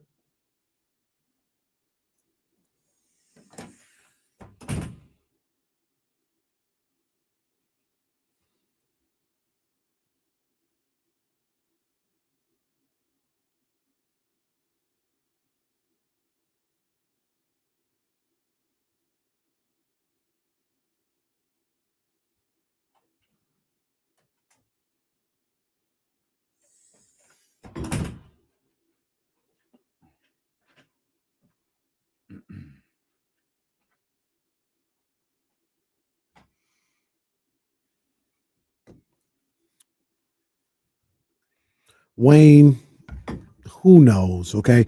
Who knows? Later, I'll talk about USC and Notre Dame. But who knows about that sorry series you're talking about? Wayne.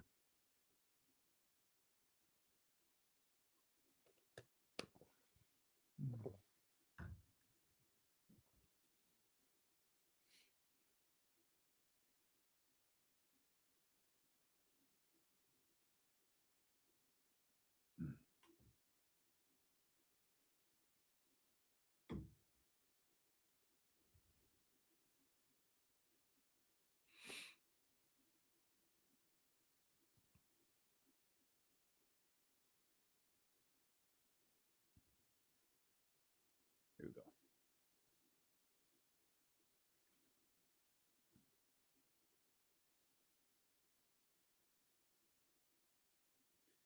All right, man. Eddie Gonzalez is going to join us coming up in about 30 minutes.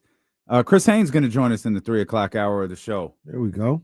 Lots of basketball ahead here. Even on this Football Friday, we got a lot of basketball ahead. We're thrilled that you're here with us wherever you are, whether it's YouTube, Twitch, whether it's ESPN 1320, 98.5 FM, HD2. Abe, shout out to our man Abe over at 98 Rock. He discovered HD radio and has been bugging out about it ever since. Changed his life. Very much did, and I'm here for it. I am all here for it.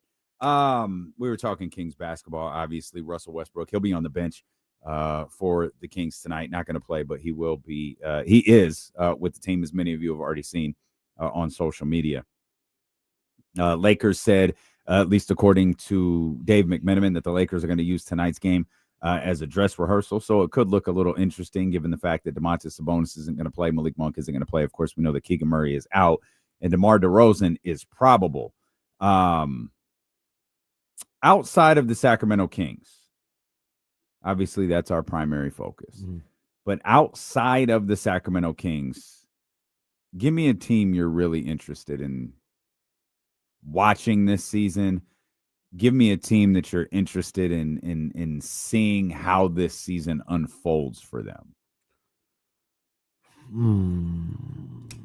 I'll give you one while you think about it, because I kind of mentioned them yesterday. I don't think I kind of mentioned them. I think I actually did mention them, and that's Atlanta.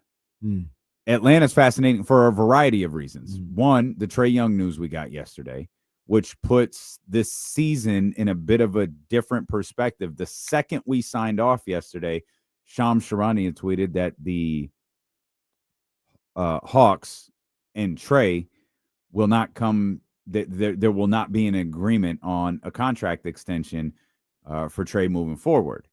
And it creates a pretty interesting dynamic from next week to February, in that maybe if the season is going really well, and Atlanta is a team that I think a lot of basketball fans, media people, they have a high interest in. They had a pretty good not a pretty good offseason. They had a really good offseason. I think a lot of people are really pleased with the offseason that they had.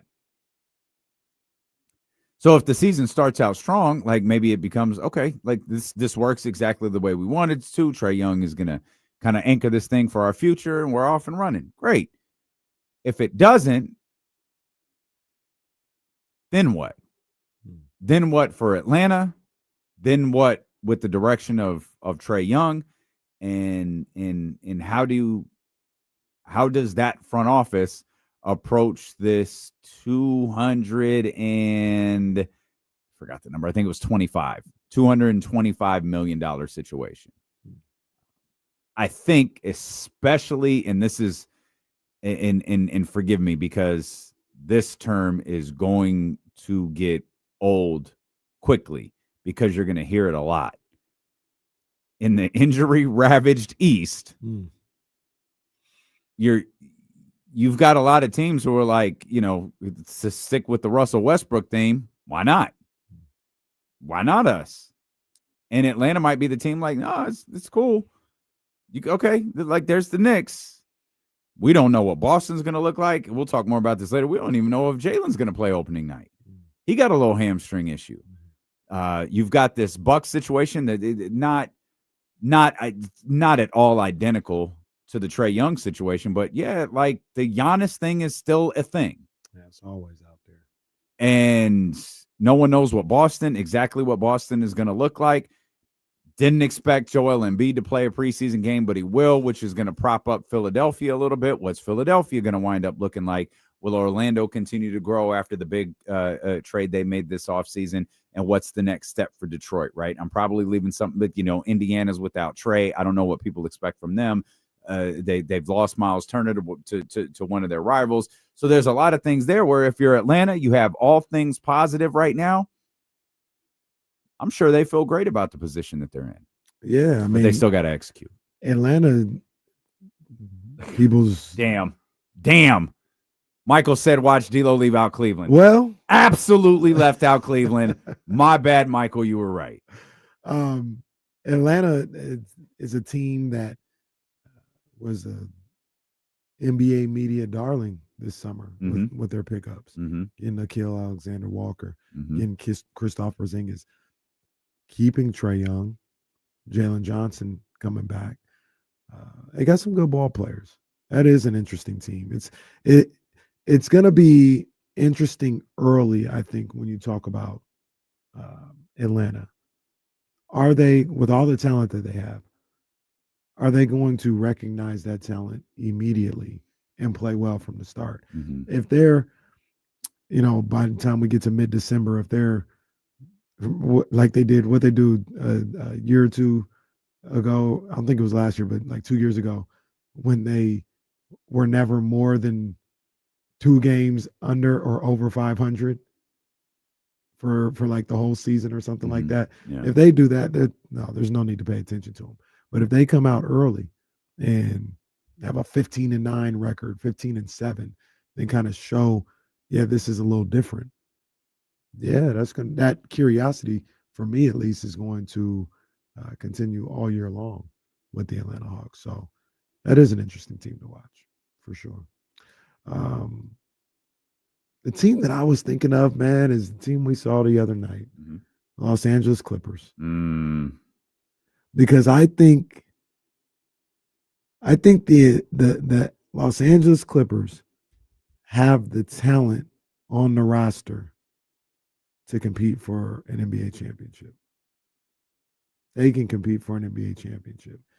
Will they be able to put it all together? Is this one of those things where it's just the Clippers being the Clippers? We talk about Russell Westbrook falling off a cliff out of nowhere, DeMar DeRozan potentially falling off a cliff out of nowhere. Does James Harden potentially fall off a cliff out of nowhere? He's been in the league for a long time as well. I don't think – hard to believe given the season he had last year. I don't think any of those guys will, but that's just something once you get 15, 16, 17, 18 years in the league, I think that you got to start asking questions. Yeah, you got to be aware of. But man, they got a crazy roster. Crazy. We saw how deep the roster was the other day, and that was without Bradley Beal and who's the other guy that did not? Brad's playing tonight, by the way. Okay. Yeah, Brad's going to play tonight. There was somebody else who didn't play on Wednesday. That was definitely in their rotation. I can't remember who it was. Was it Bogey? It was Bogey. Yeah, Bogey didn't play. Yeah, so, the Clippers, once again, this isn't the first time. No. In fact, it's a yearly tradition. It really is. It's a yearly tradition on this show. Once again, they got my attention. Yep. I'm gonna be tapped in to see what they can do from the start.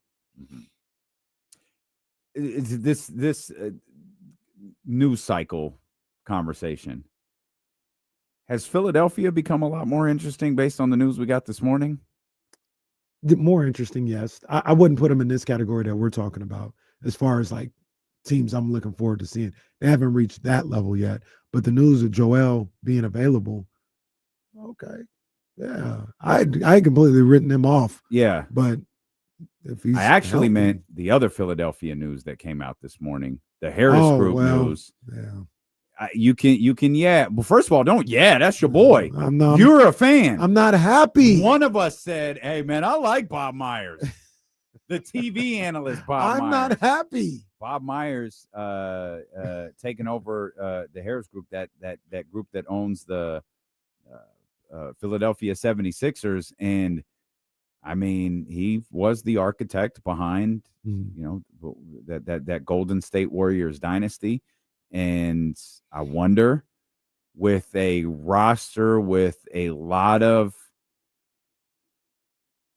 complicated contract construction, can he navigate them out of that somehow, or navigate them through that somehow and bring them back to perhaps they being an Eastern Conference contender? Yeah, that's big news. That's big news. Bob Myers, like you mentioned, the pedigree that he has and the resume that he has. He's gonna have the Flyers and Commanders winning championships here. It's not Flyers. It is Philadelphia Flyers. Yeah, that's right. He's gonna be the basketball version of Theo Epstein, just taking teams might be out of nowhere in the championship in championship seasons. The other news I thought you were going to mention that actually kind of makes them a little less interesting isn't Paul George not ready to start the season? No, he hasn't been ready to start the season for weeks. Yeah, I thought we knew that already. Yeah, I saw a report. Yeah, yesterday. The report says he's still not ready to start the season. Right. So, hey guys, circling back on this, he's not here. So yeah, that's they're more intriguing with the Joel stuff. Yeah. But I wouldn't. Yeah. They're not on a level of the Clippers for me yet. Or the Joel thing still makes me antsy. Yeah, I don't know how long he's going to be there. It's just like, did you find out what was wrong? All right. That's what I'm saying. I don't know how long he's going to be. Because you didn't know when you operated on him last April or May or whatever it was. Mm-hmm. You kind of just hoped. And I hope. I like Joel Embiid a lot. Mm-hmm. I like watching him play. I hope he's healthy. Yeah. I hope he can be. It's very difficult to believe, but I hope he can be that, that guy who it was Joe, Giannis, Jokic for like 4 or 5 years, right, as the top 3 players in the league. I hope he could be that again, or somewhere near that. Yeah. Again, tough to believe. If you give me a fraction of that player, preferably a 70 to 80% of that player, but he plays a large chunk of the season, most of the season, remains healthy, I'll take that too. Mm-hmm. I'd rather see the 76ers and Joel Embiid fail in the playoffs because he's healthy rather than they failed in the playoffs again because he didn't play. Right. That's nobody needs to. That's not good for basketball. Not cheering for him to fail at all. Just saying I'd rather watch that team be able to get out there and play together. That's not even good for basketball to see him hurt again. I would like to see some form or fashion of Joel Embiid for the majority of the season. Yeah. But I'm gonna stay for my other team. I'm gonna stay in the East. Okay. It is a little bit of curveball because I just kind of thought about this as we were talking. I am interested in Cleveland. Okay. I want to know what Cleveland really is. Are they just a good regular season team that we can dismiss all year long because they won't get it done in the postseason? Or are they a team that had some bad luck last year, bad injury luck in the playoffs, and they were a true championship contender last year? They just didn't get a chance to show it. What do you think that they were? I lean towards them being a true championship contender. Okay. Especially in this year's league. Say that. In this year's East. Well, okay. I'm sorry. Last year as well, too, though. You thought they were a championship contender? Yeah, last year as well. I thought they could have got to the finals last year. So I think that's who they are. I think that's who they'll be again this year. They'll start the season without Darius Garland ready to go. So we'll see how that works out. Given the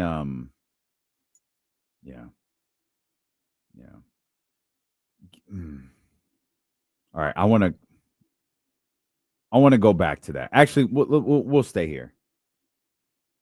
Let's go to the Knicks. Because you're talking about contenders and championship contenders, and the Knicks are obviously in the conversation as a championship contender.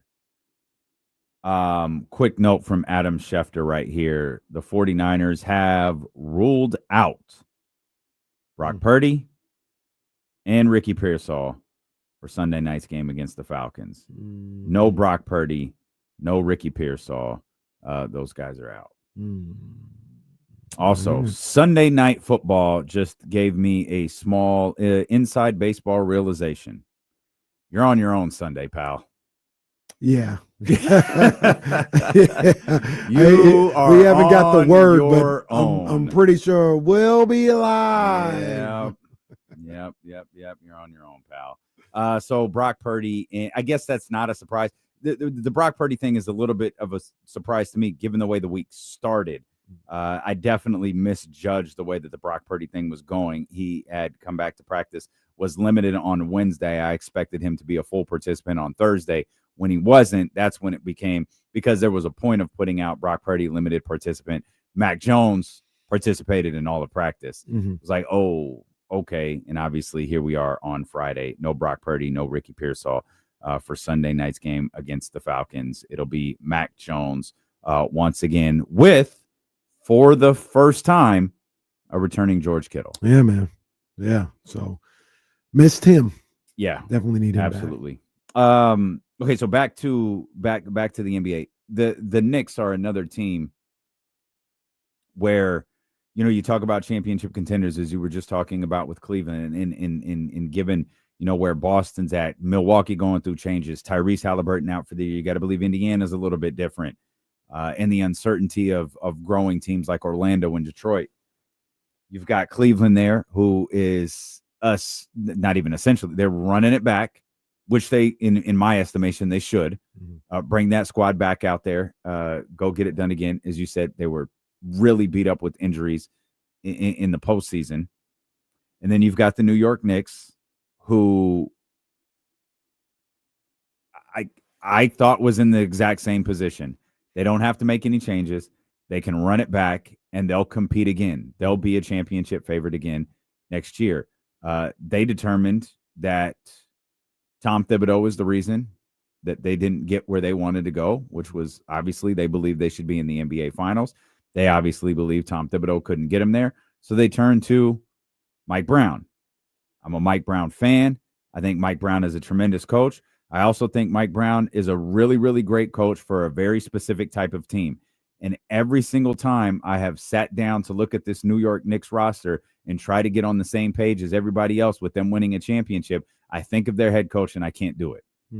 I do not think this is the team constructed for Mike Brown to take to win a title. I don't know what team Mike Brown can win a title with, by the way. And that's not shade at Mike Brown. It's that I believe Mike is a very specific type of coach. I use this term a lot in year 2. Mike is a teacher. And when you had a group of guys like you had here, his first year in Sacramento, I believe that element worked. That philosophy or approach or whatever worked. I also understand all coaches are teachers of some sort, but I think there's a distinct difference between coaching and teaching. And Mike will explain to you everything that he's saying to you, whether you want to hear it or not. And sometimes it's to the detriment of what those guys are trying to do on the floor. I don't think this is the roster. Unless Mike can change the way he does this, I just keep looking at I just don't see it. The Knicks are also one of the teams that I'm very interested in seeing. Obviously, I'm a Knicks supporter, so I want to see how that works out. But the expectations that you just kind of laid out of being a championship team in this Eastern Conference this year that looks like theirs for the taking. You know, it looks like they have the best opportunity to get this done, to at least win the Eastern Conference and get to the NBA Finals this season. It's interesting you say that about Mike Brown. I never thought about that with Mike Brown with this team in this situation. I don't know. I don't have a retort. Like I I don't look at him that way. Like, I think he can get it done with this group, but the things that you laid out, they're all fair. Unfortunately, a lot of the things that we've heard since Mike's firing play a factor in this. And then I go back to Matt Barnes. Like Matt Barnes on this show right after the Mike Brown hiring. Now he changed his he changed his tone a little bit as things went along. But if you go back and you listen to Matt Barnes' appearance on this show, he obviously has experience with Mike Brown. He didn't like the hiring for Sacramento, and he explained why. He explained why it was bad for the Lakers team that he was on, and he talked about winning a championship, and he talked about that franchise in Kobe and the expectations that they had, and how that's just not Mike Brown. Right. And our retort to Matt was, that's not this basketball team. This is a very different type of basketball team in a very different type of place. And Matt said that's the only reason this might work. Fast forward 3-4 months or whatever it is, Matt Barnes comes back on the show and says just that. The way Mike coaches works for this basketball team. And I look at the New York Knicks, this version of the New York Knicks, as a team that's a lot closer to that Los Angeles Lakers team than to that Sacramento Kings team. And that's why I just keep getting hung up on, unless Mike is going to do things a little bit differently. Because what was the prevailing theme when they hired Mike? They just hired a different version of Tom Thibodeau. And that's why, again, I don't think anyone will debate whether Tom Thibodeau is a good coach. He is a very, very good coach, but he does wear on players. It happened in Chicago. It happened in Minnesota. It appears to have also happened in New York. And whether it's players or front office or whatever, each of those organizations, all of which were successful in their own right. Remember, Minnesota was Sacramento. They couldn't get anywhere until Tom Thibodeau got there. Jimmy Butler helped a lot, but Tibbs was there. Then they he was being bad, just like Sacramento. Just like that, right? And each one of those organizations that were successful with him determined we need to move on from him. Dan Gilbert was an act of desperation. The Jeannie Buss, the Los Angeles Lakers, that was just an understanding that this isn't the right guy for this team. And they used their, I think it was a 0-3 start or something. Yeah, it was something like terrible. Five games. Yeah, and it's like, okay, we're gonna fire him. Like, like I hate that. It's not fair to Mike, but it's ultimately what happened. Sacramento, the most success that the organization had experienced in a very, very long time, determined we've got to move on from him. So much so that even after experiencing the success when the contract negotiation came out, no one was really sure if they wanted to go with the contract negotiation or a contract extension or not. I just keep looking at this Knicks team going, I don't know who the right coach for them is. I just don't think it's Mike. Now, mind you, there's a lot of video evidence out there that says when the Sacramento Kings job was available, I said Mike was the right coach for Sacramento. I don't think he's the right coach for New York. So I'm not trying to crap on Mike. I just think the way that because I know this sounds stupid. I genuinely like Mike Brown. I think he's a terrific coach. I just don't think this is the roster for him with the expectations that they have. Would you buy that this Knicks team is, I don't think it's perfectly, but I'll just use that word anyway, perfectly in the middle of that Lakers team and the Kings team?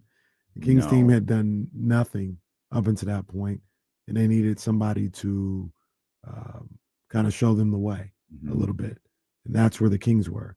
The Lakers were champions. The Lakers were, Kobe was the champion of champions. Right. Yeah. And you come in here and you tell me this is how we doing things. No, bro. I want it my way before. I can do it again. I don't need you. The Knicks. And it wasn't just Kobe either. Right. Right. Matt Barnes was on there. Right. Yeah. I think Paul Gasol was in it was a champ. They were champion, like literal multi-time champions. The Knicks aren't the Kings, but they ain't never won nothing. No, They you're never right. even got to the finals. No, you're right. But I don't think they're in the middle. Mm. They're, to me, they're way closer to the Lakers than the Kings. I can't. You're 100% right, and I absolutely get the point that you're making. It's like I just think the way that this roster, they fired. Was it? Did they go? They didn't go. Did they go? They didn't go to Game 7, did they? No, they lost in 6. 6. It was 6 games. They fired a coach that got to Game 6 of the Eastern Conference Finals. Mm-hmm. Their expectations are clear. It's get to the championship at the very, very least, especially Tatum, Ty, Dame gone. We don't know what's going on in Atlanta with Trey. We don't know what's going on in Milwaukee with Giannis. Cleveland, who knows? It's us. We're the New York Knicks. Their expectation at the very, very least is to be one of the final 2 teams. Right. That's closer to the Lakers than the Kings to me. Fair enough. Fair enough. But it's I just think about it like what's Jalen Brunson going to say? Dog, what you going to tell me? Yeah. We got to the Eastern Conference Finals. What you going to tell me? Yeah. No, you're right. So you're right. I think it is closer. I don't think it's smack dab in the middle. But that's the tough part. That's the difficult part when you're trying to get over that final hurdle where you, and this is completely unfair to Mike Brown, but it's when you're trying to get over that hurdle and you're bringing in a coach that hasn't experienced that as the lead guy. I understand and respect what he's experienced as with the Spurs, and then again multiple times with the Golden State Warriors. As the man, you haven't, and it's different. Yep. And so, Michael Malone walks in, right? And Michael Malone winds up having that job. He has the ability to say, I know how to get you where you want to go. Mike can say it. He can say it because he has rings. But the second something goes wrong and he says, no, follow me. I can get you where you want to go. I'll look at him crazy. No, you didn't. You had Kobe Bean Bryant. Right. Not fair. You had LeBron James. Not fair. But if I'm frustrated with Mike Brown, I can say those things. There's a couple of other teams I want to talk about, including one that's going to make everybody nauseous. But there's a reason I want to discuss them, and it's the team right down 80. We'll talk some of this stuff about. We'll talk about some of this stuff with Eddie Gonzalez when he joins us next here on Sacramento Sports Leader, ESPN 1320.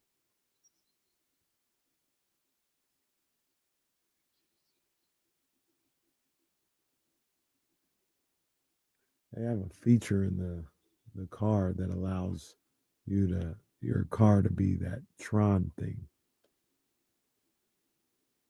Okay. I was using it today. I'm ready to turn it off. I'm gonna run through that. All right. We got this. It's been a while, but look, man, we're back. Cash Caraway is back. We getting this bread this week. College football is back. Big time weekend for college football. And I'm doing something that I don't think I've ever done. And you'll see the pattern once we get to the end of this. But yeah, it's just how I feel. There's no ploy. It's just how I feel. One of the games we got is number 10 LSU going up against number 17 Vanderbilt. Vanderbilt is a 1.5 point favorite in Vandy. It's going to be a heck of a game. But I think Brian Kelly's Tigers are going to go into Vanderbilt, and I think they're going to win that game. Give me LSU plus 1.5. Another great game in the SEC. SEC is popping this Saturday. You got number 5 Ole Miss, Lane Kiffin, number 5 Ole Miss, going to Athens to take on number 9 Georgia. I think Lane Kiffin going to have them boys ready. They had them boys ready against LSU. Granted, that was at home. I get that. But he had them ready to go. I think he's going to do the same thing against number 9 Georgia in Athens. Give me Ole Miss plus 7.5 on that. And then finally, the nightcap for the SEC. Number 11, Tennessee, going to Alabama, to Tuscaloosa, taking on number 6, Alabama. And call me crazy. I'm going Tennessee. They're a 7.5-point underdog. I'm going to go Tennessee. This may be the first time I've ever done this because it's not really my bag like that. But I'm going all underdog this week for Cash Caraway. Plus 1.5 for LSU against Vanderbilt. Plus 7.5 Ole Miss against Georgia. And plus 7.5 Tennessee against Alabama. You're getting that money this weekend. Straight cash, homie.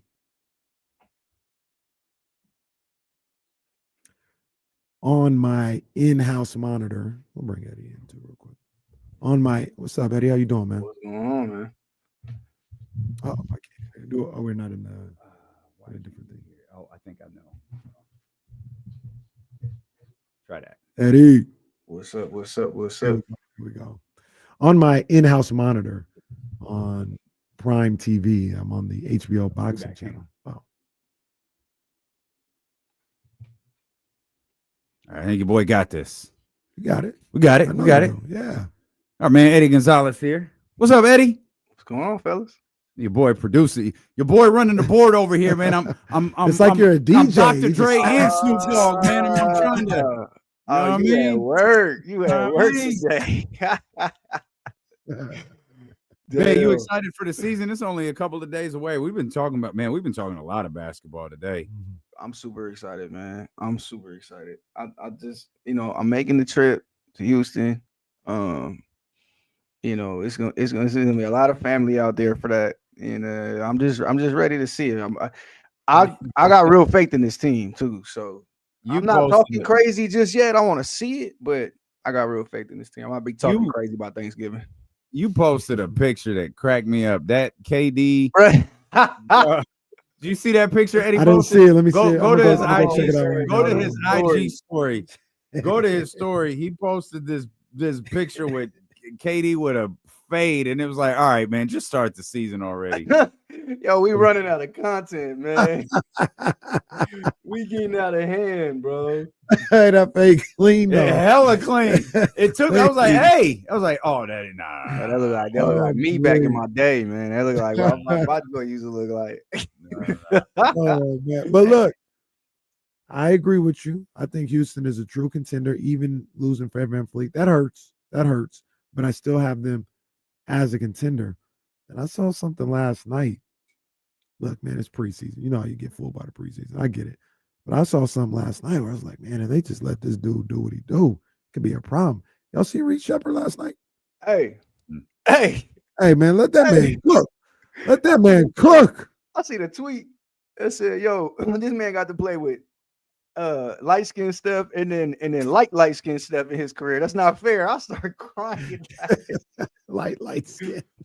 I was like, all right, buddy. Let Reed play a little bit. I want to see what he got.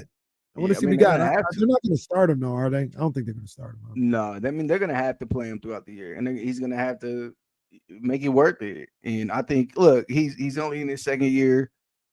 You could tell he's still getting a feel for the speed and the game, the program in general. But I think he's going to have his moments. I think he's also going to have the moments where it's like, Ime Doug is like, yes, it is why I want to play young kids. Get off my court. But he's going to have the moments like he had the other night. And there'll be a lot of open shots out there. With the way they're going to have to defend some of these dudes, there's going to be a lot of open shots out there, and he could take advantage of that.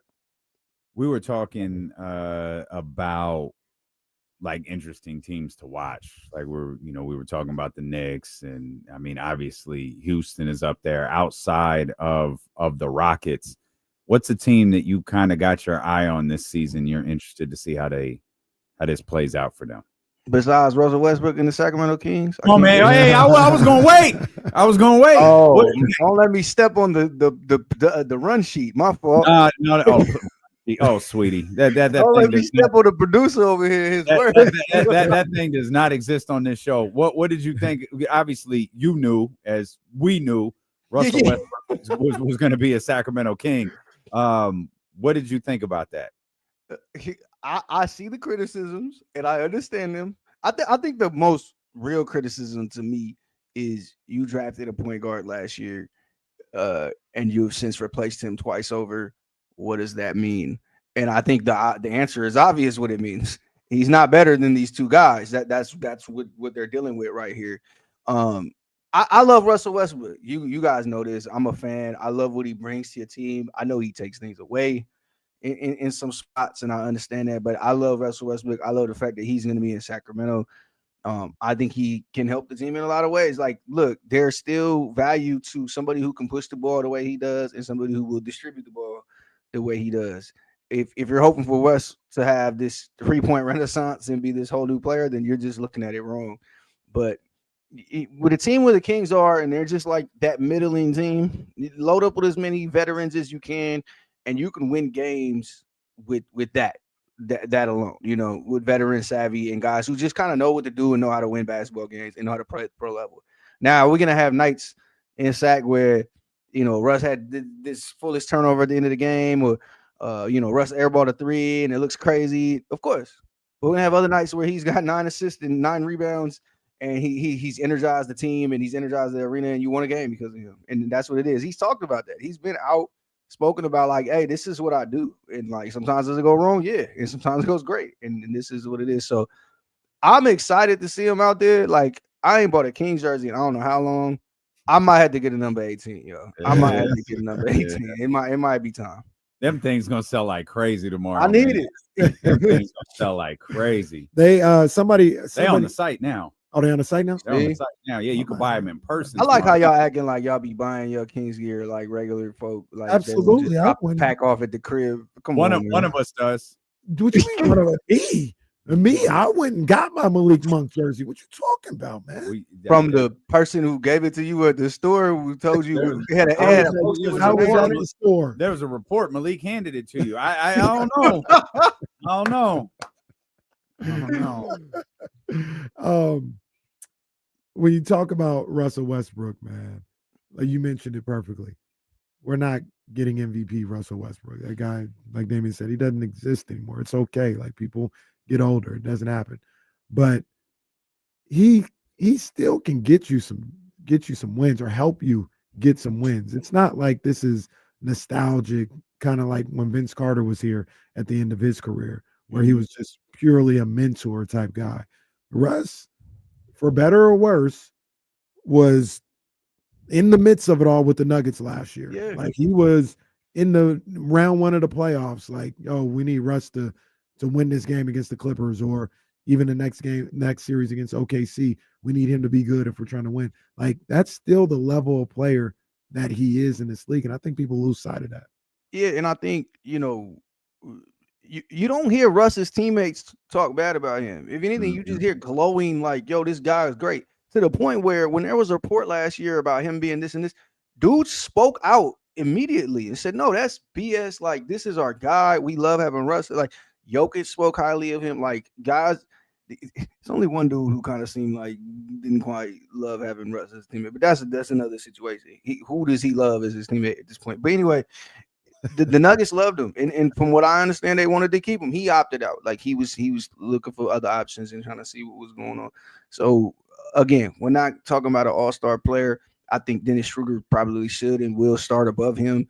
But I think this is a guy who's going to help your team on most nights. And then on other nights, much like your 8th and 9th player on any team, it might be some issues. But I think the guys will like him. I think there will be an energy when you get a great Russ game at home. And I love that. Like, honestly, like, again, I'm not lowering the bar necessarily, but I'm saying, like, knowing the reality of what this team is, this is great. Like, this is the type of stuff you need to put energy into these games. And I think, again, it'll be a fun season. It's not guaranteed, which is the report I seen today, which was fascinating. But I think he'll have a decent year with the guys, and I think Sacramento will love him. I heard one of the things I'm hearing, I'm actually kind of seeing it, and I wasn't familiar with it, but they saying Westbrook Hive is crazy. Oh yeah. I wasn't even really like tapped in, but they said Westbrook Hive is like top 5 hive in the league. Yo, I'm happy that Kevin and Russ have like publicly saluted and dapped it up and show love because now they leave me alone. I like Russ, guys. Don't bother me. I've always It was on Russ. your head. But yo, they are no joke. They are no joke. Don't say nothing too crazy about Russell Westbrook. Not only will they show up, but like his cousin will show up, his brother will show up. Like you'll be getting yelled at on spaces from 7 different people if you go a little too crazy with Russ. Oh, push too far, the missus will show up. Oh yeah, you talked about that article last year. They not playing. Pulled up. Yeah. I respect it. Like, hey, get it. That's the name of the game these days, man. You got to have your hive and your tribe and all that, and you're gonna have your little battle. But I love Russ. I've always respected what he does, and it's the energy he plays the game with. Like, how could you not love that? I love the video. I don't know if y'all remember this video, but Kyrie and Russ ran into each other before a Nets game. And he's like, oh, there go that legend. And then he's like, I see you. Like these are just these two dudes who just like, I love what they bring. And then a lot of people don't. But I'm like, how could you not love this energy these guys provide to basketball? I feel the same way. I just took a quick peek. I wish it was different. Just in case. The Sacramento Kings last game of the season is on the road. It's in Portland. The last home game for Sacramento is April 10th against the Golden State Warriors. I point that out because it is season 18. And even though we were more than confident he was going to play this year, I don't know what next year looks like for him. Right. But it looks like the last home game for Sacramento will be against the Golden State Warriors on April 10th. Yeah. The last game for Sacramento this season will be on the road in Portland. What you talking about, man? We going to Portland if we need to. You know what I mean? If we need to, we'll go to Portland. Yeah, I'll do that. Yeah, I'll do that. I'll go to Portland for that one. It's a quick Southwest flight. That's 90 easy. minutes. There's no, well, you said quick, not cheap, because I was about to say there's no such thing as a cheap Southwest flight. Oh yeah, flights, yo. Somebody I can't get flight for cheap. It's like $1,000 for 2 people to get to Vegas. Like, bro, what? That's an hour away, man. And I know y'all fly first class everywhere too, so it's like Eddie, business bust. When was the last time I flew anywhere? I don't know what you're talking about. You just went to Charlotte. That was like July.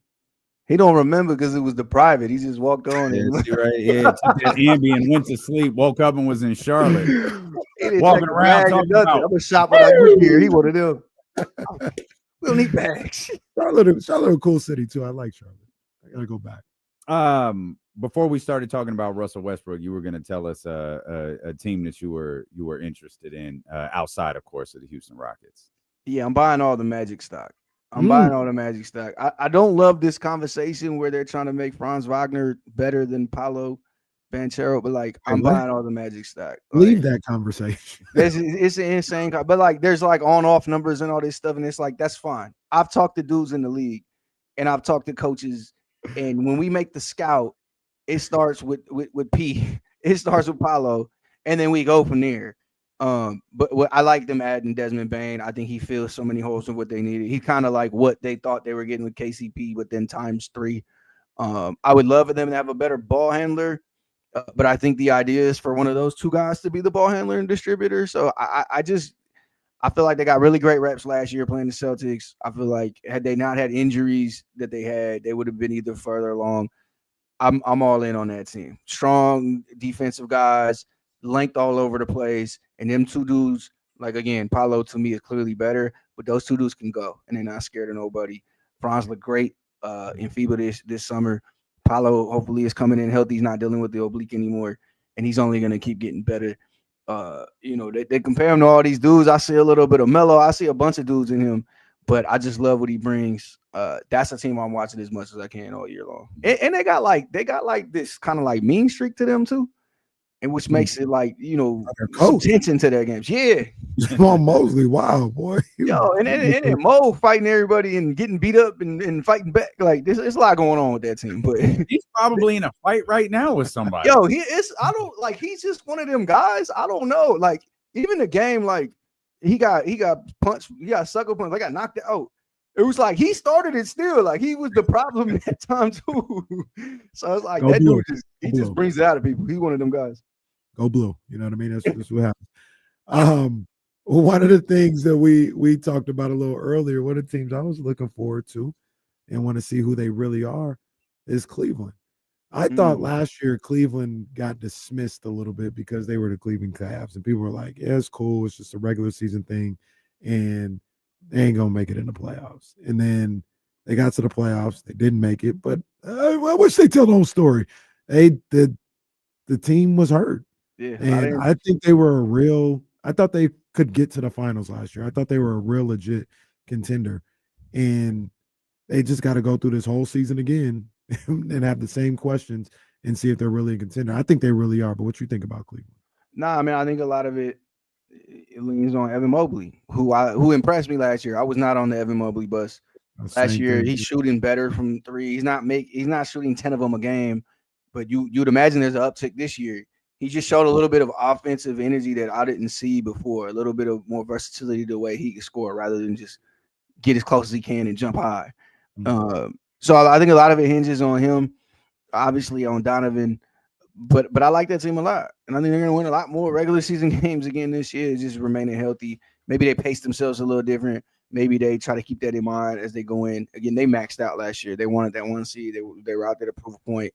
And, I'm not the biggest advanced numbers guys, but their offense numbers were off the chart all year long. So that's a tough team to deal with. I think we're now in that era, and you see it with the Rockets, you see it with a couple other teams, of the double bigs. And they were doing it earlier, and they were doing it better than everybody else. And the better Evan gets offensively, the more likely they can handle that. He can guard 5 positions. And once you have a Swiss Army knife like that, you can win every single night with that dude. So yeah, I'm betting high on them. Again, we talked about this last week. Like everybody's counting out the East and like, oh, the Knicks just won the East. It's over. The number 1 seed from the East last year is still right there, and they're healthy. I think there's a lot of dogs still on that Pacers team. And yeah, they're not gonna have Hallie this year, but they got some dudes on that team. My sneaky pick is the Boston Celtics. Is why clearly JT plans on playing again this year. So Tatum gonna play opening night. Like I don't know. Like so, if everybody thought the Knicks was just gonna run away with the East, I think they got another thing coming, and Cleveland's a huge part of that. I sorry, Dan. I felt bad for Donovan Mitchell last year. I'll never feel bad for him ever. Well, yeah, he's got a lot of good things going on in life. He's okay. Yeah, like, come on. But last year after they lost in the series to the Pacers, he just gets up to the podium and he says something to the effect is like, man, I may answer all your questions. I'm not gonna be a jerk, but it doesn't matter. Like we lost again. I lost again. Like I can't get past this second round. I lost again, and I'm gonna get back on the bike again next year and try again. But like nothing I say matters right now because I lost again. And it's one of the best players in the league for the past decade or close to it. And he's right. He hadn't even been to a conference finals yet, I don't think. And I want to see him, and I would have loved to see him last year if everybody was healthy. What he would be able to do because he was having an MVP caliber season last year, and I want to see what he can do, man. I want to see that dude win on the basketball court. He's winning in life, but I want to see him win on the basketball court as well, man, because he seemed like a stand-up dude, man, who gets it. He's one of them dudes. We're getting to that point where it's like put up or shut up with him, with his age and how long he's been in the league and the level of expectation and. People cite him as like a playoff riser, and a lot of that is built on the bubble and big performances in the bubble. It is time. It is time for if he's going to do it, if he's going to be that tier of player to do it. I think you look at what Shea did last year, and so you're looking at everybody in that age group, and you're saying, okay, JT has done it.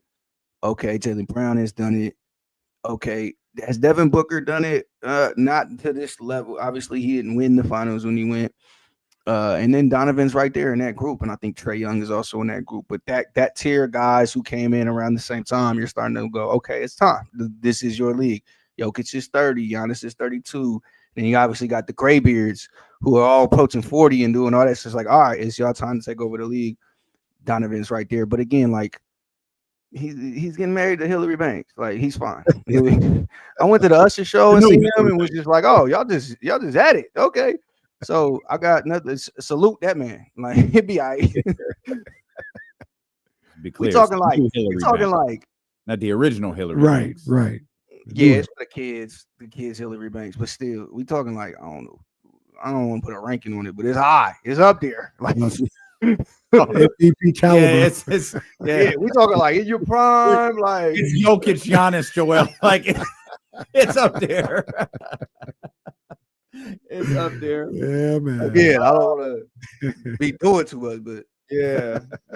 he all right. Yeah. Good on him. You brought up the Knicks a couple of times.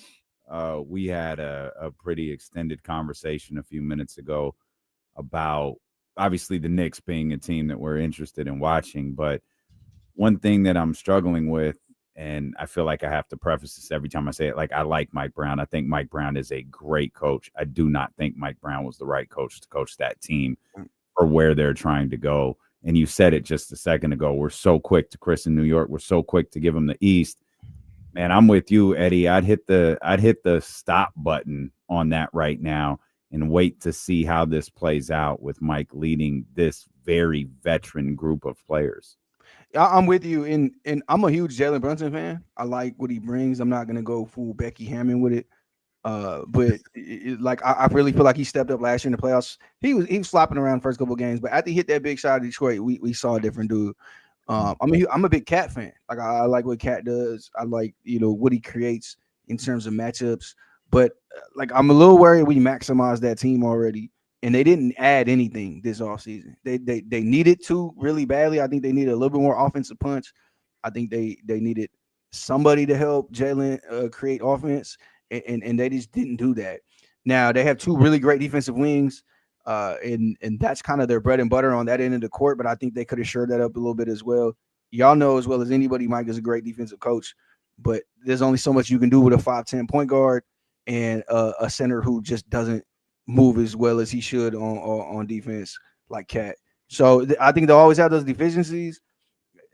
We might have just watched them max out last year, and things really broke for them. Like honestly, we thought they were the better team than the Pacers, and they couldn't handle that. I'm very curious what Mike changes. I'm very curious if he, if it's just if this is a culture thing or what. But from my understanding, like they wanted Jason Kidd really bad. Some of this is like was reported in the moment, couldn't get Jason Kidd. It seemed like all of the coaches they wanted to get, they couldn't get. It just seemed like an overzealous thing to get rid of the last coach and then just end up with Mike. And like you got to wonder what that was all about.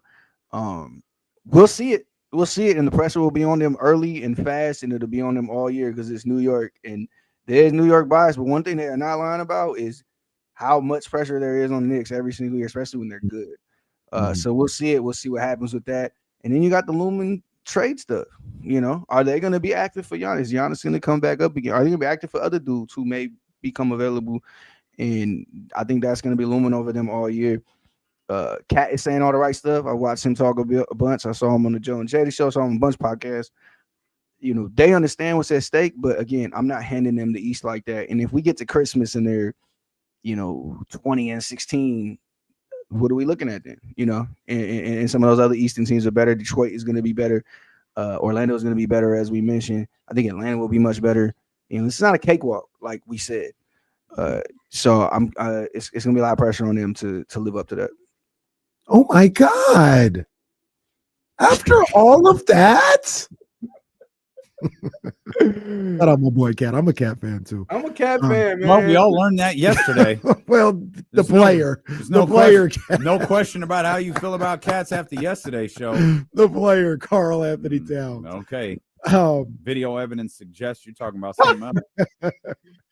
Hey, I normally wouldn't really care about the Lakers and what might go on with them, but I'm kind of fascinated about what they might look like without LeBron. This curveball with LeBron not being there, and how do you think that might go? Do you think they can maintain because Luka's there and everything, or is this roster kind of built for LeBron and Luka to carry them? And if one of them is gone, it could get dicey. I'm looking for the chaos of this because if they start bad, it's like, well, they need LeBron. They start good, it's like, do they need LeBron? But I think they will be fine. And this is getting closer to what a Luka team is supposed to look like. I think he's going to help DeAndre Ayton a ton. They got some growing pains they're going to have to deal with there. And I think LeBron will be back in due time, and they'll be fine. But funny enough, I don't think this is built to be a LeBron team. I think we're slowly getting it built to be a Luka team. But they're kind of like Philly for me. Like, I can only pay so much attention while they're not whole. I need to see the entire team before I feel like I know what I'm looking at.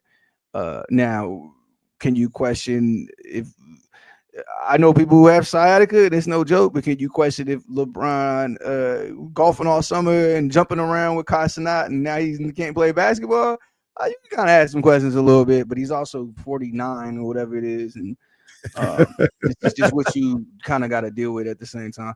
I didn't know Bronny was hurt, and so I've seen 18 graphics today of them both out for today. I was like, oh, all right. Oh, so, did Bronny play the other day? Yo, Bronny played the other day and didn't play the next day, and I'm like, yo, he need to play every game. He need all the reps he can get. Like, why he should be playing 48 minutes a night in the preseason? What are we looking at right here? But I have like some of the improvements I've seen from some of their guys in the preseason. I think they got Jared Vanderbilt healthy. Well, he was until he just got dinged up. I think Gabe Vincent has been looking good, and I think he'll be huge for them off the bench. So I like what they have there. Is Marcus Smart going to do anything? Well, who knows? He hasn't been able to put together a complete season in a few years. Again, LeBron is a question mark, as crazy as that sounds. And, but if they're healthy, they'll be right there in the thick of it. But I think this is the season where it's like, yo, we're going to get low managed LeBron more than ever this year. Isn't Marcus Smart dealing with Achilles situation that from day to day he doesn't know? Yeah. How work out. Damn, bro. I asked on Twitter when they signed him, like, yo, can he play enough games to matter? And I got screamed at for like 3 days. And now look. 3 days about Marcus Smart is crazy. The first reply was, can KD? I'm like, yo, did you just compare Kevin Durant to Marcus Smart? Like, yo, please leave me alone, bro. Like, we gotta find new material for me. Like, come on. You get yelled at every day. It don't matter what I say either. If I say I like dogs, they're gonna be screaming at me about cats. And it's like, all right. Well, speaking go of back dogs, and watch yesterday's show. I don't like. Speaking of dogs, I met Ali. Talk to you about cats. Well, you met Ali. Well, no, because for no reason. No, we were talking about crazy cats. Let him tell the story. No, for no reason whatsoever. You know that meme? You know that meme where it says nobody, and then Kenny. Yeah, that was the meme. Nobody, and then Kenny for some reason talked about a cat that he had that jumped up in the middle of the night and started licking his nipples. That's your boy, Eddie. We were talking about crazy cats. We were talking about that. That's not what we were talking about. Cats running around the house. Yeah, and he ran around the house in the middle of the night, sexually assaulting you at night. Not Eddie, that's your man. like how you reacted quickly, right? Like you would. Yes, what the hell? Get off of me! This cat's gotta go. How long before you was a visitor in his? This was a road game. No.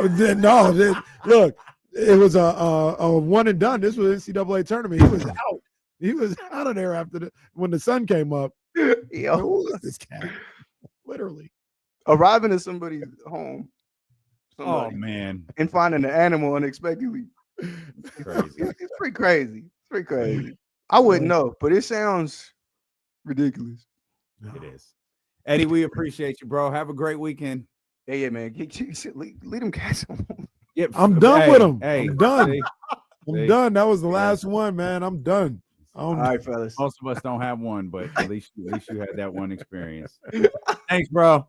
So, man, Eddie Gonzalez right there. Our brother. The next time we talk to Eddie, man, the season will be here. Yes, indeed. And we're not done talking hoops, man. Chris Haynes is going to be with us coming up in about 30 minutes here on Sacramento Sports Leader, ESPN 1320.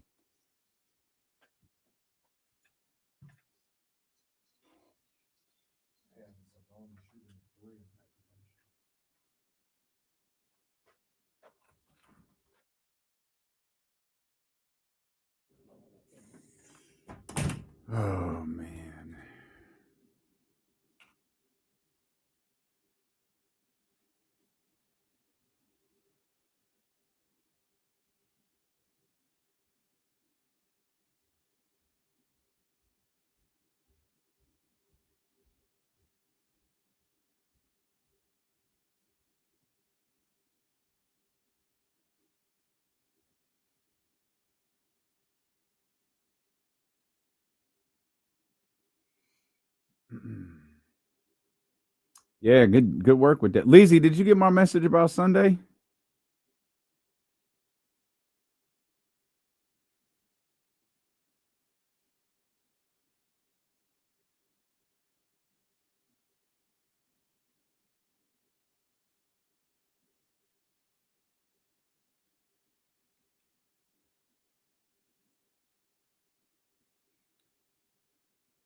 Oh, Tyler, what's going on in there?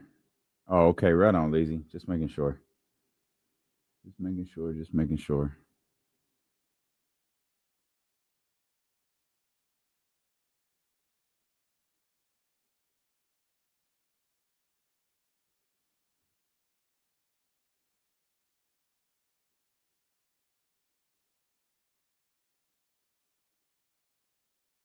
Yeah, Leezy been cooking. Yeah, so I'm with you, West Side Kings fans. We don't need no 7:30 starts. We do not need no 7:30 starts. And we sure as hell don't need no 8 o'clock starts. That's ridiculous. Ridiculous.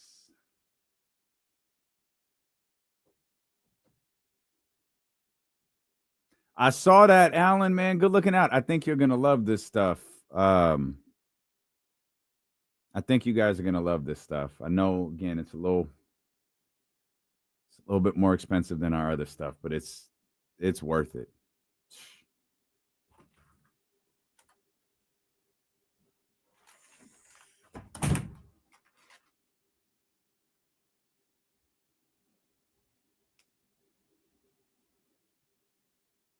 Ha!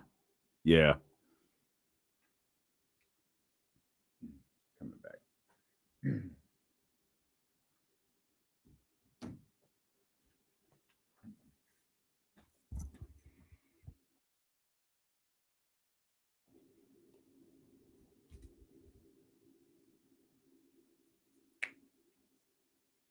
got to fix those rejoiners, man. It's so aggressive.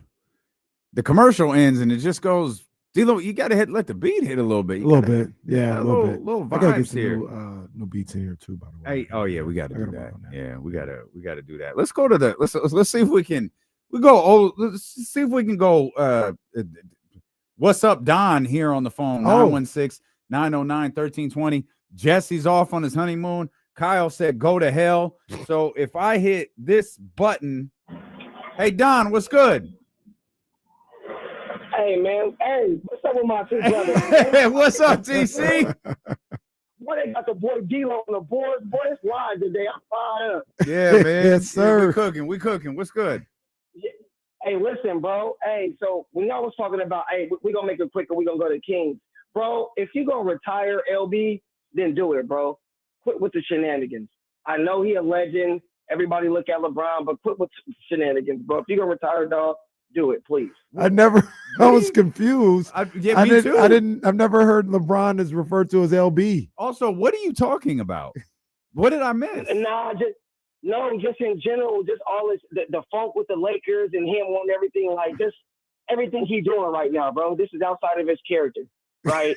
I know his character was the stirred thing, but I'm like, LeBron, bro, if you gonna retire, come out and let everybody know that everybody can do the farewell tour, start buying your jerseys and all that, bro. Quit with the shenanigans, bro. That's all I got, man. As far as the Kings, with Doug Christie, hey, D-Lo, and what about if Doug did that? If Doug was like, you know what? I'm so confident in myself and what I got going on. Y'all want to give me that contract? Let's map it out this way. Conspiracy theory, Kenny, like we always talk about. What if he said, hey, let's sign this contract and I'm going to prove myself. I know I'm going to be here, but I'm going to sign a 2+1 just to show everybody that I can turn this around and that I am a real coach. I've just been thinking about that. Okay. I know it don't work that way, but what if Doug was thinking that way? Well, you're right. We appreciate you, TC. Thank you. Have a great weekend, TC. You can get in on these phone lines if you want to, now that I know that I can work them. 916-909-1320. Yeah, that's not how it works, TC. Yeah. Like you said it yourself. Like, I know that's not how it works, but what if that's not how it works? I don't think that's how Doug negotiated the deal. Right. Like, this is the offer I have for you. I don't think that's how Clutch Sports negotiated this deal. This is the offer I have for you, Sacramento Kings. Yes. How about you let me prove? No.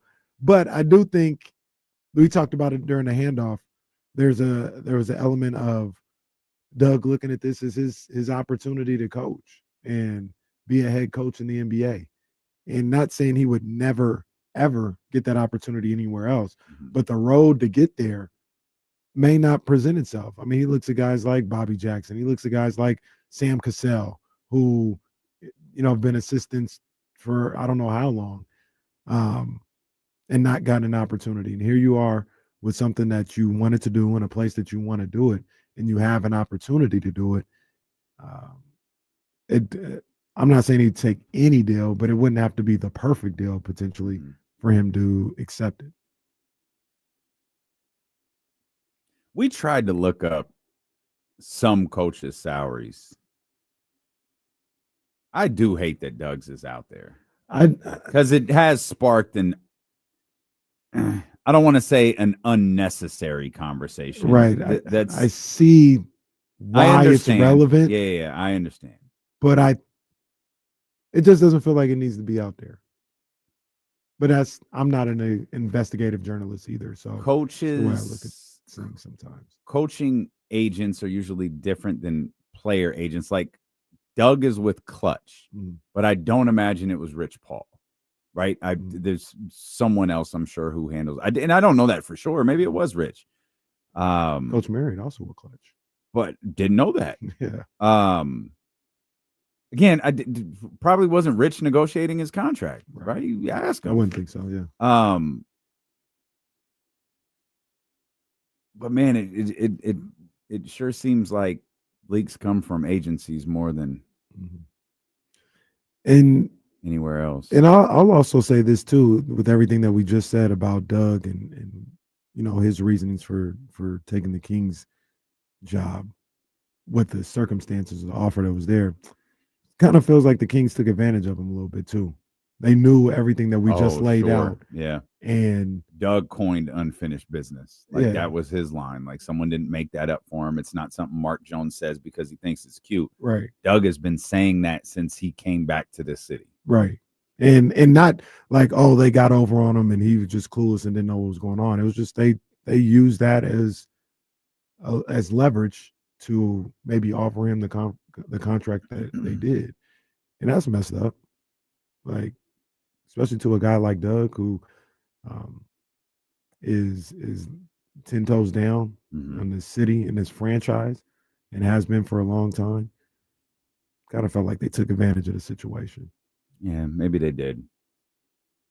And he signed it. Yeah, he signed it. I was thinking about something. Did you have some specific you wanted to say right now? No question mark. I was thinking this morning as I was making Ryan breakfast about something you said the other day about the Kings being team one. You said, I don't think they loved being team one. They loved winning and then the beam and everything else. Yeah. I think you're right. I think they didn't think this was going to go that way. But I was trying to think. I was like, did they really love Fox like that? Did they really love Domas like that? The one person, I think there's a player there's a player they love. Yeah. I think Malik was the one. Right. I think they love Fox because it was his moment. Right. It was his moment. 7 years they had been with them, and we got the I'm effing nice moment. We got the Orlando walk-off moment. We've got those moments that we were waiting for all of those years from De'Aaron that year. Right. It was kind of a culmination of 7 years that we've kind of been waiting for. But yeah, I wondered about that. I think they just loved the team. They loved the beam. They love saying beam team that it has that title. But actual individuals, I think they love Malik, and I think it was a return to relevancy, and it was a big deal. Like it was like, yeah, we're not that dumpster fire anymore. Like this is and I mean, if you had one more year at a higher clip instead of a 46-48, make it I don't want to say 48-50. I'll say 50, 51, 52. I think you would have that love. I think that this would now be a team that people loved. Right. But I don't think it was. The Tyler in the chatty house says playoff Fox was nice too. That's Absolutely. where I think they did Kings fans and the relationship between them and De'Aaron Fox went to another level in the playoffs. They, like you mentioned, if there would have been 1 or 2 more years of that, it would have been this. And they loved them on the way out as it is.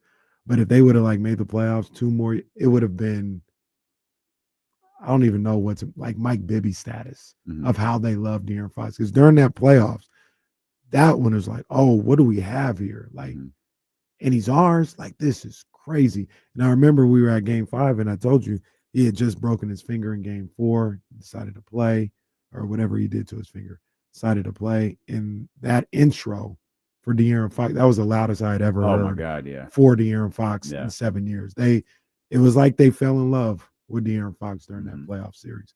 But yeah, I just wanted to give you a flowers, and that was a good point. I don't know. Fox, Monk, Sabonis, I think they love those players. But I think it was more the situation. I think it's yes, man. I don't know what other. I apologize. I don't know what other line to use because I'm not looking for the word like. Is it lust? you know what I mean? Because because the point we were making, or the point I was attempting to make yesterday, was how this team it doesn't feel like the bulk of the fan base loves this team in the arena, out of the arena, on social media, in life, in everyday encounters. It doesn't feel like they have that same feeling. And when you talk about love, obviously Doug, Bobby, those guys are always going to be mentioned. Chris, Mike, all of those guys are. I mean, Bobby has a permanent home here. But whether literally and figuratively, he has a permanent home in Sacramento. Doug, Mike, those guys, Chris, they can always come back to Sacramento and be treated, no pun intended, like kings. The same is true. God rest his soul, for Wayman Tisdale. That team was always those teams. Now we're further removed from them, so it's different. But for the people who grew up with them, they're always going to love those guys. To give you an example of what I'm talking about, Harry Giles gets one of the most absurd reactions I have ever heard from the Golden One Center today. If Harry Giles showed up at the Golden One Center 1 week from today, forget Russ, forget Domas, forget all of them. That would be the reaction of the night. Yeah. Harry was not good, and the teams he was on stunk. But for whatever reason, this fan base adored that young man. And I don't think there's a single player on this roster that they adore. Russell Westbrook fans adore Russell Westbrook. Me. I'll just say me. Right. It doesn't matter if he plays for Sacramento, Oakland. The man played for the Los Angeles Lakers. It did not faze me whatsoever because I appreciate the player that he is. Okay, Lake Show. But those are, that's not the first time you've said it. Okay. That's you, Lake Show. That's you. I didn't say it. But that's a player, right? That's a player that was not in my home market until yesterday. Watched him in OKC, watched him at UCLA. People were like, man, I bet you can't wait to meet Russell. I met Russell Westbrook his rookie year at the All-Star game. And it's just an appreciation I've had for him as a player. But outside, remove the hive or the stands or whatever you want to call it, that does not exist for a single player on this team. Yeah. And The tough thing is the really frustrating. I don't think whatever. It's going to sound like hate. I don't think that existed for De'Aaron. I do think there are players. I don't think De'Aaron is going to have that eternal love. Mm-hmm. I can't help but wonder if Tyrese is. There are a lot of Kings fans that are like Leezy. And maybe it's because they were frustrated. Maybe it's because they feel like Ty was wrong. Maybe they feel like their organization was wrong in that. Tyrese was wronged and the organization was wrong. I want to make the distinction between those two. Right. And they're like, I'm riding with him. I'm riding with Ty. That's what Leezy does. Leezy rides with Ty. I think there are a lot of Kings fans that love Tyrese Halliburton because they feel like the organization was wrong for trading him. Right. I don't know that they feel the same way about De'Aaron. Yeah, I think you're correct with that. And so I don't think you're not saying this. They don't hate not De'Aaron. at all. They just don't have the same type of feeling. He'll always De'Aaron will always have a place here that means a lot to people. But it's different than it's different than Harry Giles. Like, I don't know that De'Aaron would get a reaction in 10 years like Harry Giles gets. Why? I don't know. Right. But the reaction that Harry Giles got last year when he's sitting courtside with that big smile on his face, it's one of the it's a true, oh my God moment. That was one of the loudest pops of Game 7. Oh my God. When well, he was there. To be fair, there wasn't a lot of not a lot of opportunities. It wasn't different than Devin giving us that moment. It wasn't that much different. You know who, and we kind of talked about it a little bit, but who might be in that Wayman Tisdale, Bobby Jackson, Brad Miller, Harry Giles zone is Malik Monk. I think Malik Monk forever, and it's crazy because it's only been 4 years. From here on out, like if he keeps that house with all the acreage that he got, and he lives in Sacramento, and he retires, and he wants to come to Kings games, I think he will get that Brad Miller, Harry Giles love. It's a good point by Scout. DeMarcus gets that love too. If DeMarcus were courtside next Friday at the Golden One Center, it would be an absolutely absurd reaction. Yep. He would get that. But there's a lot of them, and the thought is there's a lot. That's just what Kings fans do. But when you actually break down that group, I don't think there's as many as we think that would get that type of love. The we'll put them in the just for fun, the Harry Giles group. Okay. I don't think there's as many as we probably think that would get that love. Well, a lot of the guys that you just named are in that group. Like that 2000s, the only group we've got to hold on to, they're probably all in that category, right? Yeah, even that's like 5 or 6 people though. Because Nick Anderson's not getting that love. No, of course not. Mitch probably isn't. I think Mitch does. I think Mitch gets it. It's been a little rocky, and he's left for a little while, and he does this TMC thing all the time. Yeah, that's why I don't think he gets it. But I think Mitch, for a lot of people, you're not gonna like this. Mitch was a lot of people's first favorite player, for sure. Ken Rudolph being one of them. Like he loves Mitch Richmond. I don't know what type of reaction Vlade will get. And you know I'm right. Yeah, no. Like he doesn't get the Harry Giles reaction. Yeah. I mean, Bobby does. Doug does.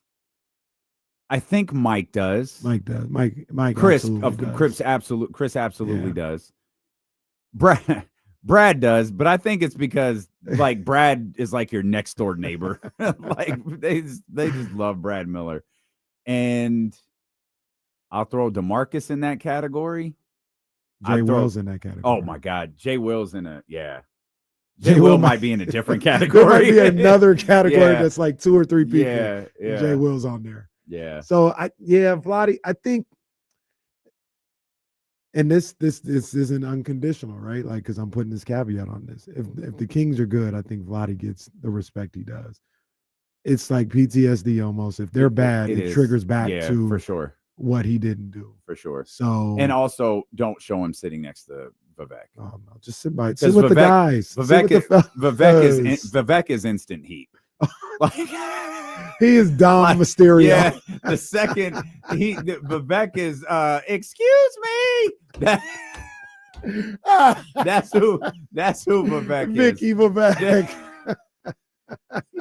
Absolute instant heat, going to garner a very negative reaction. Show Vlade, just show him next to Brad. Show him by himself. Just don't show him next to him, or for the love of God, don't show him next to her. The camera, oh my gosh. Just please no. Just set that man somewhere else. The camera guy, and in the house is Vlade Divac, and they're like, yay, and they sit next to Vivek, and Vivek keeps trying to get in, like, hey, and the camera keeps moving to get him out of the shot. Like, no, we don't want you in the shot. Boss, I hate to do this. Move. We don't want you in the shot. Hey, boss, I really hate to do this. Could you leave? We want to show Vivek, we want to show Vlade, and we don't really want the crowd to boo. So could you just go over there? I wonder if that'll ever change. Oh, Zabo's got a great idea. No, it won't. Someone AI Vivek in WWE. Oh my God. Hey, I don't know how to do that, but someone do it. Please, someone do it. Polo said Vivek is Hulk Hogan in LA. Oh my goodness. Oh, that's true. He ain't lying. That's true. He ain't lying. But no, Soren you guys bring up a good one. Meta. Ron. He gets love too. He does. It's probably a tier below some of those guys, but Ron is always Meta is always looked at very very, very fondly. Yeah. I wish I could have heard the games that Meta called for the Monarchs. I wasn't even here. He called games for the Sacramento Monarchs. I would have. I was always at the arena, so I never heard them. I would have been fascinated to hear those. They calls. were fire. If there are any tapes of those anywhere, please play them. Yeah. Oh, Mike Malone. That's a great point. Lizzie didn't mean to make that point. Show Michael Malone sitting courtside. That's an Austin 98 reaction. Austin 98 reaction. The guy had like a 25% winning percentage. Doesn't matter. Doesn't matter. Yeah, but he's right. He's right. But no, I thought about that more, and that's fascinating. Yeah, I think Malik is there, so I'll say Malik. I think Malik is on that level. Yeah. Ironically, I think this is a big year to solidify his place in that level. Do you think the trade conversation rumors? Do you think the trade rumors die if Malik is playing well to start the season, or do they amplify? I think they die if he's playing well and the team is winning at a considerable level. They don't have to be like superstars, but around 500. That's exactly what I thought. I wondered. I was thinking this morning, like, can Malik does this? I don't know if I don't know if Malik is I don't know if Malik is not in favor with the front office. It feels like it, but there's also the contract making a certain trade work and the particular player they were going after and how they were trying to make it work. Of course, there was the Detroit thing that we heard, very early in free agency with Dennis Schroeder, all of these different things. How can they make that work? And what really sparked this was I was trying to like write out an idea for us, but I couldn't write it. But the gist of it was, can Malik change the front office's mind? The problem is we don't know that the front office does. Again, contracts are often at play. Just simple dollar figures are at play. Right. The current construction of this roster is at play. And so it might not be as simple as like and doesn't like. Mm-hmm. It could be, far more detailed than that. Right. And so I kind of ultimately scrapped the idea, but I could reframe it as, does the conversation around Malik Monk change if he's playing well? And I think you're right. It's probably tied to them winning and how all of these guards kind of fit together. Yeah, I certainly hope so. Malik, when talking to Sean Cunningham yesterday, he mentioned something that I had thought about, but I hadn't even really spoke about because I just don't know how it works. But I promise, I was like, man, this could be fire. He was like, yeah, the idea of him and Westbrook playing together off the bench is like like twins, like Spider-Man meme. I was like, man, can you think of the energy on that court if you get those guys playing at the same time and running around and doing all this exciting stuff? It's high risk, high reward for both of them. But yeah, I think that could be electric if they get the opportunity to not only play, in the same second unit, but get some time to like work together with each other. I think that would be great. I forgot they played together in Los Angeles too. There's a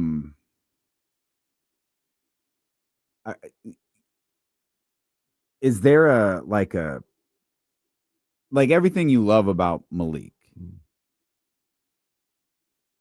You know, there's things that you love about Malik, and there's things that drive you nuts about Malik. The same is true for Russell Westbrook. So when it's hitting on all cylinders, those two on the floor would be really, really exciting. Yeah. And this is the high risk, high reward thing that you were talking about. Because if it's not, oh my God, instead of having one player skip the ball out of bounds, you have two. Well, so as long as they're not doing it at the same time, right. we're good. Well, you're screwed if they are. Oh, it's man. just over. Yeah, it's gonna look like the second quarter did on Wednesday. But you know why I think you're 100% right, but I think it also depends on the team that you have, because there's such a level of bland sounds disrespectful. That's not what I'm trying to be, but like just a stoic nature to that starting unit. I think two guys that infuse energy into or could infuse energy into a roster, into a team, and into an arena, I think might be needed with these guys that are in the starting unit right now. Because you think about the starting unit, especially when Keegan Murray comes back.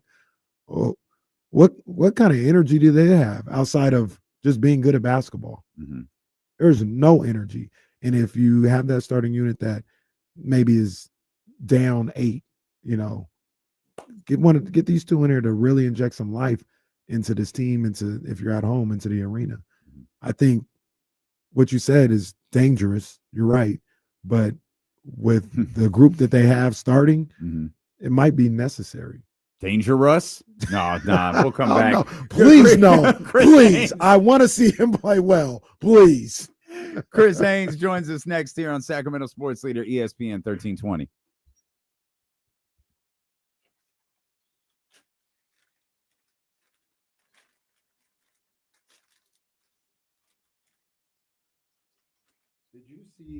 Did you see that Jordan book that they're coming out with? I don't think so. It's like one of those coffee table books for Jordan, celebrating 40 years of Jordans. Oh, Jordans. Okay. Mm-hmm. It's like the Virgil one that exactly. Yeah. Yep. They have two versions. They have they call the classic and the ultimate version. The classic is $123. Okay. The ultimate version is, I think, $1,500. Does Michael Jordan deliver it? Is it autographed? I think does it come with the lost and found? I think you get like there's like 2 or 3 differences, but one of the differences is you get like a page saver that has a Jordan like gonna need more than that, dog. Gonna need more than that, dog. It has like a Jordan medallion or something on it. Made of gold? I said, what? What the hell? Yeah, let me see. Oh, I'm sorry. I was wrong. The ultimate edition is actually $2,300, not $15. How many have you ordered? I haven't ordered any yet. I'm going to try to go the route of, hey, do you want to get this for me for Christmas? And it's the $123 one. Divided into 6 chapters to honor Jordan's 6 championship rings. The book brings to life how Jordan Brand, the company, and Jordan the man revolutionized design, reshaped business, dominated pop culture, remixed style, elevated athletics, and shaped a legacy that will last for generations. Definitely want the book. Just give me the classic, though. That's all we need. Let me text Chris Haynes. Make sure you got the link. Also, did you see, I tweeted this out. Did you see that, I think it was yesterday or maybe earlier this week, Deion Sanders held a practice for the players on his team that don't play that'll probably go to the transfer portal? I didn't. He said, he had a little speech for him. He's like, look, I know you don't play. I'm not naive enough to think that you guys are that everybody in this locker room is going to stay. Some of you guys are going to hop on the portal and you don't play a lot right now. I'm going to have a practice where we're going to film it. We're going to broadcast it. This is your day to put film out there that you can send to these schools that you might want to go to. And he was like, if some of you that are trying to stick it out, you're going to get film as well. And you can see how you practice and see like, maybe this is how you get better. But his whole thing was just like, look, I don't want you to just go out there in the transfer portal on your own with no film, nothing. This practice day is for you guys. You're going to play. We're going to record it. And if you show out, we'll cut up the film and you'll have it so you can send to the people that the places you want to go to. Okay. So That's I was cool. like, that's pretty dope, Deion. Russ is not playing tonight. He will be on the bench though.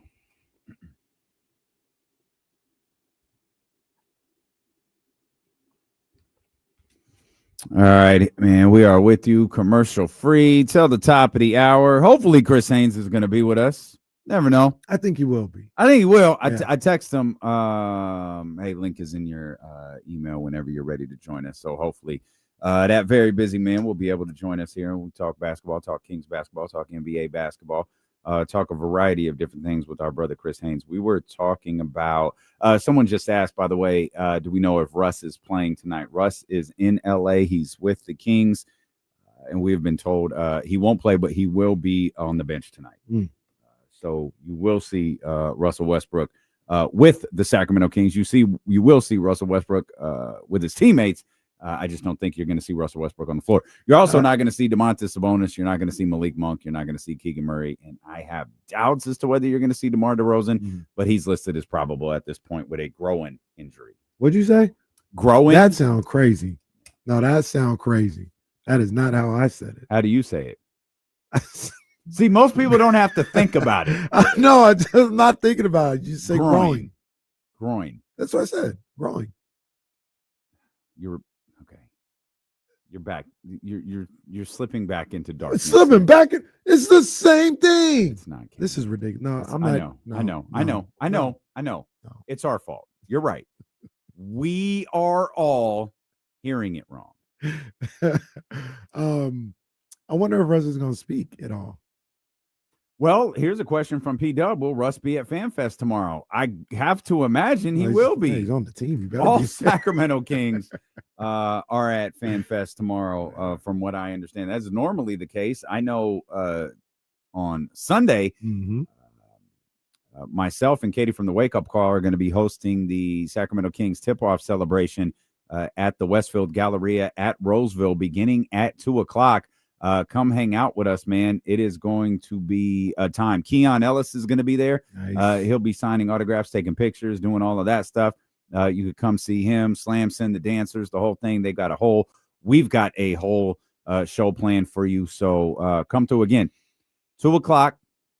It's called Center Court, the Westfield Galleria at Roseville, right inside the promenade. If you've ever been to like where Q1227 is, right by the Louis store, the Gucci store, walk in right there, make your way to the center, and that's where all of the festivities will be. That should help with your parking. They also said they're going to have some retailer pop-ups. Yes, sir. Which means they might have the Westbrook jersey there.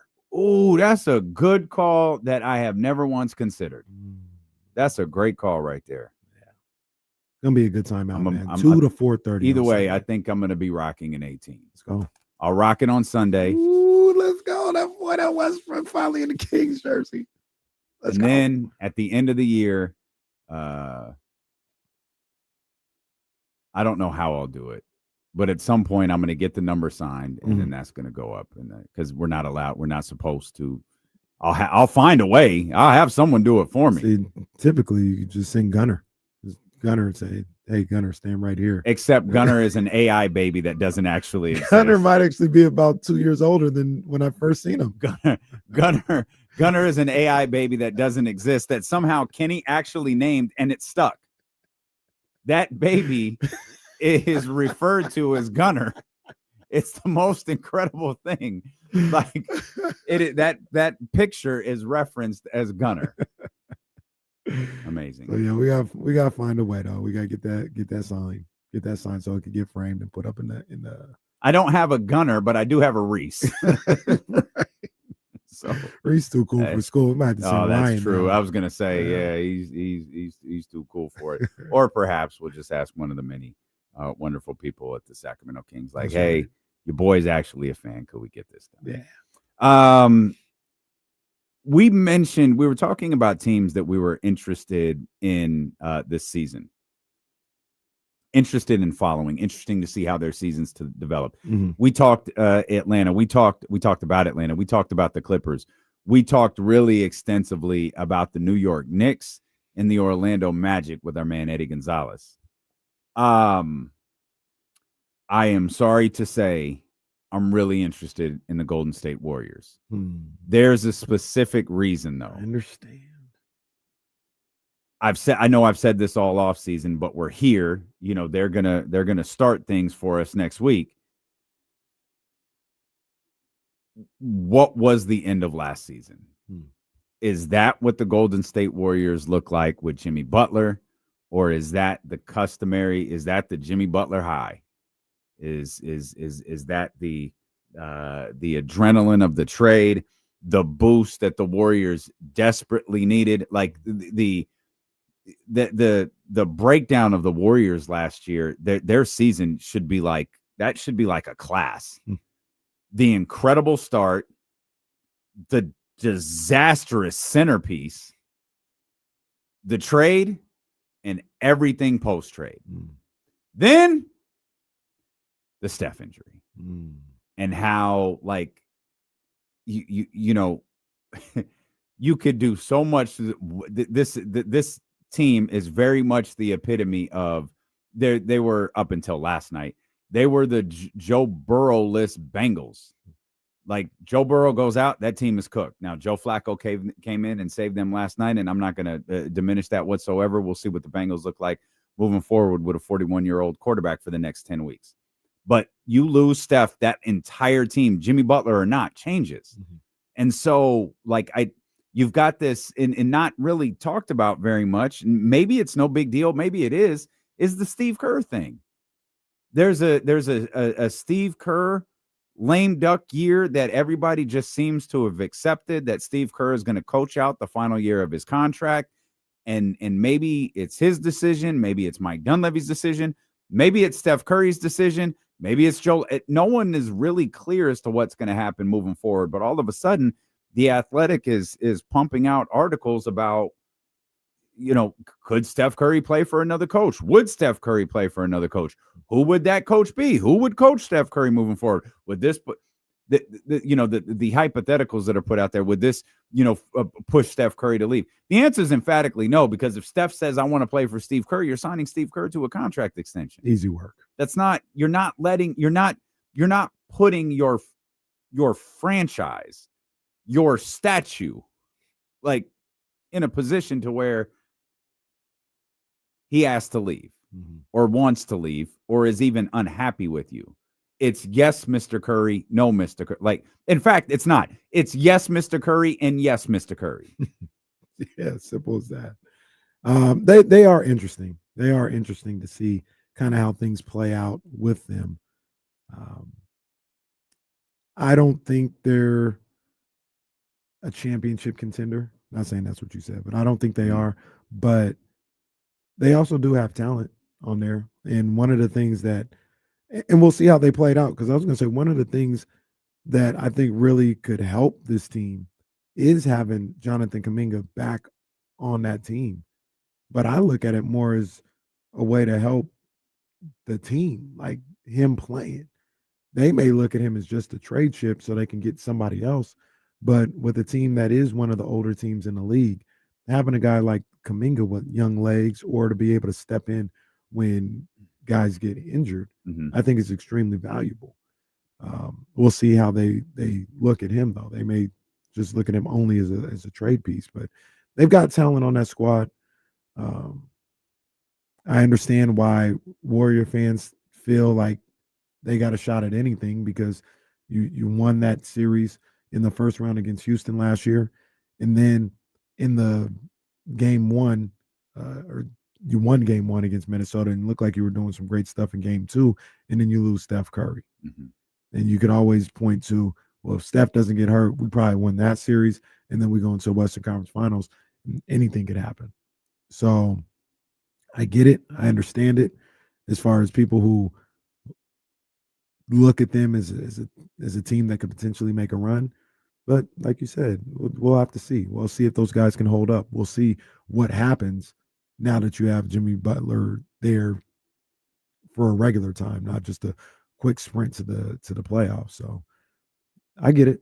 I understand. And that's the and that's the other part. Like having Jimmy Butler there for the full time. What's the full time? Because again, it is who was it? It was the Clippers that were the oldest team in the league. The Warriors were right there with them. Yeah. And so, you've had, Jimmy missed some time last year. There's just so many what ifs with the Golden State Warriors. The difference, between some of their, obviously there's what ifs with a lot of teams, but with Golden State, like what the what ifs with Sacramento may kind of center on, like, are they any good at all? The what ifs on the Golden State Warriors might, like, are they one of the final two teams in the conference? Right. Like that's the what ifs for them. Their what ifs are kind of similar, I think, to the Los Angeles Lakers. And I am far less interested in the Los Angeles Lakers.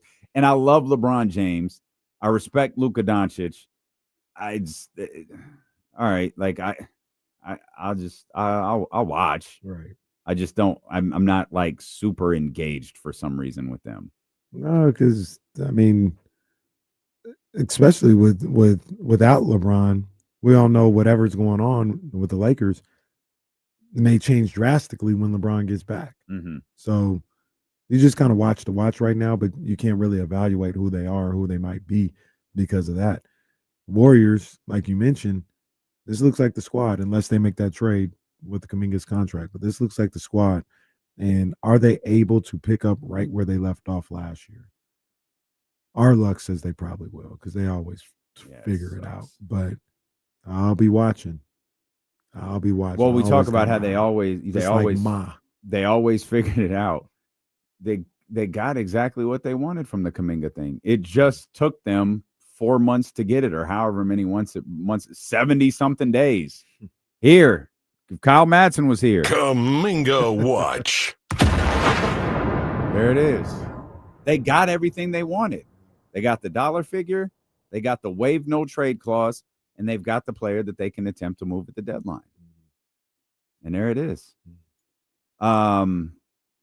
Last team that really caught my attention was the Bucks. I don't know if this Giannis thing is getting better or worse, or it's just indifferent. But that Shams article I thought was really weird. The conversation with the Knicks, and the fact that even if it was on a very minimal form, a discussion was had, which at the very least means the process has started, which means Giannis is okay with it. And it's like if you're in a relationship and it's like you're waiting for the next thing to go wrong before you leave the person, that relationship isn't going to succeed. Yeah. And it feels like Giannis is just waiting for the next thing to go wrong. And I think he's trying to babyface this thing to where it's like, the team's they've got to win. Mm-hmm. He's already said the team's got, hey, who knows if we're falling short and they trade me? Everyone's looking at him like, Giannis, what league are you in? Like, at the time, it had never happened before. Mm-hmm. Of course, it's since happened with Luka Doncic and the Dallas Mavericks, but prior to that, it never happened before. Mm-hmm. Like, people are still writing articles about Luka Doncic and the Dallas Mavericks because they're so stunned by it. Mm-hmm. Giannis is trying to babyface this thing, but the process has started, and you've got this situation. If it gets this far, where you get to the offseason, and they put, I think it's 4 and 275 in front of them, mm-hmm. that tells us everything. Yeah. The offer, the reaction, and what happened, that'll tell us everything. Yeah. Because the offer is going to be, if he's there, the offer is going to be there. The question is he going to sign it? And watching these guys on the court, like, things might not even have to go wrong, right? It's just like, they're just not good enough. Like, mm-hmm. no wrong move was made. Miles Turner's having a fine season. You did what you could, but you look around and you're in the play-in situation, if you're honest. So you could be looking at it, if you're him, as nothing's gone wrong, yet here I am with no chance whatsoever. Once again, what am I doing here? What are we doing here? And I just wonder if the trade deadline might be the time to do something for Giannis. Didn't they just sign his other brother? They did. What was oh no.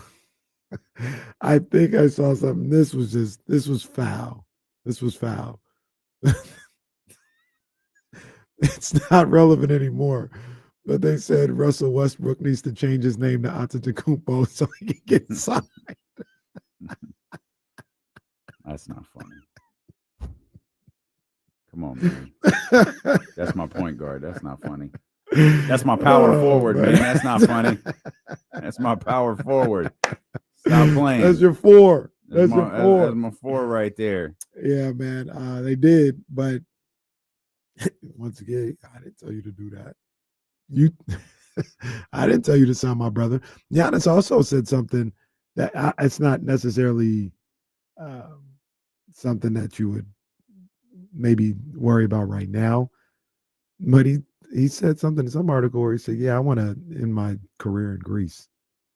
I don't want to end my career in the NBA. Mm-hmm. I'll finish my NBA career, and then I want to make sure I play at least 1 year in Athens or something like that. Yeah, he's doing a lot of like stance taking as to why he plays basketball. And one of them was, I play basketball to win.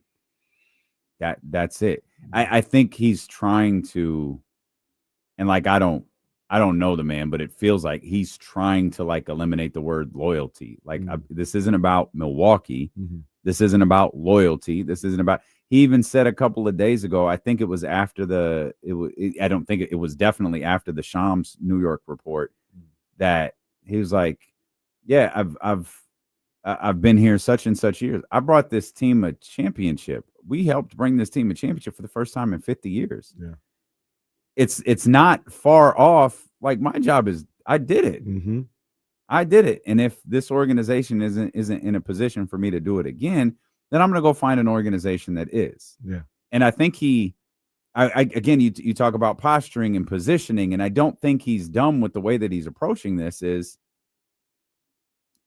LeBron went back to Cleveland after all of the vitriol he faced for going to Miami, mm-hmm. won a championship, and then left the hero. Yeah. But left. I think that's what Giannis is hoping for. Yeah. Is he can leave a hero. Yeah. And then he's trying to maybe soften the blow for everything that's going on. But to your original point, we all know how this is going to end. Now, look, if you're the Bucks, if you're Giannis, you may know where all this is going to end relatively soon, and just say, "Hey, I'm just going to wait until you literally say, trade me." Mm-hmm. I'm keep asking, because I know where this is going. But unless you say literally trade me, I'm not doing it right now. At least, like they'll get to a point where they have to work separately of Giannis saying that, because you want to make sure you get something back. You don't want to just let him go as a free agent or nothing like that. But right now, they're not there yet. Right now, they're like, unless you say those words to me, we got a game on Wednesday. Suit up, buddy. That could be where they're at. Interesting team to watch for. I also think maybe not one of the most or nothing like that, but I think the Nuggets are actually pretty interesting. This Nuggets team is probably they're not the best, but the most respect I've given a Nuggets team in this whole little tenure of Jokic. I think they're really good. I've always been like, yeah, Nuggets, all right. Like, yeah, they're good. They're the 1 seed. But I always thought they could be had. I think this Nuggets team is really good. I think this might be the best team they've had during this whole run. Mm-hmm. Talent-wise, they might be better than the championship team. Let's cross our fingers and go to the phones, because I'm pretty sure this is our brother Chris Haynes. Chris has no idea we're working without a producer today, so we're just on the fly. Chris, what's good? My guys, how y'all doing, man? What's up, big dog? Man, I'm hanging in there, man. I'm actually in my hometown of Fresno. Had to come down here for a funeral. My childhood pastor passed away. He was late 80s, so it was around that time. So we just good time getting to see everybody. Yes, sir, man. I'm sorry for your loss, man. Shout out to the 559 as well, always. And appreciate you, bro. Yeah, we appreciate you making time for us. It's funny you talking about Fresno, because we was just talking about Giannis. So, what y'all trying to get Giannis to Sacramento? What y'all doing, man? Well, we're always trying to get Giannis to Sacramento if he wants to come. We were trying to get Russ to Sacramento, and we were successful in that regard. I saw, man. Look, I saw you retweeting, taking your victory lap. You were retweeting some tweets you had back from July 2nd, man. So go ahead and get your victory lap on, man. No, you got the next coming, not the next coming, but you probably got the next best version of Giannis in Russell. So I gotta give you props. Hey, this man Chris Haynes speak the truth right there. Here we go. This man Chris Haynes speak the truth right there. Okay, so for real quick, we get to Giannis in a minute, but we're talking Kings basketball here. You were one of the people that were all over this story. What do you think about Russ, Sacramento, the fit, and what this upcoming year looks like? So listen, I knew, obviously we all knew that there at some point, we thought he would end up, with the Sacramento Kings. I initially would probably say back in May, I thought it would be, much sooner, earlier during free agency. But I knew they were trying to make some moves. I knew there were some other moves that they were on the horizon that was going to dictate when, not if, but when Westbrook became a member of the Sacramento Kings.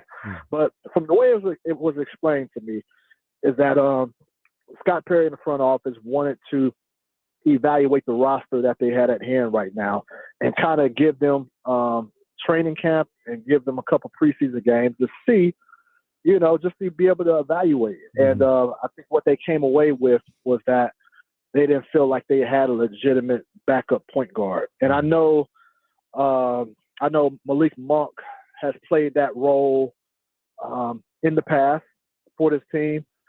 But, with this move being made now, I think it's clearly that you can see that they don't believe that he's best suited for that role. And so, that's why Russ was brought in right now. He's somebody who I know was staying in tip-top shape. He doesn't need a training camp to come in and make an impact. So he'll hit the gun. He'll hit the court running. But I do want to see, because this team is guard heavy, so somebody's going to be left out.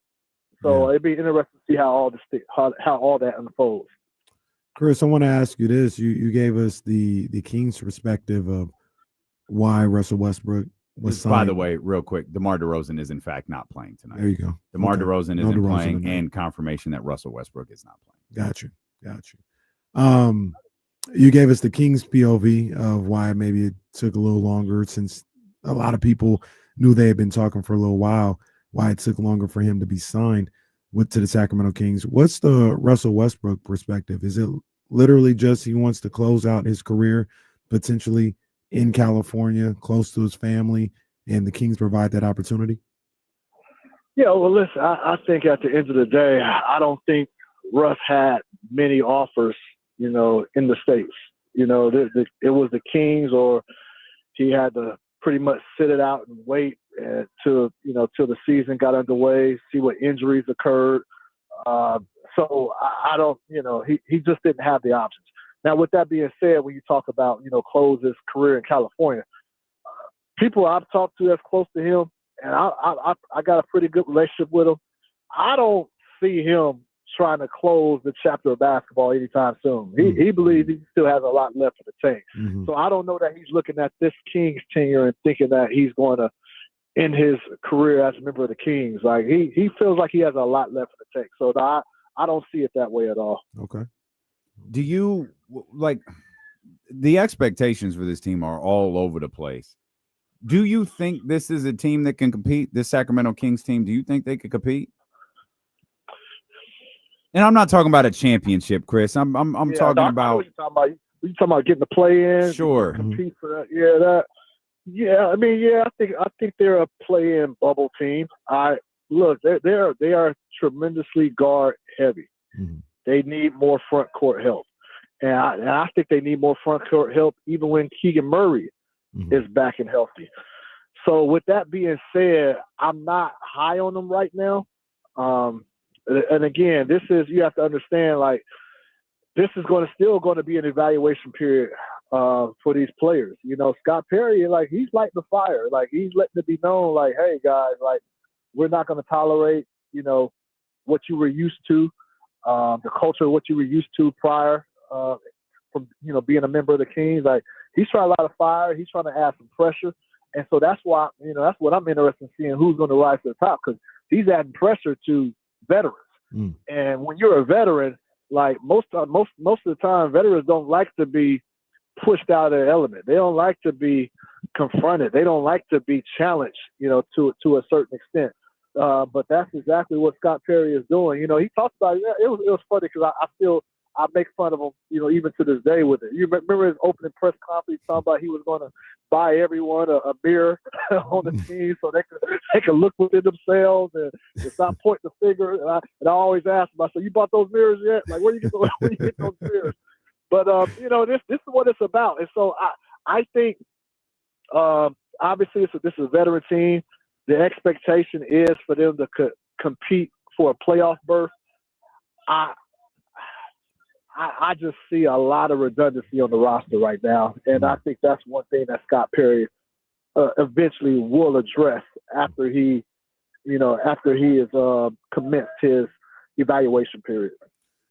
Chris, do us a favor here and give us a little bit more insight to what the situation is potentially with the Kings and Malik Monk. And I say that because all summer long we heard him in trade rumors. We heard things about the trade market being down for Malik Monk or non-existent. Where, to the best of your knowledge, where does that relationship stand with the Kings and Malik Monk as of today? No, they have a great relationship. I think one thing, not just Malik Monk, but all the players, they respect that Scott Perry is transparent with them and he's upfront with them. That's all. As a professional, that's all you can ask. Like, you can't. You can't expect for everyone to like you. You can't expect for everyone to, want to play you. But or even if you're on the trade market, Scott is the type of guy. But Scott is the type of guy. He's going to let them know, like, okay, yeah, we are kind of looking to move you and things like that. Now, I haven't heard anything concrete on if Malik is on the trading block. But listen, man, everybody has to be. Somebody look. We'll start to see this first couple of weeks. It's going to become clear who is the odd man out, and that's going to tell us a lot as far as the direction of the Kings and what they're looking to do. Malik Monk, his trade value, there's value. There's value in Malik. He's definitely one of the best 6-man in the league, and you put him on the right team, he can definitely be a nice contributor as a starter.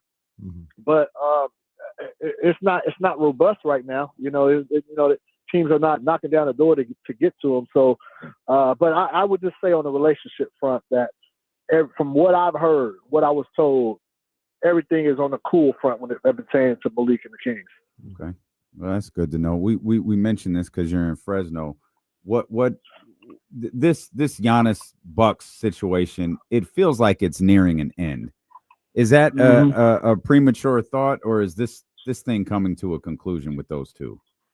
Well, it all depends on, how the Bucks fare. If, Giannis is going to give them an opportunity to prove, give the Bucks an opportunity, I should say, to prove that this squad, as a symbol right now, is a legitimate title contender. I don't know that that's the case. I know that the East, you can pretty much make a run. The East right now with a string of injuries to guys on top teams out there. And so maybe you can make a run, but, the West is where it's at. This is what I will say, knowing obviously people know that, my relationship with Giannis is his wife is my cousin from Fresno here. What I do know is this, is that Giannis, his family, they moved out of Milwaukee, right? So he's in Milwaukee. So what I do know is Giannis, a lot of times when teams, even your home team, when they're trying to convince you to stay or when other teams are trying to get you to come over there, they'll always throw the family dynamic in your face. Like, right, like we have a family culture here. Your kids will love it here. Your wife will do this. Your brother will do that.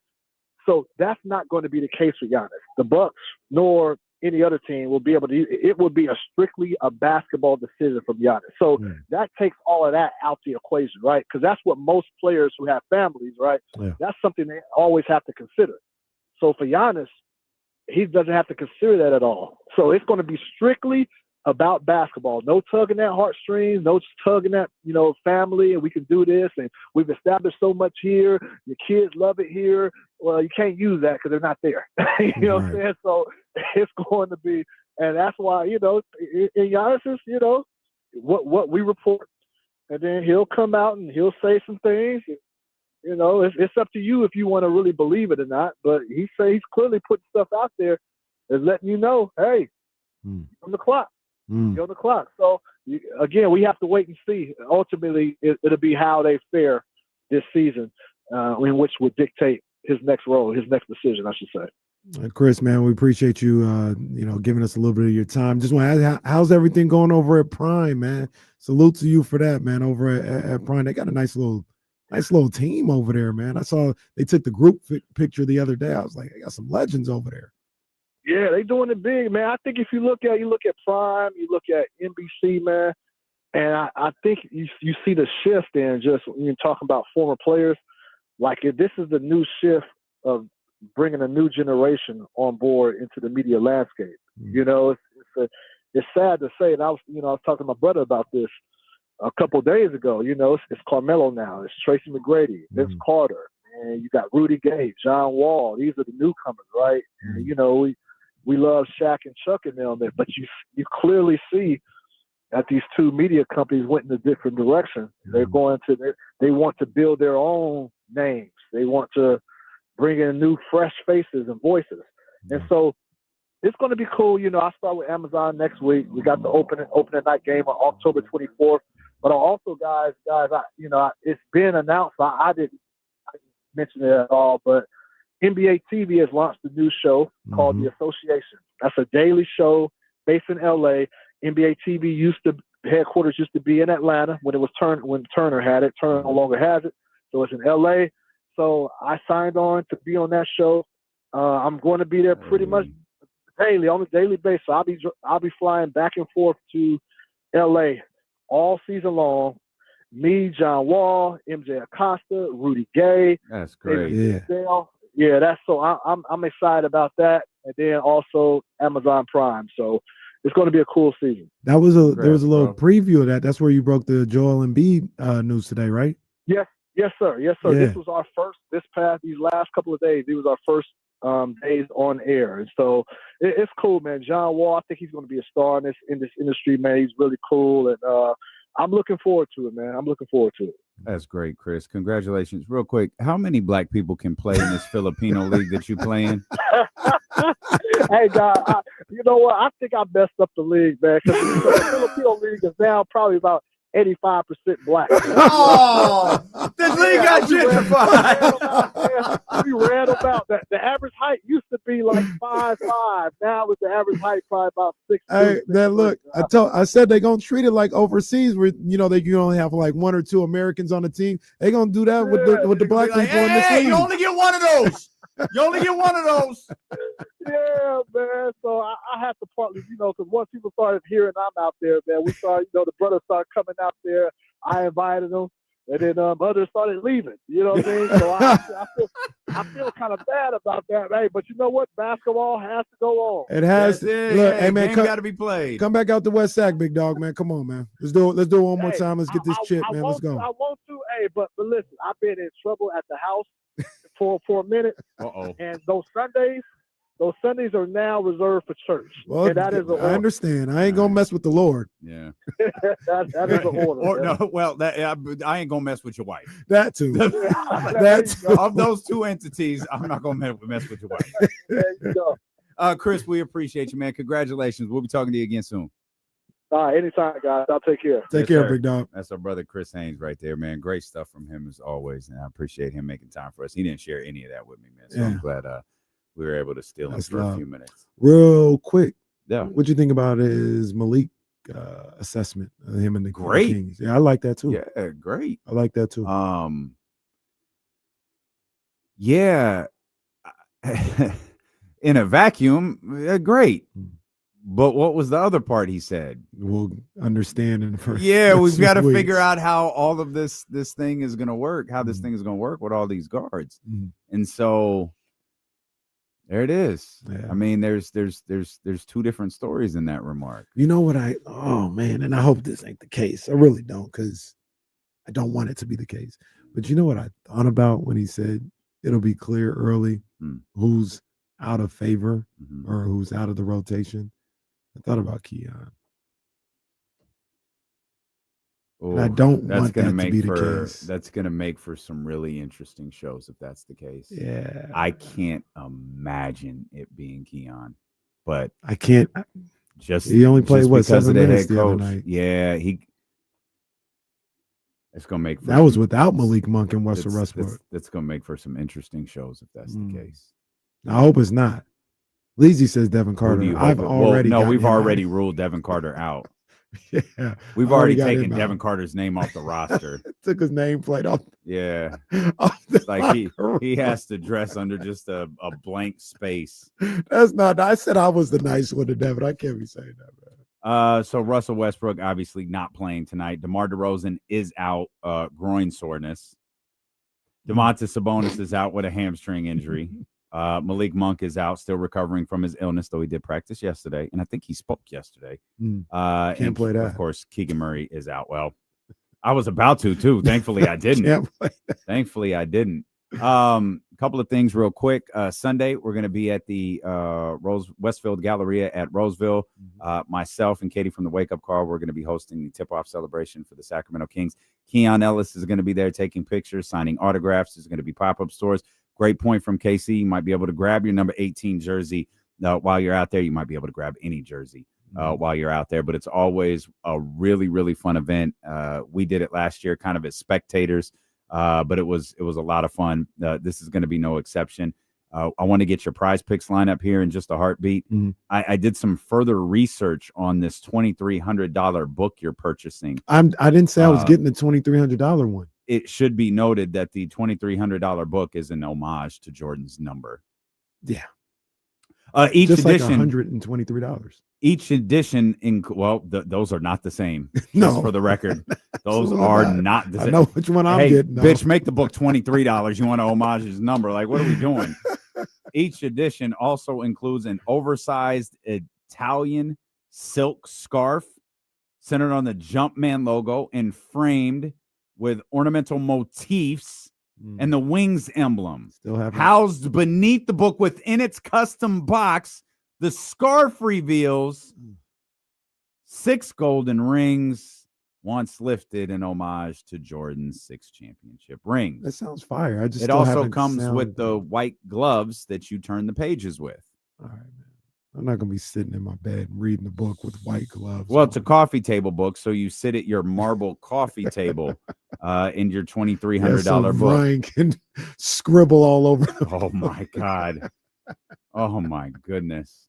What do we got jumping off for Prize Picks? Well, I will have my Niners and Raiders separate lineups. Maybe just do one of those. All right. Well, no, I got to show the Raiders some love too. So I'll have separate lineups throughout the weekend. I'll probably have a college football one as well. You can follow along on my socials, but you need to download the Prize Picks app. Put in the promo code KIFM. You get $50 towards your first $5 lineup. That is promo code KIFM to get $50 towards your first $5 lineup. Go to prizepicks.com for more details. You must be present in certain states. Prize Picks, it's good to be right.